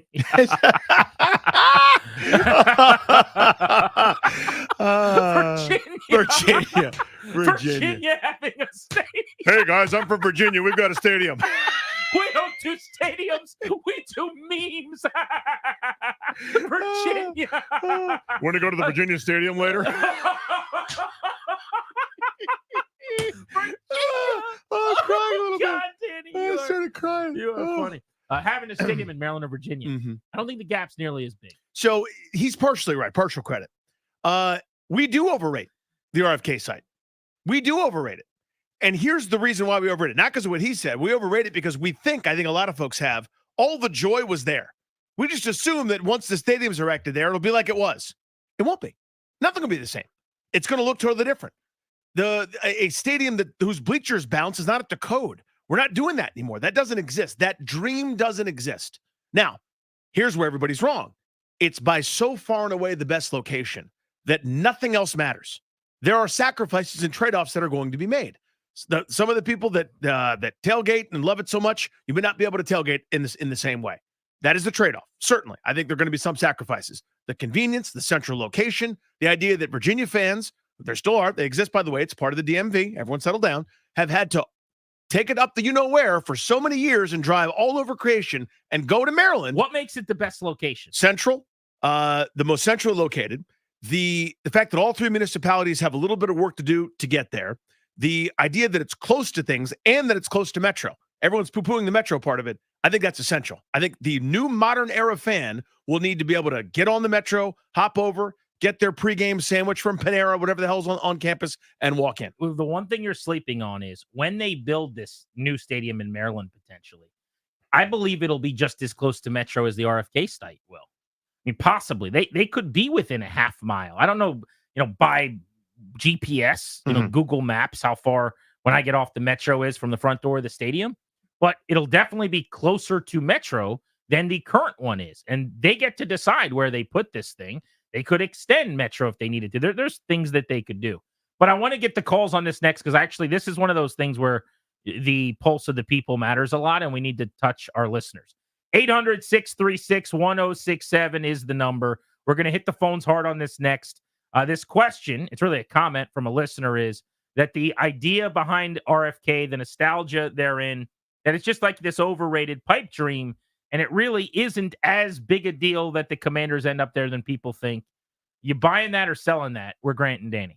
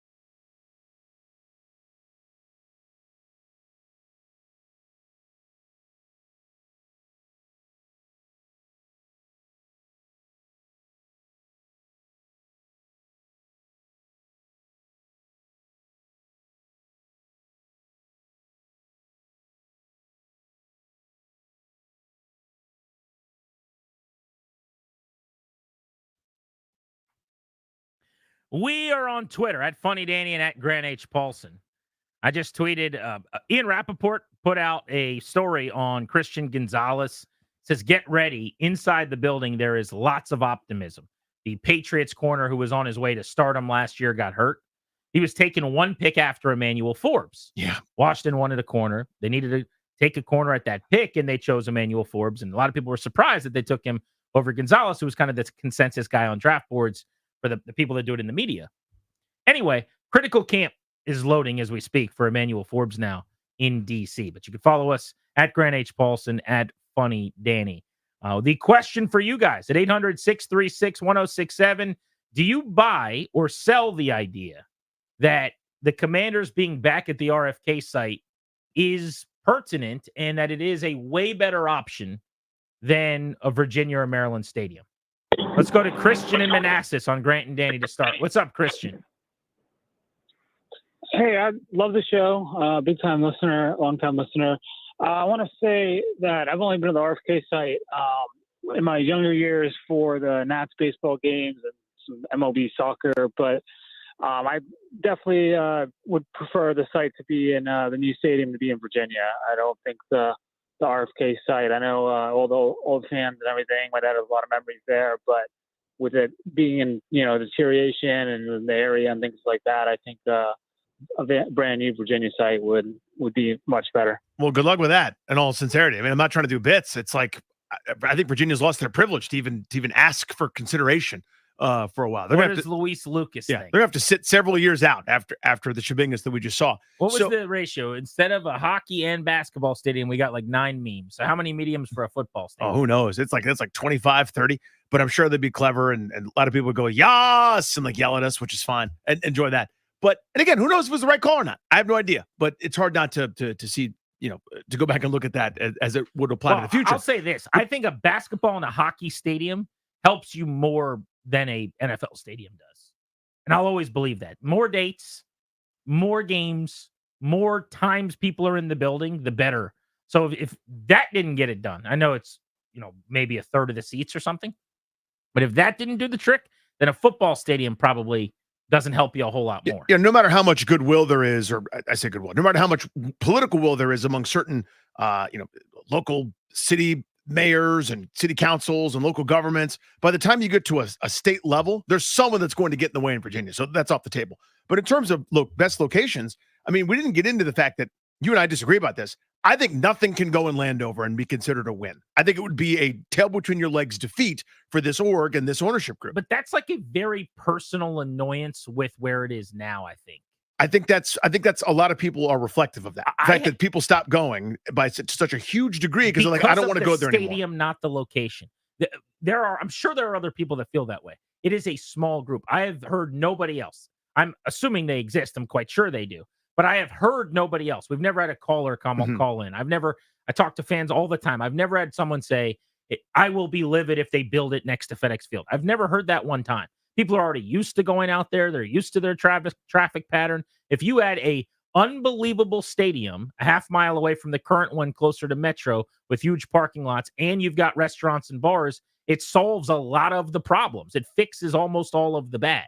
The only annoyance at that point is that it's in an area in Maryland you wouldn't be going to otherwise. But I think you'd be in a very small minority of people saying, I'm out just because of where it is. I would say that when we did that either or topic, I mean, people preferred, an okay stadium at RFK versus the Taj Mahal in Maryland. It was 50-50. So you're right. I may be the only person that that says, if they build it there, I'm never going. Right.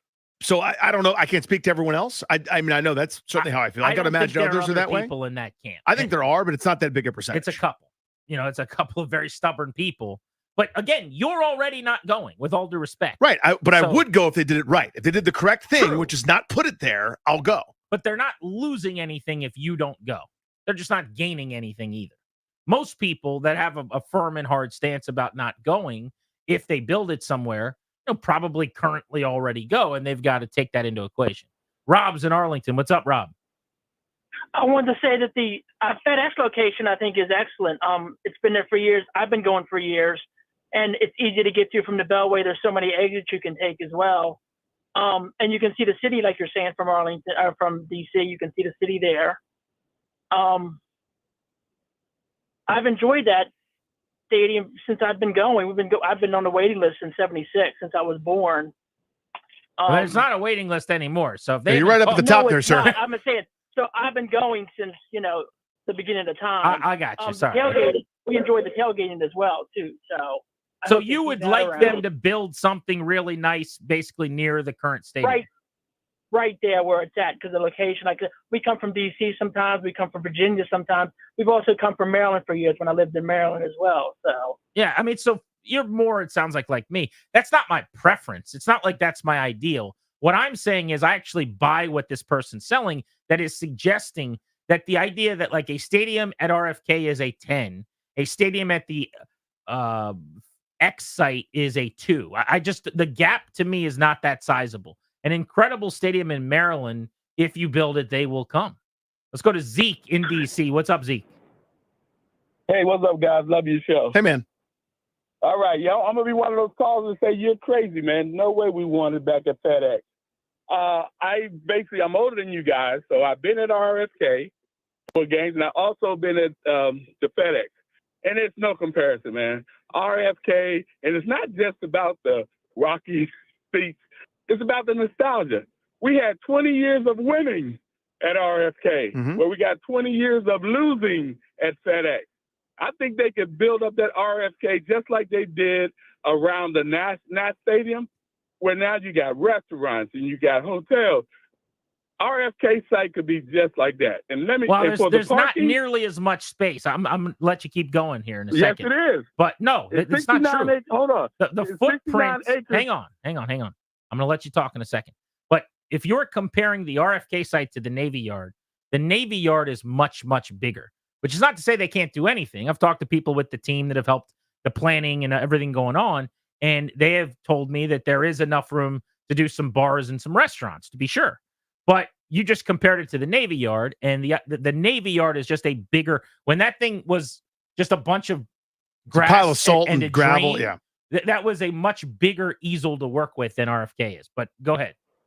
Yeah. Okay. My thing is this, though, and with the parking, why can't they build parking garages and just have the lot strictly for tailgate? I think it's a workaround, but I think the thing about RFK that makes it different is that when you're out at FedEx Field, there's nothing there. When I used to go to RFK, man, we go in, we win a game, we hop on the train, we go to the next stop. We could be in downtown, Chinatown, on the wharf. It's just more, as far as the fan experience was a lot better. Appreciate you, buddy. It's a great call. So the second part, or the last part of your call is 100% correct. You could get on the metro. You could be wherever you want to in the city, the wharf, all the places he named. Facts.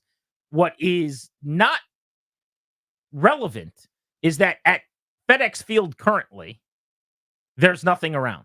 You're right. He also talked about how terrible the stadium is. He's also right. The stadium would not be that stadium. It would be nothing like that stadium. It would ideally be the nicest stadium in the NFL or one of them. And there would be things around. That is the entire point. They already have $400 million that Maryland is saying, here's what you can use for your town center. Here's your bars, here's your restaurants, here's your hotels next to your stadium. So if your argument against FedEx, which is the correct one, there's nothing there. It was one of 2 stadiums without a single restaurant or bar within a mile this past year. You're correct. That would not be a problem at the next stadium, though. They will have that. Neil's in Annapolis. What's up, Neil? Hey, what's up, guys? Hey, dude. Hey, so I don't know if well, first of all, I say RFK, let's do it, obviously based on sentimental value. The other thing I was telling the producer there, I'm a Commanders fan, diehard, and my best experience at a game was going to a Ravens game. And I say that because I feel like there's still going to be opportunities to park your car. You can pull out your grill. But the fun part about that Ravens game was when you started walking to the stadium. Exactly right. And then there's people, on their rooftops playing music. There's bars, there's restaurants. So that's a key in that aspect. And I think that that's a better way to commiserate. I don't feel like, honestly, when I go to FedEx Field and I sit in the parking lot, I feel like it's just me and my couple boys. And then you try to maybe even talk to some people around you, and it feels like they're kind of in their own little world, and you're kind of kind of walking in on their territory. So I don't feel like it's as a communal aspect that I saw with the Ravens, if that makes any sense. So that Ravens setup, you can park in a bunch of different places, and it's not easy there either. But there's a ton of parking because they got all the Orioles lots, yeah, Camden Yards too. There's plenty of parking. There's a walkway basically though where you go in between Camden Yards and the warehouse, and there's this whole. It's all dedicated for people to be pedestrians. And you walk up, and there's grills, and there's music, and there's all the food options you would want. And getting in and out is so easy. There is a tailgating culture there though. People do that for sure, but there's also that kind of. I don't know how to say it, like a town square almost. Like we're getting together and gathering before the Ravens game, like it's. I think that's maybe something that they'd have in mind. Yeah, I think that is a selling point for sure. And there's a reason why I think that there are certain things that are not replicable if you're doing it outside of the city, rather than in the city when he's talking about being on the rooftops or whatever. But he's saying anytime someone mentions restaurants and bars, they compare it to the tumbleweeds over there now. And it would be the equivalent of if the stadium was at Reston Town Center or something. Like that is the vision. That is what they're talking about. It's not just a stadium. It's a stadium at a town center. Let's go to Shane in DC. What's up, Shane? Commander Danny and Grant. Hey, Commander, I'm with you. Like if it's where it's at, I'm out. My tickets are gone. I'm done. But there's only one place for it. Everybody's missing the big picture. Have you been to a tailgating in the SEC? For example, University of Tennessee, they got the river. You got what everybody's missing. You have Anacostia River right there. You can build barge in there. You can bring your boats up. There's nothing like tailgating. University of Washington. I don't know if you've ever been to that stadium or a game there. Yeah. It is fantastic. It is one of the best atmospheres in college football. Because they have the river there. You can build whatever you want. They got build a smaller stadium and put everything around it. Who said we have to have a 80,000 square foot? 80,000. Yeah, it's gonna be upper 50s. Be small, loud, like RFK. Like you go to a Duke basketball game, it is insanely loud because it's small. We need to bring it back to RFK. That's where it belongs, in my opinion, because you got the Metro, and plus there's multiple Metros. You got Benny Road Metro right down the street, right across the bridge. The fields that they're just rebuilt across the street from RFK, that's done. So, yeah, it belongs in RFK because, number one, you have the Anacostia River right there that you can do so much with. I love the river point, by the way. Again, that's imaginative, smart people could really do something with that. If they could figure that out, yes. But he comes back to the SEC tailgate, and it would be one of the worst. Well, I shouldn't say this, go hard in the paint, say it would be one of the worst in the league. But I can't imagine that the tailgating culture at an RFK stadium would be a strength. I just don't see. There's not enough space to do everything. Something has to give. Yeah, so that's a trade-off. Let's use the river. Let's have a huge tailgate situation. Let's have a bunch of bars. Like you can't do all of that. Sorry. I think what would happen is the businesses, the money, the reason that you build stadiums is all the other stuff. The fingers you can put the pies you put your finger in as an owner. It'd be hotels and restaurants and bars, and the tailgating would be left out. He mentioned two Metros. Again, Metro's important. I'm not saying it isn't. Metro is least important to football than any other sport. It's not weeknights. You're talking about a couple games a year max that are during a weekday. This is Sunday morning travel typically. Our buddy Cody Shook, who used to be with B. Mitch and Finley, saw him this weekend. Always good catching up with him. He just tweeted, he said, what percentage of the fan base that saw the Skins play at RFK are still around? And I think rather than just alive, he's talking about going to games, paying, like still excited, still care. Now that they're the Commanders, like, still all in.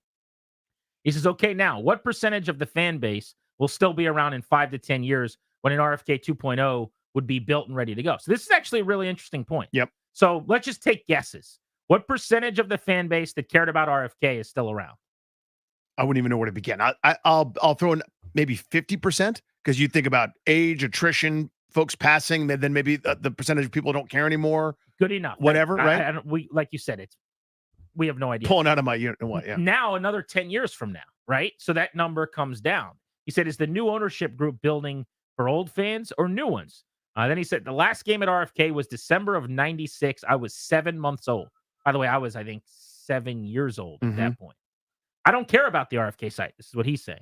Solely based on time and age, I would be more likely to spend more money on this team over the next 60 years than somebody that is currently 60. I think that's probably a fair point. Yeah, it's 100% a fair Should point. you be building the stadium for him or for the guy that was at RFK who loved it, who's going, get me back to RFK? So I think you can do both to a degree. And here's how. If there's a game at RFK in the next couple of years, I'm taking my kid. We're going to that. We're not going to FedEx Field ever. We're never, ever doing that. I'll go to RFK with him, though, and then maybe he's a fan. So that's number one, because the people that are my age that care about RFK, that's the demographic we're in. We've all got kids of the age that you'd be fine to go. But then the other part is, if you're thinking about building for young people, what do young people do? Young people ride their bicycle places. They take the metro places. They're public transport people. They're very concerned. They're very eco-conscious type people, this whole generation. So if you're building for a young person, they may not have grown up in the tailgating universe, which is very old school football, spend all these hours in the tailgate in the parking lot. Most of them are going, I'm a Gen Z person. I'll be on my phone half the time, but get me in, get me out. I want to go to the next thing. I got to go to this other meetup that's happening later. So that's even more argument to me to put it in the city center. I want to be clear that my preference is RFK, but I actually think that the argument is pretty good. I think it is. It is. If you're asking me, do we overrate the RFK site? But does considering it a necessity to whatever happens next, is that a bridge too far? I would say yes to both of those things. Yeah, I think we overrate it. I think it's better because of the location than anything else. But I also think that something excellent in Maryland or in Virginia. All right, I'm trying. We're going to get a stadium in Virginia.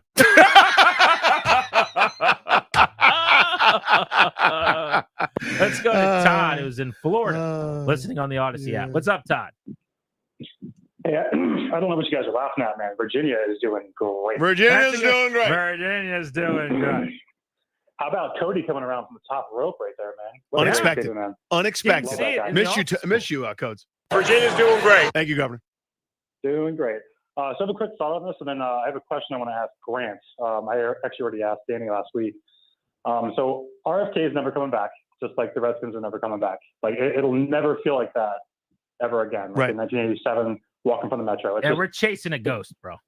We are. It's going to be corporate stuffy, new, expensive, like whatever. It's going to be That's different. so true. Everyone thinks they're walking up to go see Dave Butts. You know, it ain't happening.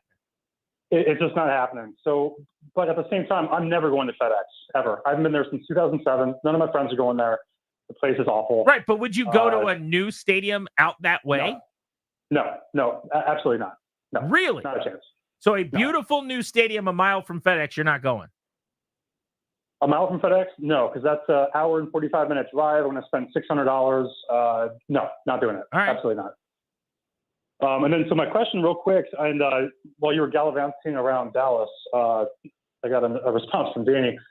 If your two options for a stadium are Landover, Maryland, or Dumfries, Virginia, those are your only two options, which one are you going for?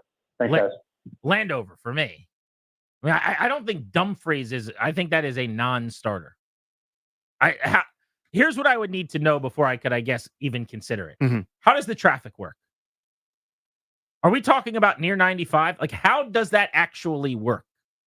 I already know how the Landover thing works. Traffic can be terrible getting to the stadium, but there are 8,000 ways from the Beltway to get to that stadium. There's 800. I've been on all of them. Garrett A. Morgan and this and that and 202 and 2 this and 2 that and 2. I've traveled them all over 20 years. I don't understand how the Dumfries thing would work. I would like a stadium in Virginia, and that would be like 20 minutes from my house without traffic probably. So I'm in on that too.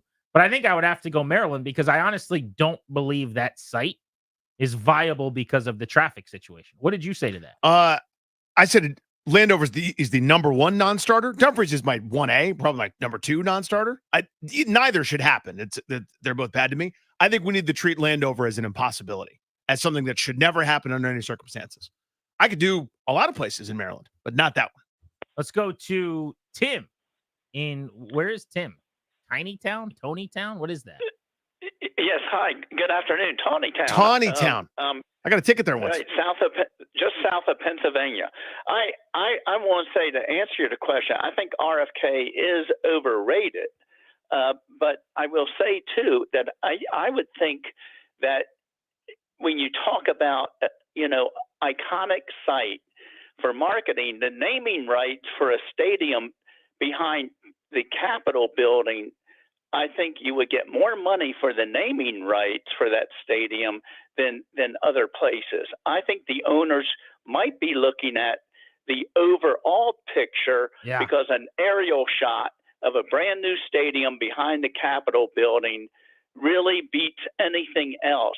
True. Because back in the day, you see that on Monday Night Football, it was just beautiful. Yeah, it's a great point. I mean, look, DC near the Capitol, near the mall, versus, with all due respect, Landover, Maryland, or Dumfries. I mean, these are not real debates. Non-starters, yeah. This is not a conversation. But it's not to just look at it as if it's all equal is also not fair. The amount of work, the amount of time, the amount of impossibilities and hurdles to get to the DC site do matter. I mean, it might be years longer, literally longer to do that. That's worth it? I mean, that wasn't brought up here as part of is the RFK dream overrated? But it just feels a little bit like, for someone my age and certainly younger, it's you went out on the boat and you're telling me how big the fish is a little bit. Totally. And it's like, the further we get removed from the person who passed away or the stadium that hasn't been, the player who was awesome in the 20s, the longer the home run was. I've been to a lot of baseball games. I've seen a lot of guys swing. He probably didn't hit a 600-foot home run. I think there's a little bit of that with the RFK site. I get it. The championships were unbelievable. That's why it was so cool, was the winning in the championships. It's not necessarily because of the cracked seat that you sat on. 800-636-1067 is the number. We've got a listener who thinks that we over-romanticize the RFK site and that it wouldn't be that much better than other locations. And we're getting your opinions on Grant and Danny.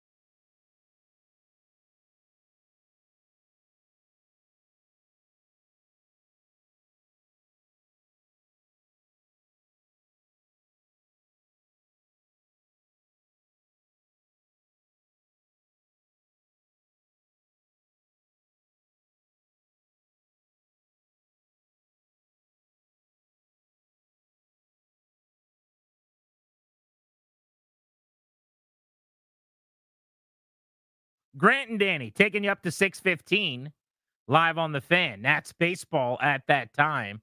Before we get back to the phones, MGM National Harbor listener lines are hopping as we talk the RFK Stadium site as a viable home for the Commanders moving forward. I just saw this clip online. I don't know when it's from, but it was being passed around as if it's news. It really doesn't matter if it happened 10 years ago or yesterday. Danny, what would happen? You're out on a boat. Okay. You are just off the shore in New Hampshire, just doing a little boat. Maybe you're fishing. Just a normal day. Just you and a couple people doing some fishing. And then a whale decides to capsize your boat. Well, that's just terrifying. A whale jumps up, lands on the back of your boat, knocks it over, you fall into the water. I'm watching these dudes fall right into the water. They go from standing there, having a sip of their cola, to falling into the water. And a whale is just ramming their boat. That'd about do it for me. We could have a nice moment on the show where, like, I got to tell you, man, Danny was, we had our issues over the years, and, it was a challenge sometimes to work with him, but, it was fun, and I'm going to miss him. Like, that's the end. Like, the panic, the shock. That's it. I'm done. This was the news story that was making the rounds today. Well, do you remember that scene in Jaws where the shark jumps onto the boat? Well, this isn't a shark, but a whale breaching and slamming into a small boat along the New Hampshire coast. Two teenage boys who were out in Portsmouth Harbor got an up-close experience with the whale. This video, as you can see there, shows it breaching onto a nearby boat, causing it to flip over. Thankfully, none of the boaters were hurt. Stay away from me, whale. Can I say this and not have anybody mad? Oh, who knows? People are going to be mad. They'll be mad no matter what. That whale's kind of a jerk. Like, what's he doing? What's that all about? No reason at all. Right? Nobody was bothering you. What? You think they're fishing for you, whale? There was no need for it. In the words of Mike Singletary, I can't coach with Can't that do whale. it. Can't play with that Can't whale. play with him. Can't win with him. Can't do it. Shane's in Oxon Hill on Grant and Danny. Shane, is the RFK site over-romanticized and overrated? Yeah, I'm going to say that it's a little over-romanticized and overrated. I think it's everything that's wrong with our fan base wanting to hold on to old things. And I'll just throw in, the Hogs and let's be the Redskins again and this, that. And, my kids don't understand what a pig in a dress is. That's not cool to them. We're in 2024. You know what I'm saying? So when they see things like that, that's not something that they remember. So I say that to say, I'm 35 years old.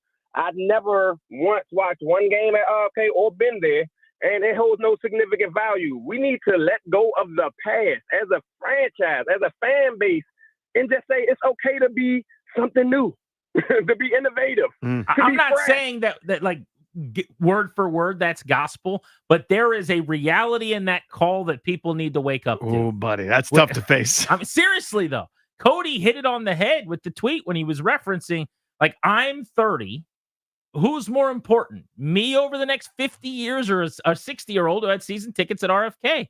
Let's go to, I believe this is Fred in Northern Virginia. Fred, are you there? Yes, I am, fellas. How y'all doing, man? Look at this. Smoody. Look at this. So Smoody hit me up and said, I got to talk some sense into Danny. So Smoody, the stage is yours. Go. First of all, Danny, I want to say this to you. On behalf of all the guys that played in the, late 90s, early 2000s, 2010s, and now the 20s, we want to apologize for the effort in the games and what happened, the emotional ups and downs. We understand what we have taken y'all through as a fan base. We understand what we have been through personally. We understand everything that's happened over the last 30 years. But what we're saying is now that everything is anew, and I'm talking to Commander Danny. I'm not talking to Grant because I see Grant constantly on Sundays, rain, sleet, snow. He's doing his job. He's reporting. He's loving every moment of it. But to you, my friend Danny, I want to say this. I want to offer up olive branch, first of all, and I want you to say, you've been in a neighborhood, and it was a house that people let get run down, and some new owners bought it, and they remodeled the house. They put a pool in the backyard. They redid the front yard. They rebuilt the house. And I want to invite you to FedEx Field cordially. I want to make sure you and Lil Danny, you and your kids, I want to take you on the field before the game. I want to let you meet players and reintroduce yourself. As a guy that's been missing for 30 years, I want you to reintroduce yourself to not only the fan base, but the football players while I show you a first-class time. We're going to go on the parking lot, and we're going to go to tailgate. Yeah. We're going to drink a little bit. Snooty, get him a golf cart. Take him to the best tailgates. Yes, I'm going to show you first class at the field. I'm going to show you what's new besides the owner. I'm going to show you what's new besides the head coach. I'm going to show you what's new besides the quarterback. I'm going to show you what's new besides the new era of Washington that you're scared to jump into. I'm going to show you everything that you need to see, Danny, to convince you. And all I'm asking for on behalf of all of those players I just named, one chance, just one chance to show you what it feels like now. Not what it felt like yesterday, Danny. What it feels like now. Can I please? You got to let your kids go hang with Uncle Fred. First of all, that's so nice. You don't know what it's like standing next to Fred Smoot at places. Like, Fred, you don't even know what it's like standing next to Fred Smoot. At the Josh Harris Can I Buy Everyone a Beer celebration, we didn't make it 10 feet. We didn't. We were going to go get a sausage. I don't even know what we were going to go get. And we never made it. Just because everyone's, hey, Fred, I remember the time, and I saw you at Foot Locker and Tyson's, and 17 minutes later, Fred recounted 7 different stories and like somebody's autograph that he signed. The most popular man in the world. We didn't even get into the game, Smoothie. So, but he's distracting from the point here, Fred. You hear that, right? Yes, he is. I am deflecting. Did Yes. you get him back on pace? I'm filibustering. I'm getting him on. Your kids need to go hang with Uncle Fred on the sideline. Come on, man. He's gonna have. Terry's running out of the tunnel, stopping to say what's up to old Bill. You don't think that'd be a good time? Come on. Come on, man. Bring the wife. You know, like I said, I want to reintroduce you, like the last caller just said. I want to introduce you to something new. And maybe everybody here is afraid to turn the page to the next chapter to something new. Well, everything is new. That stench, that black cloud, it's gone. It's gone. Like, could you please give us a chance, then? That's all I'm asking. Well, that is, first of all, incredibly nice. Second of all, if you didn't play for Manchester City, my son doesn't know anything about it. So, like, they wouldn't be interested. My wife likes the Ravens. That's what I'm talking about, because you haven't introduced him to it, to the American football. I bet. I bet. You blame me? I blame Danny. They don't care. How many games has your son gone to at the X? 0. How many Ravens games? 1. I blame you. Blame me all you want, then. Bad parenting. How can you say love this when I've never put you around it? He's never smacked the grills walking through the parking lot. He's never talked to the fans that said, I've been here through the good times. I've been here through the dark times. Let me tell you a little bit about it. He's never been there and been on that field and felt that fresh cut grass and the sun just shining, hitting the stadium just right as we have new hopes and new dreams. He's never felt that. Let me give him that firsthand experience. Please, I'm asking you. Smoothie, if you could organize one of the dragons from House of the Dragons, you could ride through and breathe fire on all the Cowboys fans or Eagles fans to not scream at me, we might have something. Hey, Smoothie, let me know what week you want to take Truman to the game. He'll be there. I think, Danny, which one? What's the perfect game? Just give me. Is it Dallas? Is it the Eagles? Is it New York? Definitely not a division game. No, it's an AFC game in 2040 when they can fend for themselves at the new stadium, Smoothie. We'll go together. No, how about you introduce him to the past and we do it during the Carolina game, during the retirement of Darryl Green? Ooh, I like that. How about that? That's pretty good. That's actually a pretty good invite. That's a pretty good one. That's pretty good. That's a pretty good one. Do me a favor. And guess what? And this is what I'm going to get you. Yeah. If you know it's going to be a lot of people there to show they love to form a teammate there, Green, there's going to be a lot of older players there. And I know your weakness, Danny. I know if I cornered you in a room and I want you to never leave for a week, all I had to do is bring one Arthur Monk and set him down and have him talk to you. And you know what? Since I know you got that weakness, I'm going to use it against you. And guess what? Come on, Smoothie. You got this. I'm going to be there. You got this. God, you're convincing. At least let's tell him you'll think about it. Of course I will think about it. What an unbelievably generous offer. And it's so cool that you just called us on the phone, Smoothie. We appreciate I was listening. I've been listening to you and your disdain, Commander Danny. For years, I've been listening to it. And you know what? I refuse to turn because I want to take that gluttony and that pain that you're just spewing out. And I was like, you know what? The best thing I could do for Danny is cure his illness. The best thing I could do for Danny is expose him to what he's sick of so he can become immune to it, so he can start to like it again. So that's what I'm going to do. What an eloquent that's perfect. man. Smootty, if that's your fault, do you play with a broken chest that time? You're my guy. Smootty did his job. All right, Fred, we're going to hit you back up for an update on this soon, okay? All right, let's work together, family. All right, we got this. See you, dude. Appreciate you, bro. That's our guy, Fred Smoot, on Grant and Danny. That's not a bad offer. Well, that's a pretty good sales pitch by Fred Smoot. By the way, how does every company not have him on the payroll? We should be having him sell Odyssey. That's a pitch man right there. Across the hall down there. Good he had heavens. you at no to probably not to now like. Do I get to meet Art Monk? We'll see. Well done. G&D on the Fan.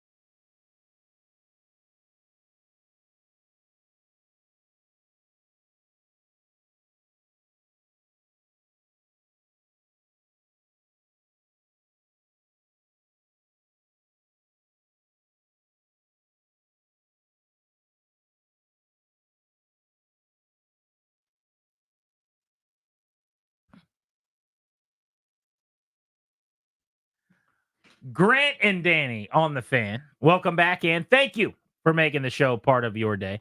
We're with you until 6:15. It's a Top 5 Tuesday, which means at the top of the hour, we're going to have to rank 5 items in a category to be determined. Darius is going to have to pick the category based on your suggestions at facebook.com/Grant and Danny. So you go suggest facebook.com/Grant and Danny what you want to hear us rank. Darius will pick something. It feels like it ends up being food a lot, sometimes non-sports, but it could be a sports-related topic as well. That has happened before. Oh, we've been talking about the RFK site. Let's put a bow on this conversation. Question for you guys: do we over-romanticize it? Is it kind of an overrated idea that they've got to be at RFK or it'd be amazing if they were back, as opposed to just something incredible in Maryland or maybe even in Virginia? Let's go to Kendall in Temple Hills. What's up, Kendall? Hey, what's up, fellas? Hey, buddy. Hey, Fred Smoot, man. The boy can sell anything. He's You hear me? hilarious. Yeah. I'm in sales. He's a world-class salesperson. For me, it's RFK for a lot of the reasons everybody mentioned. And I don't, it just to be sure, it's a little nostalgia, but it's not trying to recapture the past. I just think it's the best place for it, for what you're looking for. More importantly, we're in Maryland.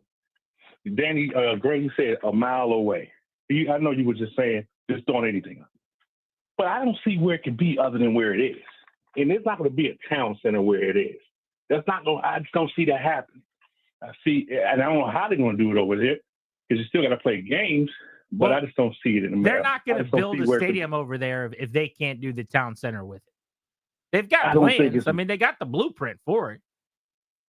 I don't see it. I just It's don't easier see it to do it there than it is RFK. Because you can keep in mind, you're going to blow up the current thing, flatten the ground, slide the actual stadium down a little bit, and then you could start building your retail and other stuff there. I personally feel like it's not going to work.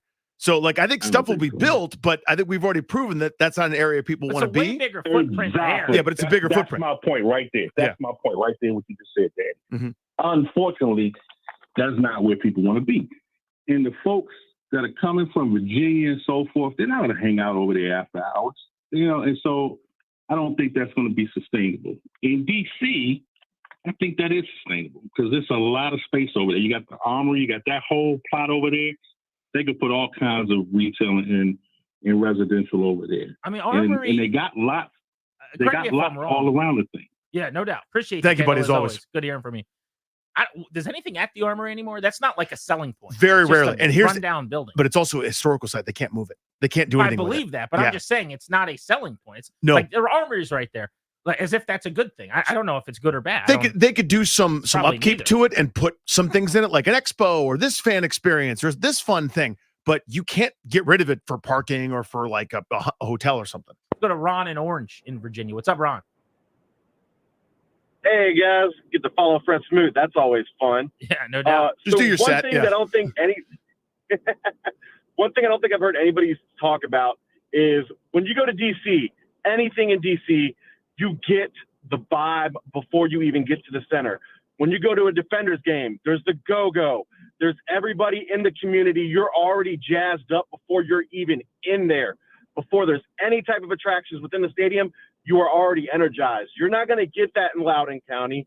You're not going to get that in Landover. I mean, in Loudoun, you're going to be with suburbanites who'd rather be at a brewery or at a winery in between Aiden, Jaden, Caden, and Raiden soccer practices. There's no energy. There's no buzz. DC, you get that. It doesn't matter that the bar is next to the stadium.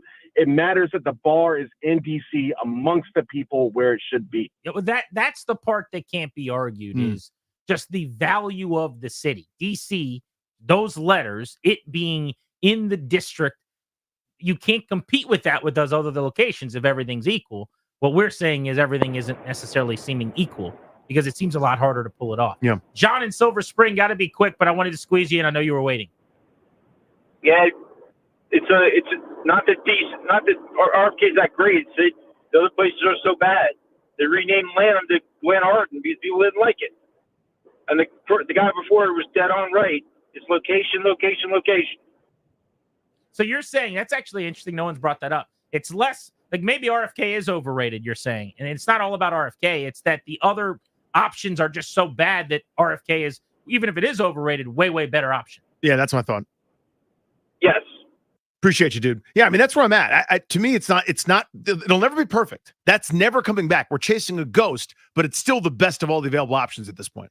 Top 5 Tuesday, next on Grant and Danny. Plus, we'll get you ready for Nationals baseball and hit the headlines from the day that was in sports before we get out of here on the Fan.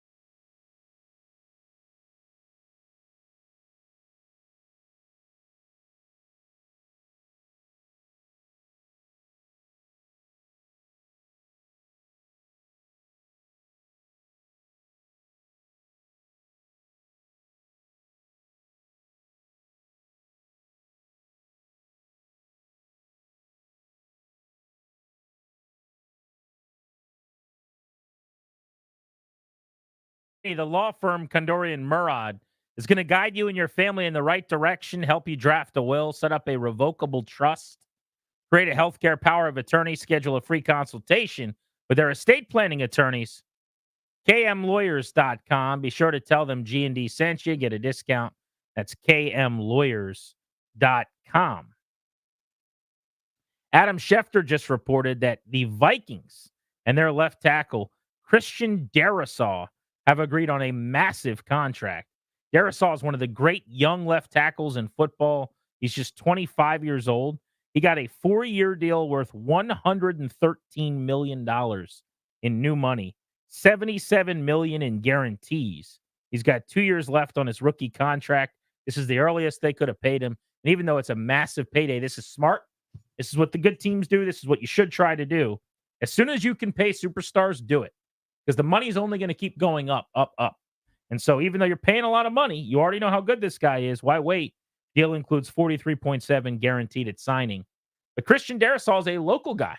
Done very well. He went to Virginia Tech. Yes, he did. He is from Petersburg, Virginia. He actually went to high school, speaking of FedEx, out in Upper Marlboro, Maryland. He went to Riverdale Baptist. I don't know where that is, other than that it's in Upper Marlboro. It's in there, yeah. Do you know where that is? Yeah, I've been there. I don't know exactly where it is, but I've been there before. I always thought it was in Riverdale, Maryland, but I guess that's not a thing. I got no file, but he went to Riverdale Baptist, Upper Marlboro in Maryland. And we played them in sports. A couple things. Number one, Christian Darrisaw is one of the nicknames we have for Darris. That's true. So congrats, Darris, on the payday. Christian Darrisaw, you got paid. Number two, there are a number of people, and I'm going to point right at myself, who were screaming to anyone that would listen, draft this person. But you know who we drafted instead? Take a guess. It's fun. Jamin Davis, everybody. Ladies and gentlemen, if only it was so bleeping obvious to everybody. They took a second-round linebacker. The Vikings have a Pro Bowl caliber left tackle that they just paid money to. I wish he played here. I think about this all the time. Yep. No. You don't know where I'm going with this yet. You said, yeah, like I'm thinking about how good Darrisaw is, but I also think about that. Mm-hmm. But here's what I think about all the time. We shouldn't bring up Rivera failures because it's just mean at this point. Like, he's gone. They fired him.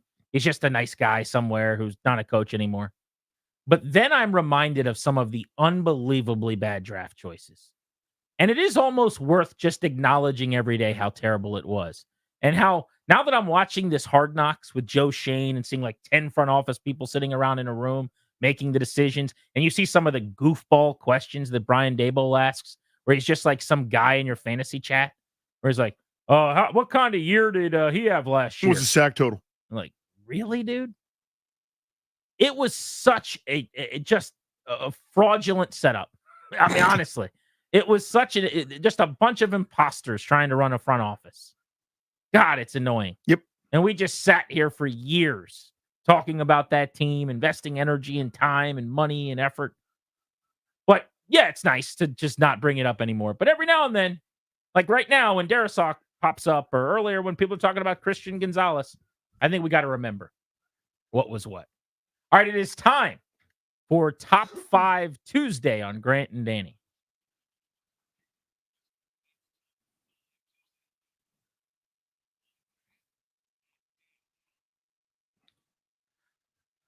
In full disclosure, Darris told us during the break which category he'd chosen so that we could do our ranking. We got to prep a little bit for you. Darris, tell the people what the category is that you chose from the suggestions at facebook.com/Grant and Danny. The people spoke via facebook.com/Grant and Danny, and we thank you for doing so. Jacob makes today's suggestion, which is top 5 favorite things about football season. As football, of course, is right around the corner.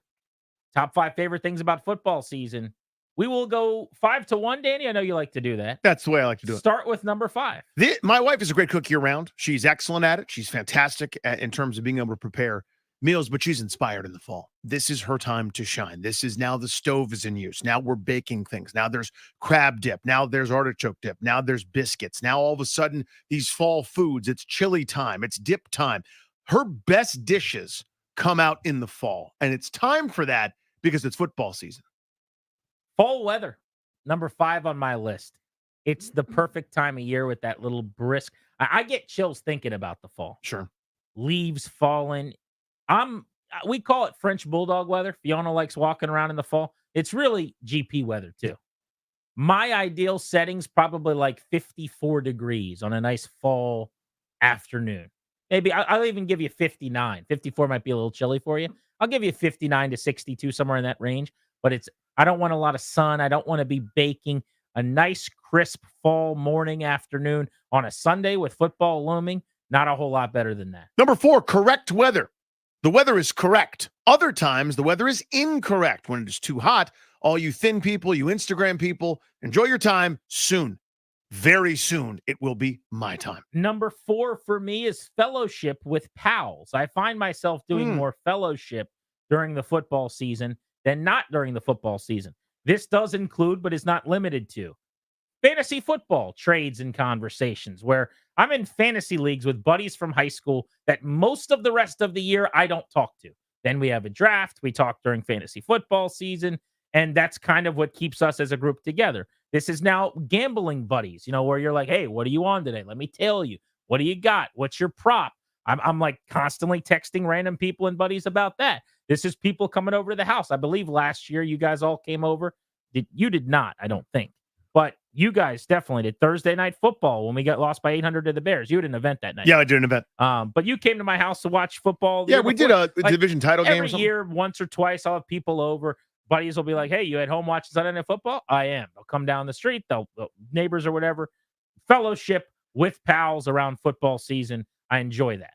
We have a similar list, it seems, my friend. Number 3 is fantasy football drafts. Fantasy football drafts. Fantasy football during the season, I find myself irritated all the time. When I get beat by some waiver wire noob or some bit of dumb luck, or my superstar has 0 targets in a game for some reason, I get exasperated. But the drafting process, studying, researching, making picks and selections is unbelievably joyous. I love fantasy football drafts. Shout out to Anthony, who tells me Riverdale Baptist is off 202, very near the courthouse in Upper Marlboro. Yeah. So we had that in the office pool, I think. It's up there somewhere. Number 3 for me, these are the top 5 things on Top 5 Tuesday that we like most about football season.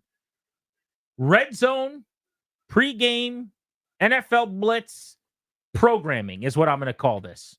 This is all of the shows that I like. These are all of the programs that I like to watch. I've got a rotation. There are audio forms, interviews I listen to every week.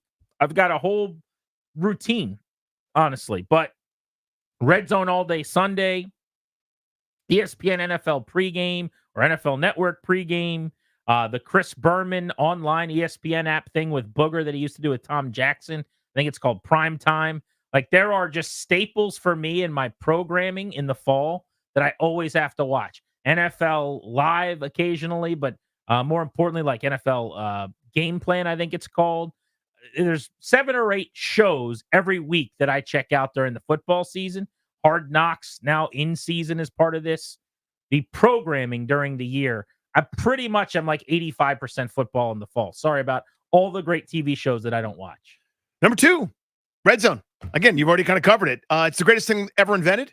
The forward pass is like 1. Bread is 2. Air conditioning is like 2A. Red Zone is right there in the top 5. It's perfect. It's joyous. It's excellent. It fills my commercial breaks. It's all I watch once Washington is done playing. It's a cliff notes for what's going on in the league.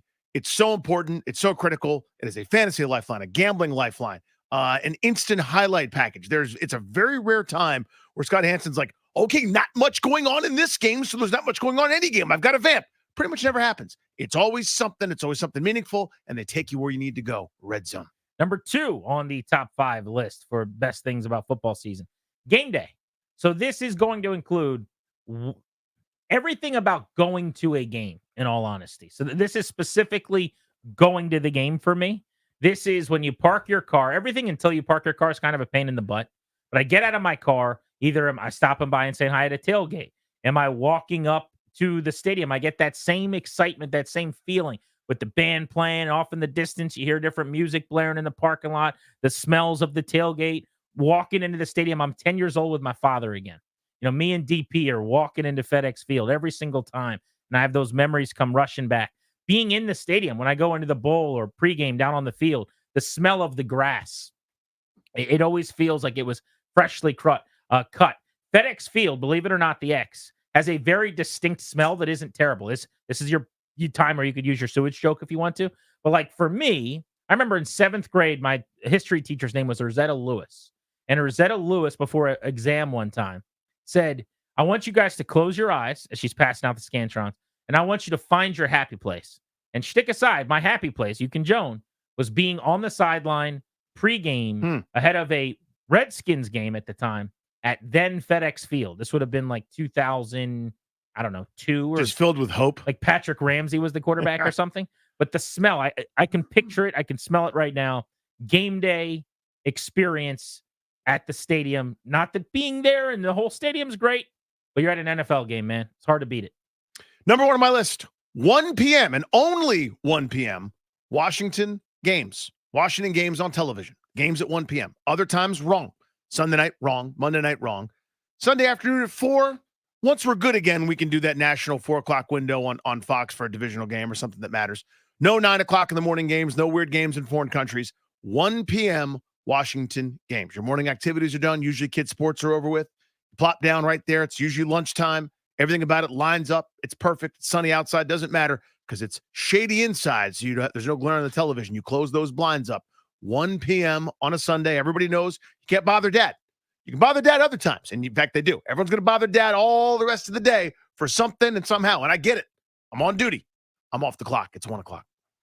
So mine is very similar to that. Number 1 is just my setup. My entire day on the couch watching ball starts at about 11:30 with pregame, and it goes all the way until the end of the day and Sunday night football. This includes the snacks, the Coke Zero I've got in front of me, the chips and the dip that are ready to be plated, bowled, whatever. We are ready to go. The entire day, knowing from 11 to 11, essentially, it's football day. And we only get 20 of these, and it's every Sunday, and that's the plan. No one else is going to be involved. No one else.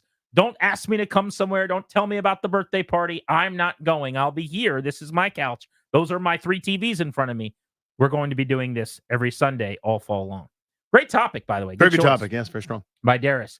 Top 5 things we like most about football season. It is time to figure out what the Nats starting lineup looks like. We'll get you your Nats lineups presented by the Window Man. Since 1989, the Window Man has been the educational window company. Get your free, no pressure, in-home estimate at thewindowman.com or at their Fairfax showroom. Behind pitcher, DJ Hurst, DJ Hurst, DJ Hurst, leading off, batting shortstop. Leading off, batting shortstop, I'm sure. Leading off, playing shortstop, see, Jake Abrams batting second in right field, Lane Thomas batting third, your DH, Jesse Winker. Batting fourth at first, Juan Yepez. Batting fifth in left field, the James Wood. Batting sixth and doing the catching, Caber Ruiz. Batting seventh, playing second base, Luis Garcia. Batting eighth and third, Trey Lipscomb. Batting ninth, your guy, my guy, our guy, Jacob Young at center field. 2 things. 1, Juan Yepez is hotter than Margot Robbie and Wolf of Wall Street. Hitting .367 with a 10.07 OPS. Scoring the ball up a little bit. I feel like he's hit 9 balls off the wall at this point. Only the 1 home run, but a lot of balls have been to the warning track or the wall and fallen in safely. Second, James Wood coming off the 3-run homer in the 8th to win the game on Sunday.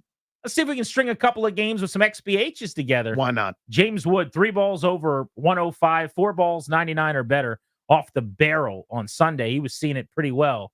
Looking forward to watching his plate appearances tonight. 4, Darius and Ryan. Grant and Danny saying so long. Big payday for Christian Darisaw, also known as Darius Dameron. Yep. So next time you see him, tell him. Ask him for money. You want some money and or a drink on him. If you made it this long, Darius owes you a drink, I think is what I'm trying to tell you. Is that what it is? Yeah, something like that. Till tomorrow, Vargas. Thank you for coming.